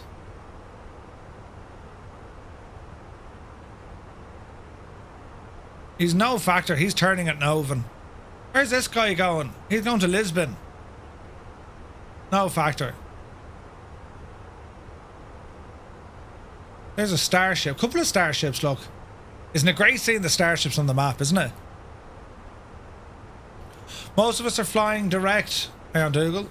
Most of us are flying direct.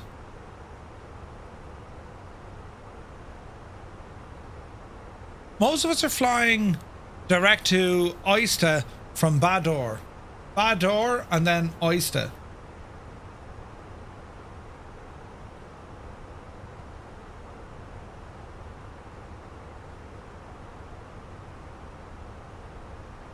Yeah. Yeah, we'll probably do that.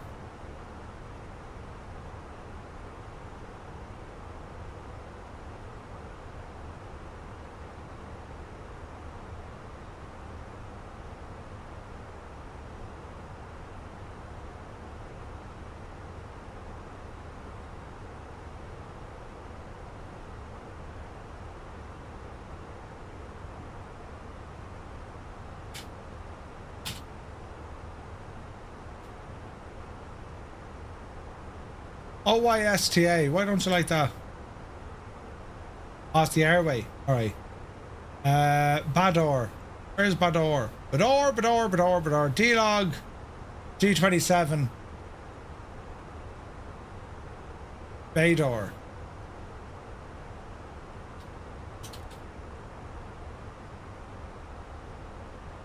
Don't do that anyway, Murph. Yeah, Egypt. Right, we'll see what we can do, right? Just watch altitude. Yeah. If it were 1943, you'd be looking out for U-boats. Mad, isn't it? I'm in the Ryanair 225 heading to Paris, Beauvais, then to Dublin. MSEP, nice, buddy, nice. Murph, I sent you a song link. Might be appropriate for Jersey, but I haven't seen the beaches there.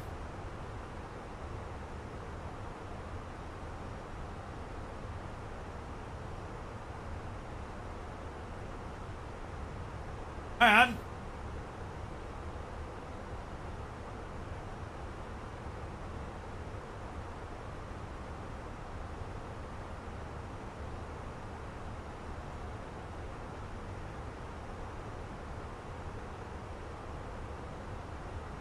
Can I get a refund?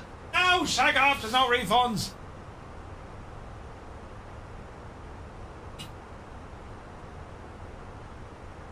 Is this the one?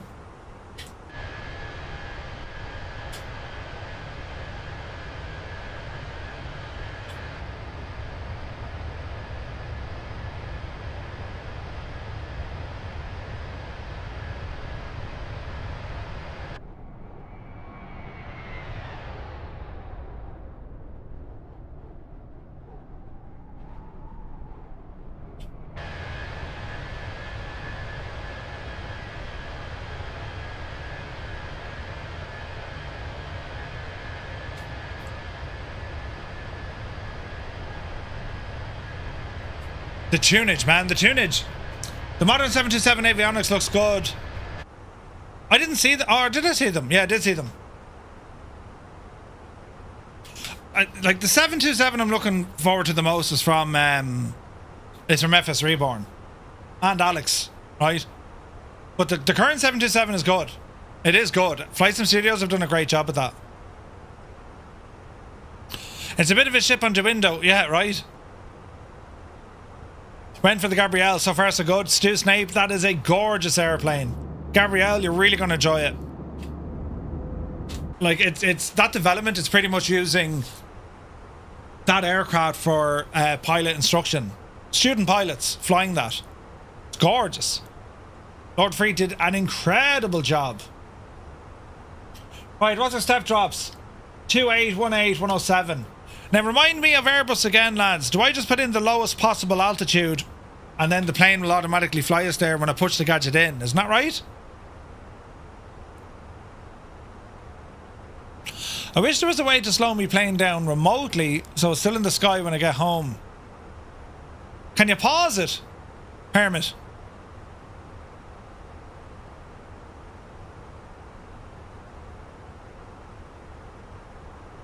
We're not a million miles from our top of drop. We have that Shamrock out our right side now.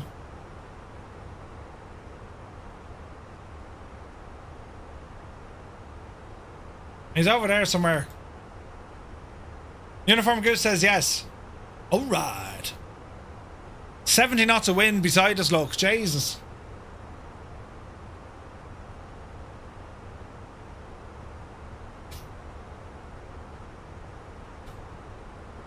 Good call, Colonel Fork. Good call.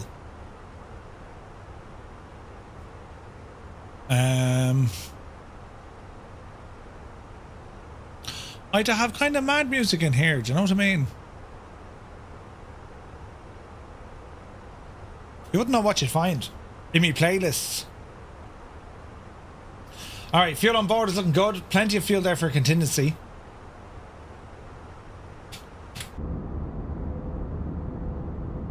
Man, it looks so good. The time of day as well, isn't it? Stunning.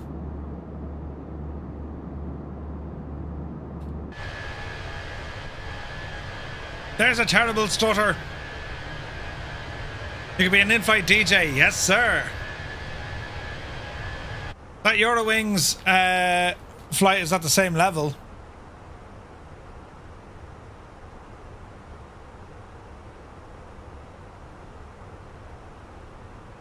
I don't think we're going to converge.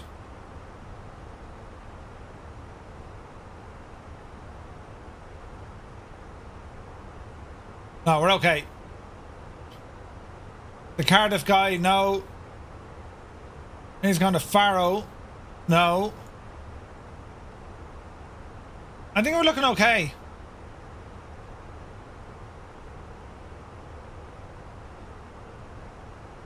So we need to be careful. We have a Starship doing circuits here. There's Psy on approach.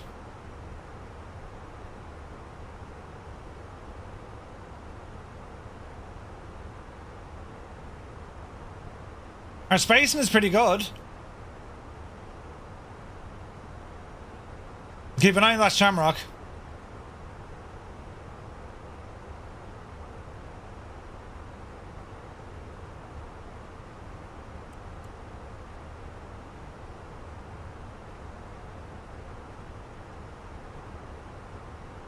There's that Euro Wings.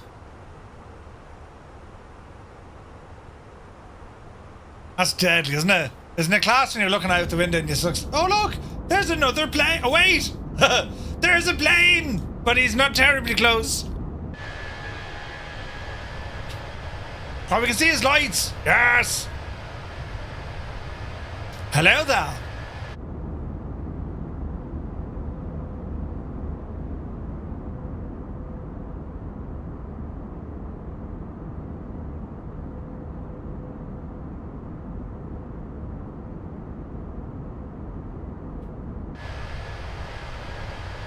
That's cool, isn't it? There'll be a holiday for us. Ooh, nice.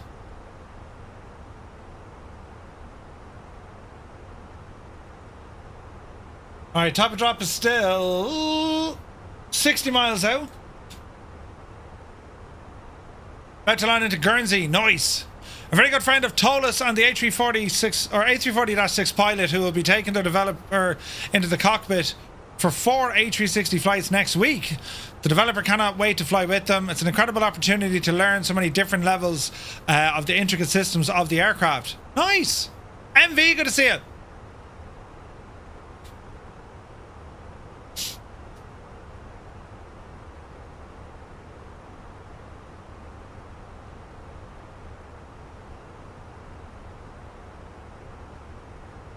All is well. All is well in the realm. Sometimes if you pause the sim for an extended time, it cracks it up and you end up with a CTD. Oh, really? Jesus. Alright, so if we horse in, let's say 10,000, right? We are in manage mode. I pushed in the dial, right?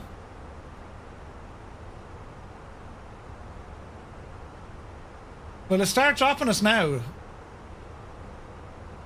No.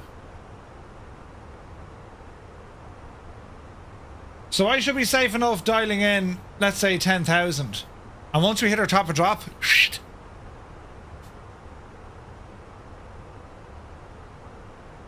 we hope.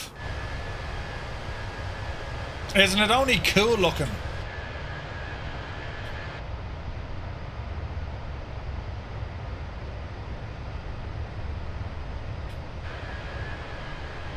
This has been a really nice flight.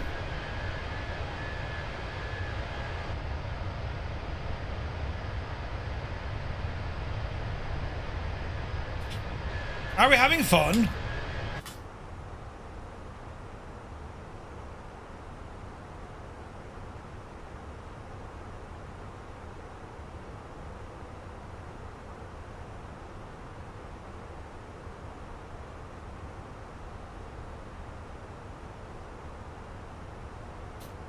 All right, let's double check.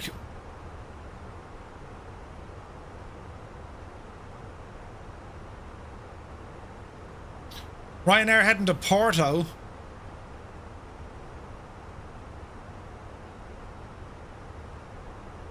We'll be below him. Here's the Shamrock inbound. Go on, Si. Go on, Si. Luxembourg to JFK. Look at that, man. Fun? What's that?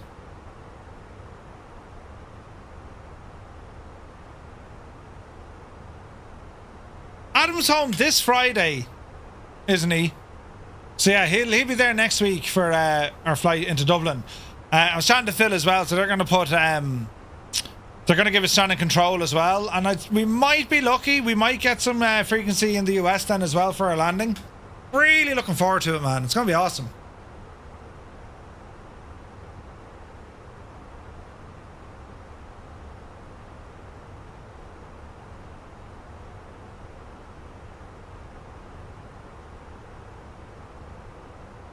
It's all relatively calm at the moment.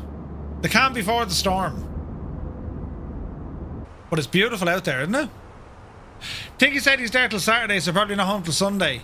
No, I thought he said Friday. He flies home Friday, so he gets in Saturday, I think. Oh, what a beautiful plane this is. I love the reflections. Look underneath. It's friggin' gorgeous.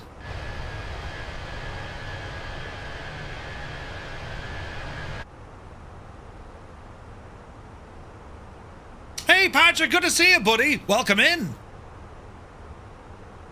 Alright, top of drop coming up soon. 1,400 feet below us is another aircraft. There he be. Patrick, it was absolutely brilliant. Really enjoyed flights in Mexico this year. Can't do that and booking flights for next year. I'm half thinking Airbnb next year. You know, if you want to have like a cup of tea whenever you want, or you know what I mean, make your own dinner, have a barbecue maybe. Hotels are grand, but like Jesus, like changing sheets, that's about the only bonus. You know what I mean?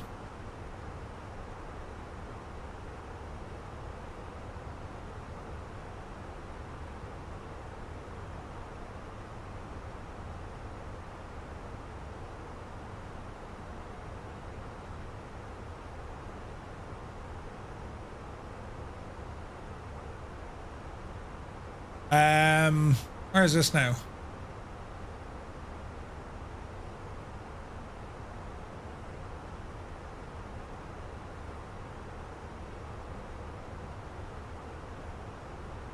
It's all happening now, isn't it? We've tunes here hiding somewhere. I put the car in Jesus, baby.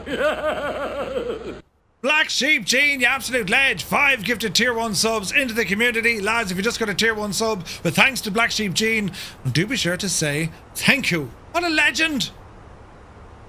Yeah, I don't know yet, the Limbics. That stinger, my pleasure, mate, my pleasure. I think we will, only because we'll probably travel around, right? So, yeah, we might do that. We might, that might be our vacation next year, you know what I mean? It's early-ish in the year, so we'll see. Alright, things are going to start getting fairly busy now in a little while. Where's that Ryanair we were looking at? 37.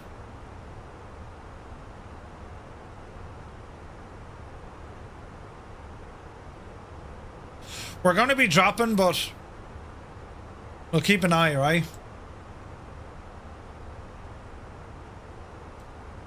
Now on Twitch, stalking and creating problems. You're most welcome. Wait now, who's that? That's the Shamrock, I'd say, is it?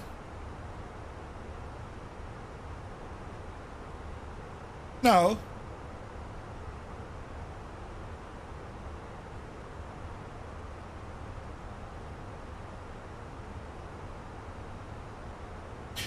That Ryanair I'm worried about. He's now at 37,000.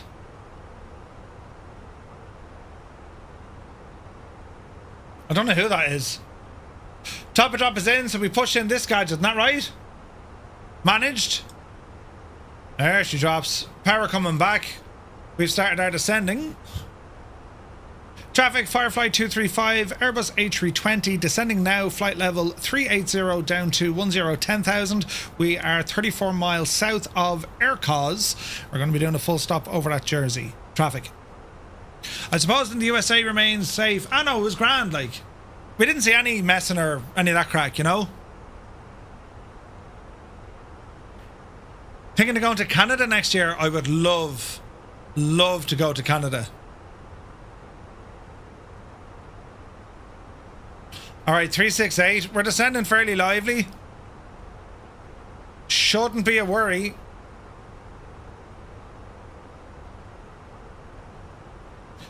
Shouldn't be any worry.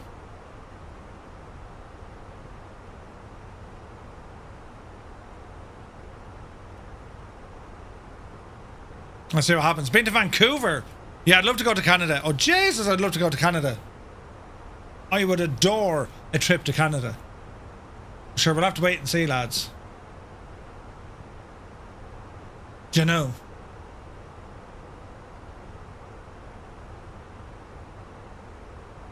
Cornwolf, good to see you, buddy. Yeah, we're having fun, man. We are having fun. That Stinger lives on the East Coast. Ooh, nice. Yeah, no, I'd love to go to Canada. Jesus, then. All right, so far so good. No change to the runway. Enter destination data. We've already done that.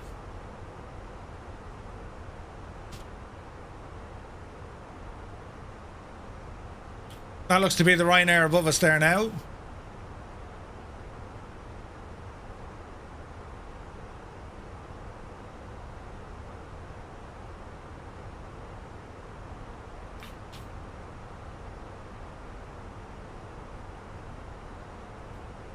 It should be alright.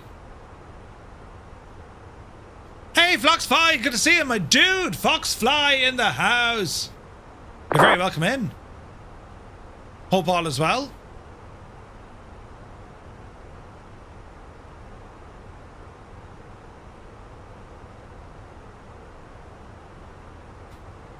There he is.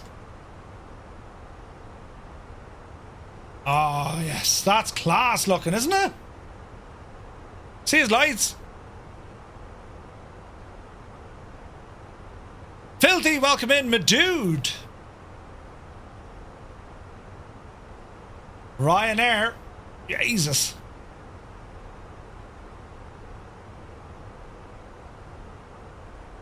Not deadly, isn't it? Deadly.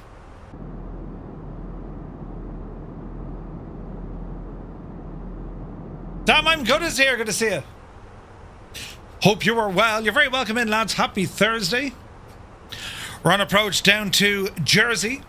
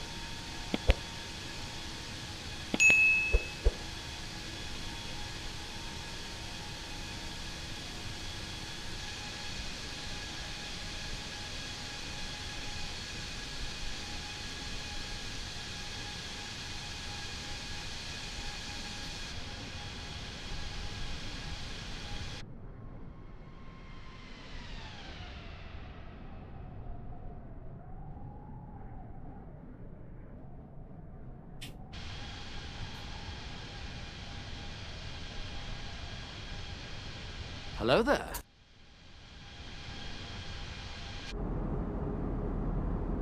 The High Plays, you're very welcome aboard. Thank you for the follow. Happy Thursday to you.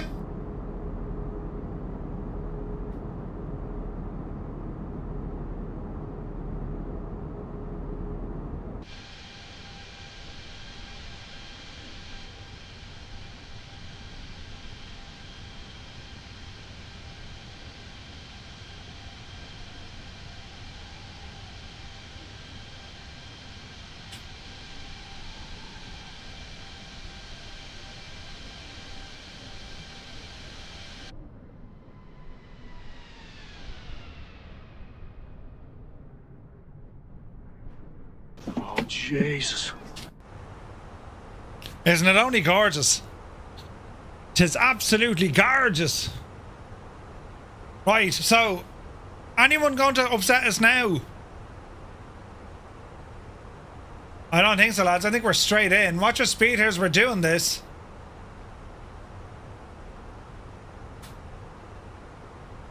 We should be good.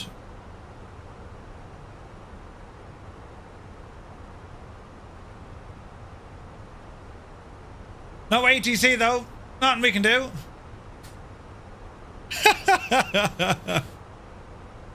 Alright, so we have 972 ahead of us, 332 ahead of us.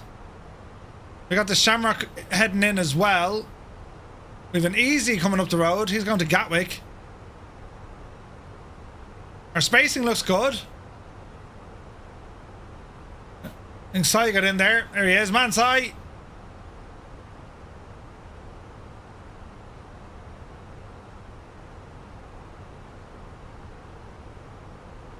Alright, friends. Wait, where's that Speedbird going?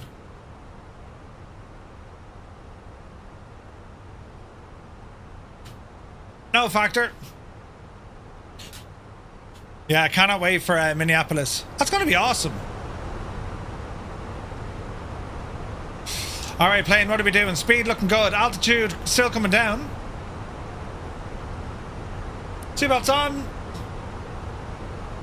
And let's see what we do here. So let me see. We're finished with our stuff. And now we focus on trying to land this sucker. So let me see. Auto brake. Medium. I think we'll do it. We're trying to get off at Fox, but we'll see how we go. Our speed is going to be quite low. Well, I won't arm them just yet. We're probably going to need those. Ignition, don't need that for the moment. So this should be fun. Doesn't it look gorgeous? Look at the state of that. Da da da da da. Beautiful. Da da da da da da da. Right. Ladies and gentlemen. Nice and calm. Oh Jesus. Cabin bag safely stowed with your laptop inside.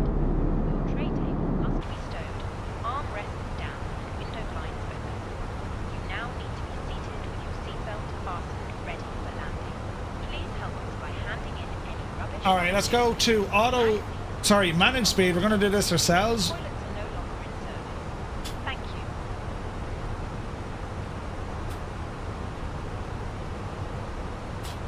And how are we looking up the road? 399. 285. Right, let's get our speed right back. Spoiler coming out for a minute. Let's help us out. That'll increase our rate of descent here as well. What's our lowest altitude going to be? 3,000?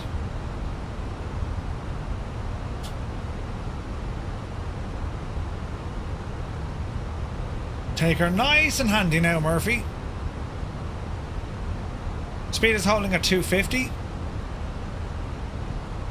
It's just gorgeous, says Jersey Pilot. Looking forward to this.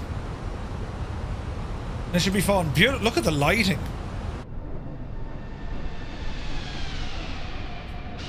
Like, it's just stunning, isn't it? Northern France. Beautiful part of the world. We're going to be heading up towards Normandy now in a minute. 20,000. Let's have a quick check ahead. So 972, 286, 362. Get the anchors out, Murph. Where's this guy going? 35, he's okay. 322 coming in. We want to watch this Shamrock coming in here as well. So yeah, we're going to slow ourselves right down. Let me see what happens. There's a warning. Speed brake. That's quite okay.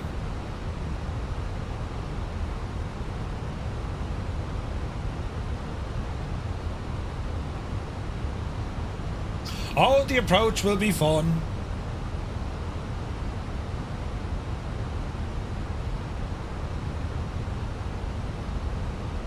So far, so good.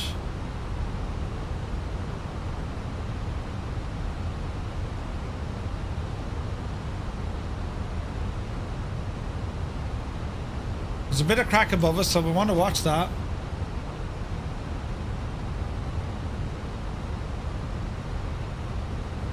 We're going to reduce our speed down a little bit more. Flew into Minneapolis Christmas Eve years ago. Oh, nice, NM Flyer.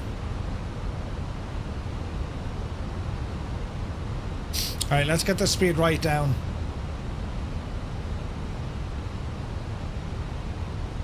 Jersey traffic 251972 on a right base for RDS 08, Jersey. 359 we're reading, so we are moving slower. FireFly 972 is very slow, but he's up the road a bit. I think our spacing's okay. Just need to keep an eye on that Shamrock. FireFly 003 caught up with us as well. Nice. There we go, lights flashing. It's like 20 miles out.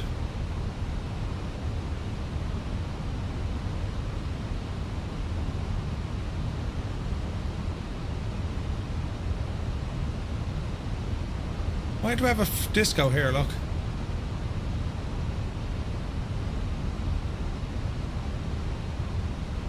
Here we go. Fly the route. Refund. No, shag off. Yeah, we'll fly the route in and see what happens. Houston's very close. Speed is coming down. Just dropping in under.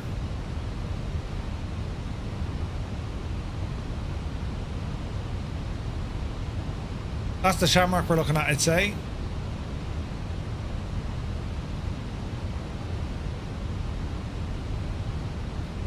Keep dropping down.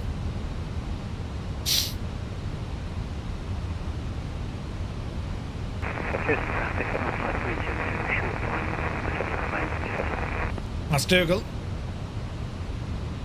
Jersey traffic, FireFly 235 is 15 miles south of Lerach. We're inbound for the ILS 08 for a full stop at Jersey.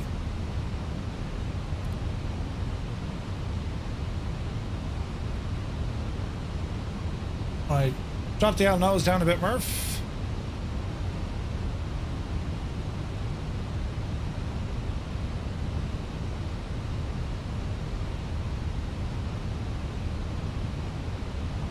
We have 2 aircraft over here now.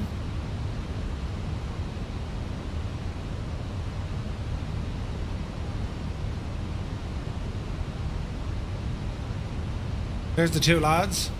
297 indicated at this altitude. That'll come right back now.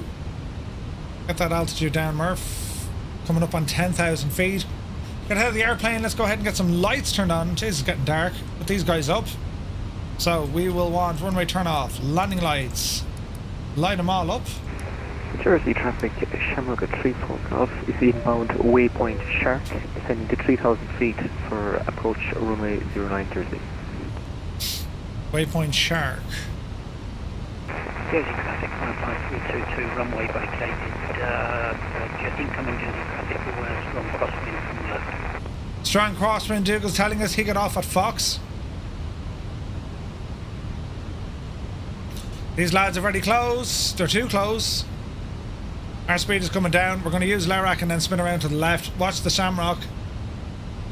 Speedbird, no. Where's this guy going? He's miles above us. Where's this guy going? Flight 72 established ILS 08, about 900 miles to go. Jersey.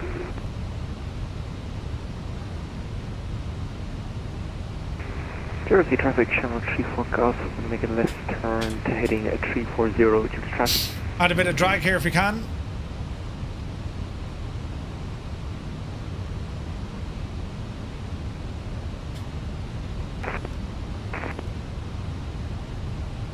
Let's see what happens. Shark is waypoint before CF. You'll turn right to establish. Roger.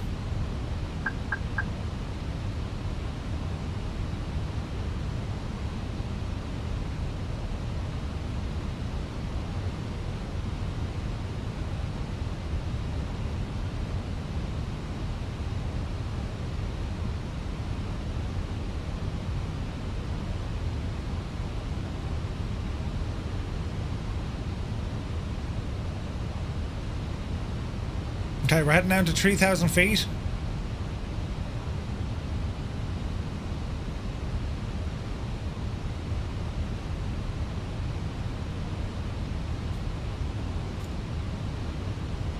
Lights are on.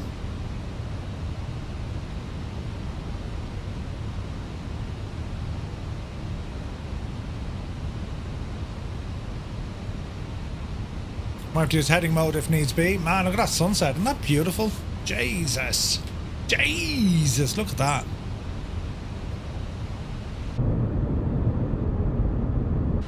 Gorgeous. We shall dim the cabin. How do we do this now?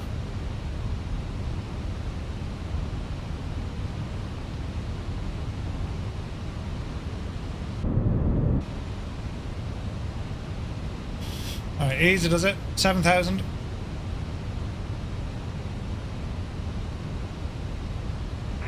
Jersey traffic, Shamrock at 34 Golf, turning right, heading 120 to establish on the ILS runway 09, Jersey. Jersey traffic, FireFly 235, 7,000 feet, descending to 3,000 feet, overhead Oyster, and we're going to follow in that Shamrock for the approach for runway 08, Jersey.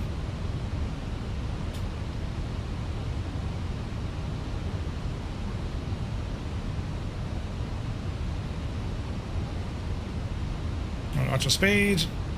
Picking up a bit of wind here. This is where the wind has changed, right? Should we turn yet, Murph? I think so.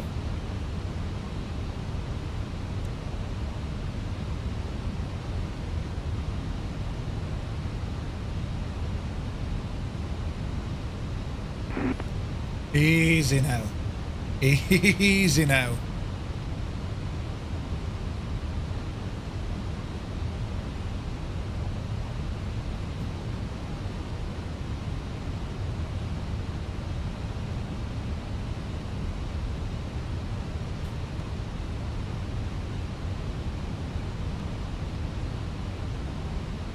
Why is that weird? Jersey traffic, Shamrock at 34 Golf, established on the ILS for runway 08, currently 6 miles.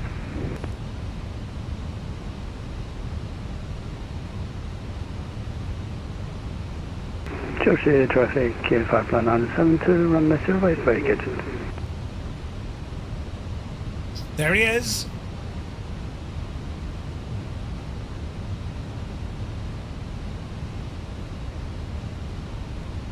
Easy does it now, Merv. We're down on 3,000.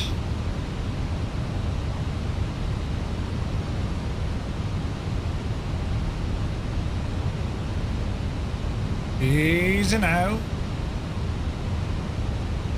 Drop the speed. Quick as you can, drop the speed.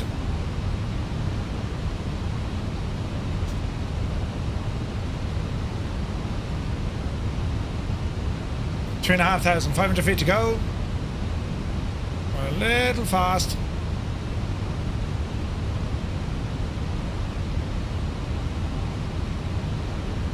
Missed approach once again, climbed to fly runway heading, climb ahead 3,000 feet, right turn 180. Right? Alright, Mark, I'm watching that closely, don't worry. Alright, speed is coming down, that's what we wanted. Spoilers in.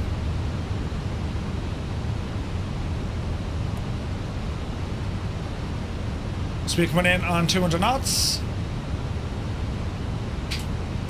Laps 2, slightly over speed. Bring her down, Betsy. There we go.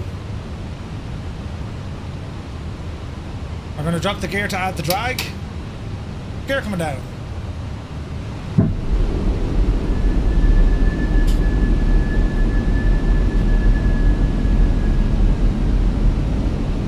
Go away, starters, we don't want you.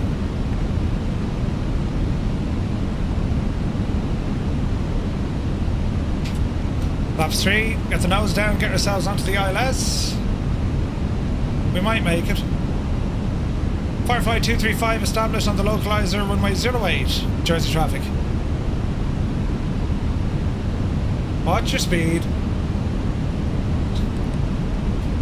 2,500. We have the localizer, but we're off the glide.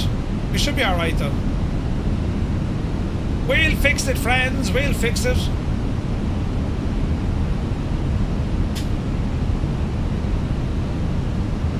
We're too close. Well, we might do it.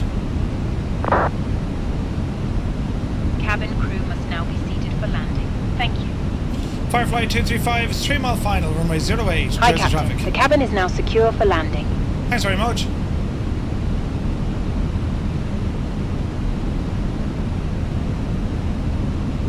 This is going to be close.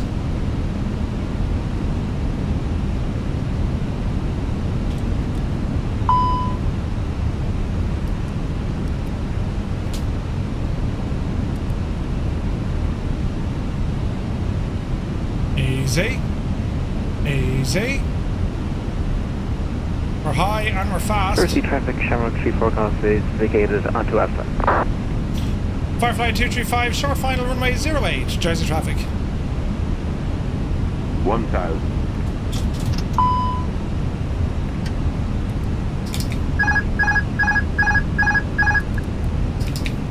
My airplane. Easy does a Murphy.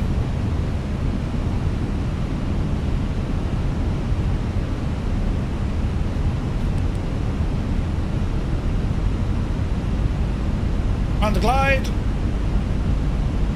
A little bit high. Get her down again. There we go. 100 above.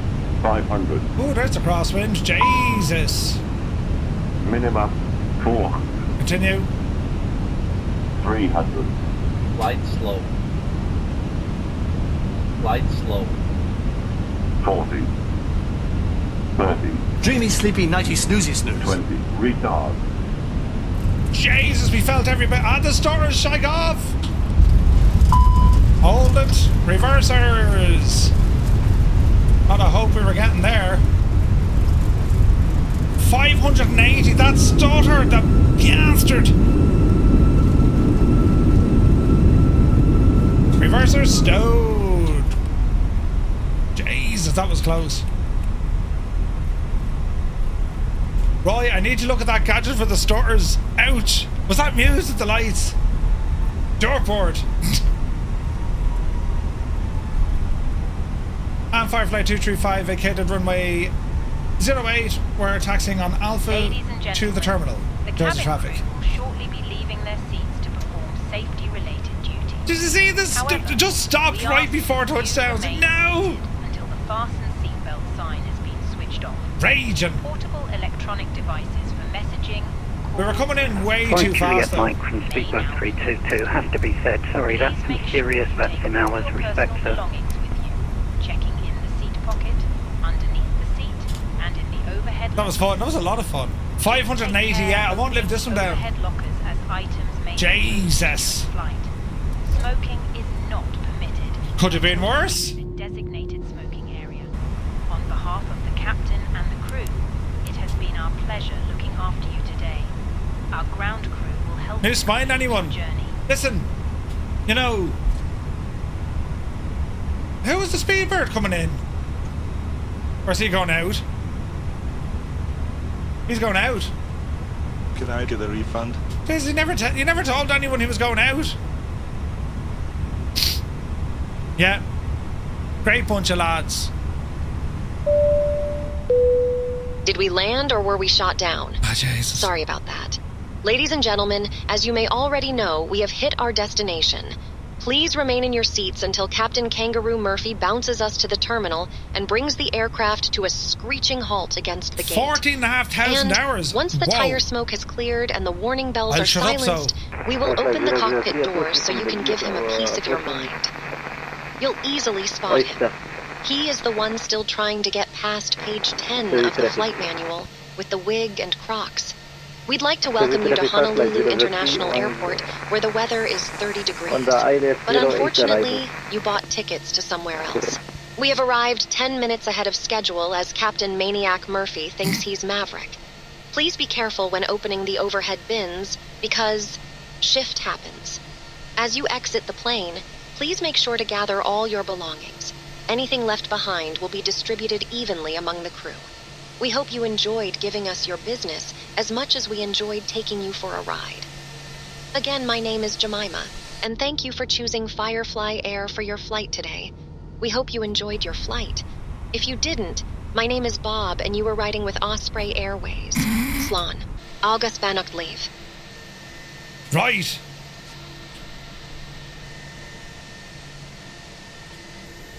Where are we going now? Hang on, we need to, like, you know what I mean? There's loads of parking options, so we should be fine, right? He's 14,500 hours. Jesus, lads, right?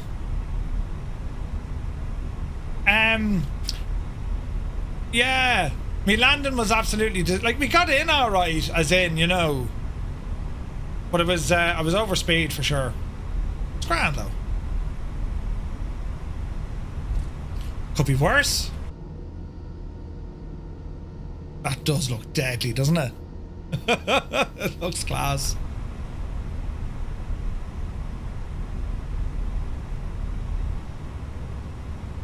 We'll horse it on to 6. Right now, will we fit on 6?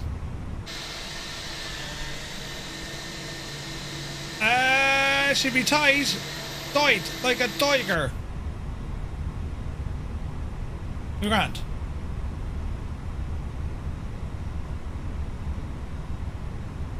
Maybe we won't be. Don't hit the other company. We're alright. We're alright. We're alright. Just about. Just about. Man, them stutters, need to fix those. Jesus. I know she was running perfect all night. Yup.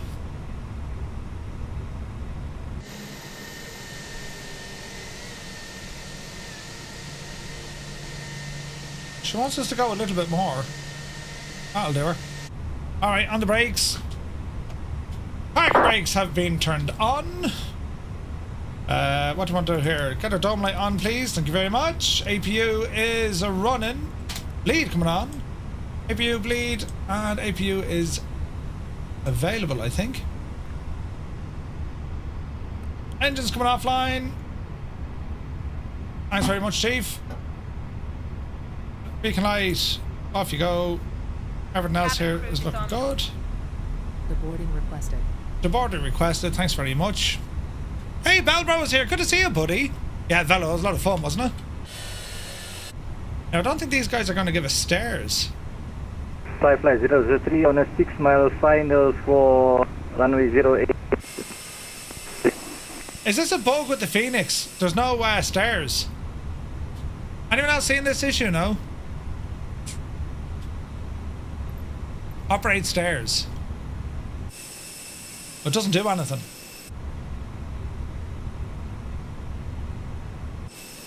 They appear and then they disappear. Anyone else having that issue?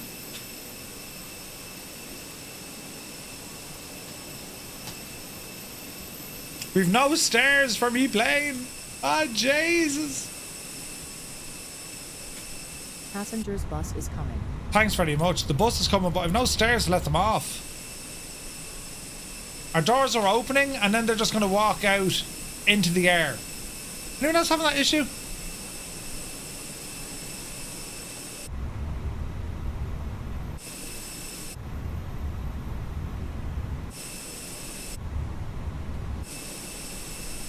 Deploy the slide. So it says passengers. Yeah, GSX, right? I mean, every time it'll just do something famous. The lads are going to start walking out. Oh, hang on, is it my configuration? Toggle jetway. There is no jetway. FireFly 003 on a 3 mile short final. They won't operate stairs at the stand from what I remember. It's only aircraft like ATRs.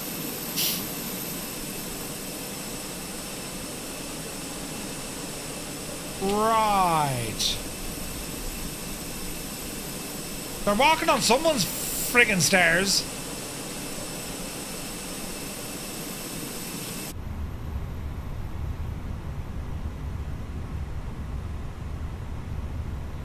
There's no stairs working, look.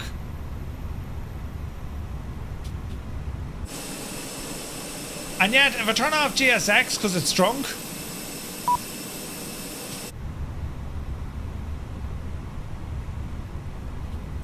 now I have stairs. Very strange. Anyway, we're on the APU. Let's get the ground power connected, which it is. We'll go ground power and APU. coming off. Alright. You had the same issue, yeah, any idea? Kerno, no, this is 003 going around. 003 is going around, oh dear. There he goes. See ya. No, this is Flight Sim 2020.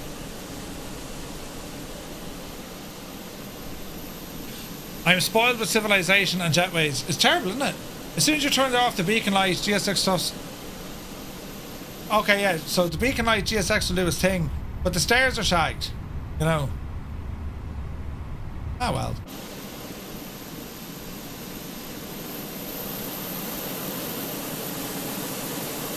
We'll turn on the brake fans as well, because I imagine they're hot.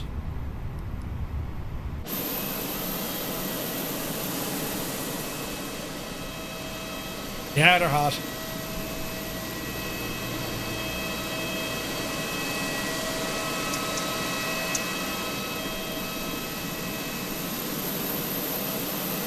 That is pretty cool though, isn't it?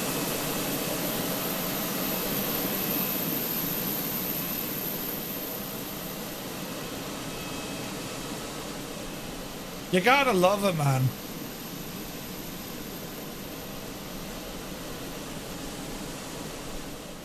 Another shamrock over there. That was friggin' awesome.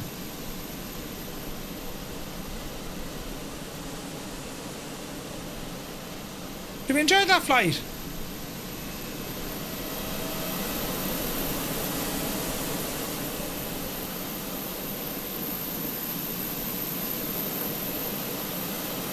APU is still screaming.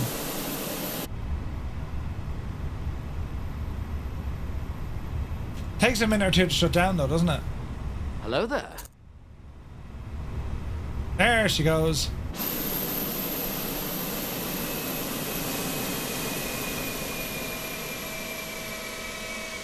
Nice. Noel, thank you for the follow.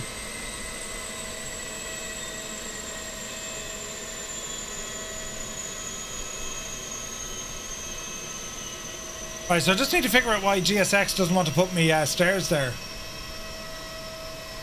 Strange, isn't it?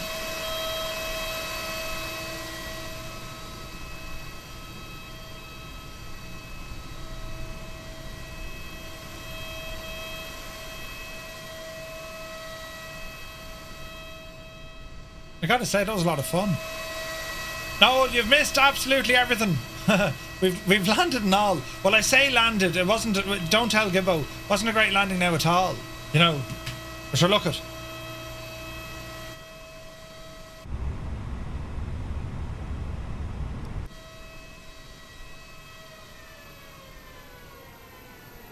Is the brake fans coming off? And that'll kind of do us. That's because you interrupted the GSX stuff. No. What I'm saying is it won't deploy the stairs. That's why I didn't use it back at Gibraltar. It's not using the... it can't load its own stairs on the Fenix 320. Or at least that's the issue I'm having. Which is weird, right? It's weird. Lads, that's going to do us for tonight. That was a lot of fun though. Really enjoyed it. And yeah, just insane flying by everyone. Even without the ATC coverage, we still managed to get here in just about one piece. Just about, but it was a lot of fun and I'm really enjoying these VATSIM flights. So lads, thanks a million. We're back at this next week. Our final flight of our European series is going to see us take off from Jersey and we're heading back to Dublin, and that's going to be our last European flight. After that, we're rambling on to the United States. So yeah, stand by for the raid. We'll get you sorted there now. Let's have a look. Ba-dum-bum-bum, ba-da-ba-dum-bum-bum. Yeah, we'll start off with an L raid there now. We're back tomorrow at some stage, and we're going to be flying a group flight tomorrow night at 1900 Zulu time. That's our next flight as we celebrate Independence Day. We're going to be flying in America. We're going from Boston down to Philadelphia. That's our flight for tomorrow. So, lads, as always, until then, thank you all. Where's the button? There she is. We're going to go over and say hello to Kaharia. And as always, thank you all so very, very much indeed for all the support, for tuning in, and for just hanging here with us on this Thursday evening. You're very, very kind. We shall see you all tomorrow at some stage during the day, and we'll be back on then tomorrow night. So until then, have a lovely evening. We'll see you soon.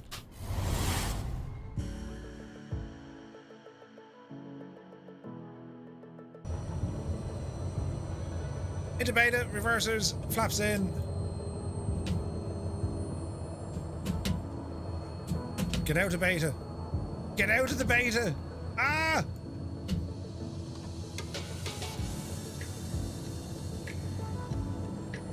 That's weird, the throttle doesn't move.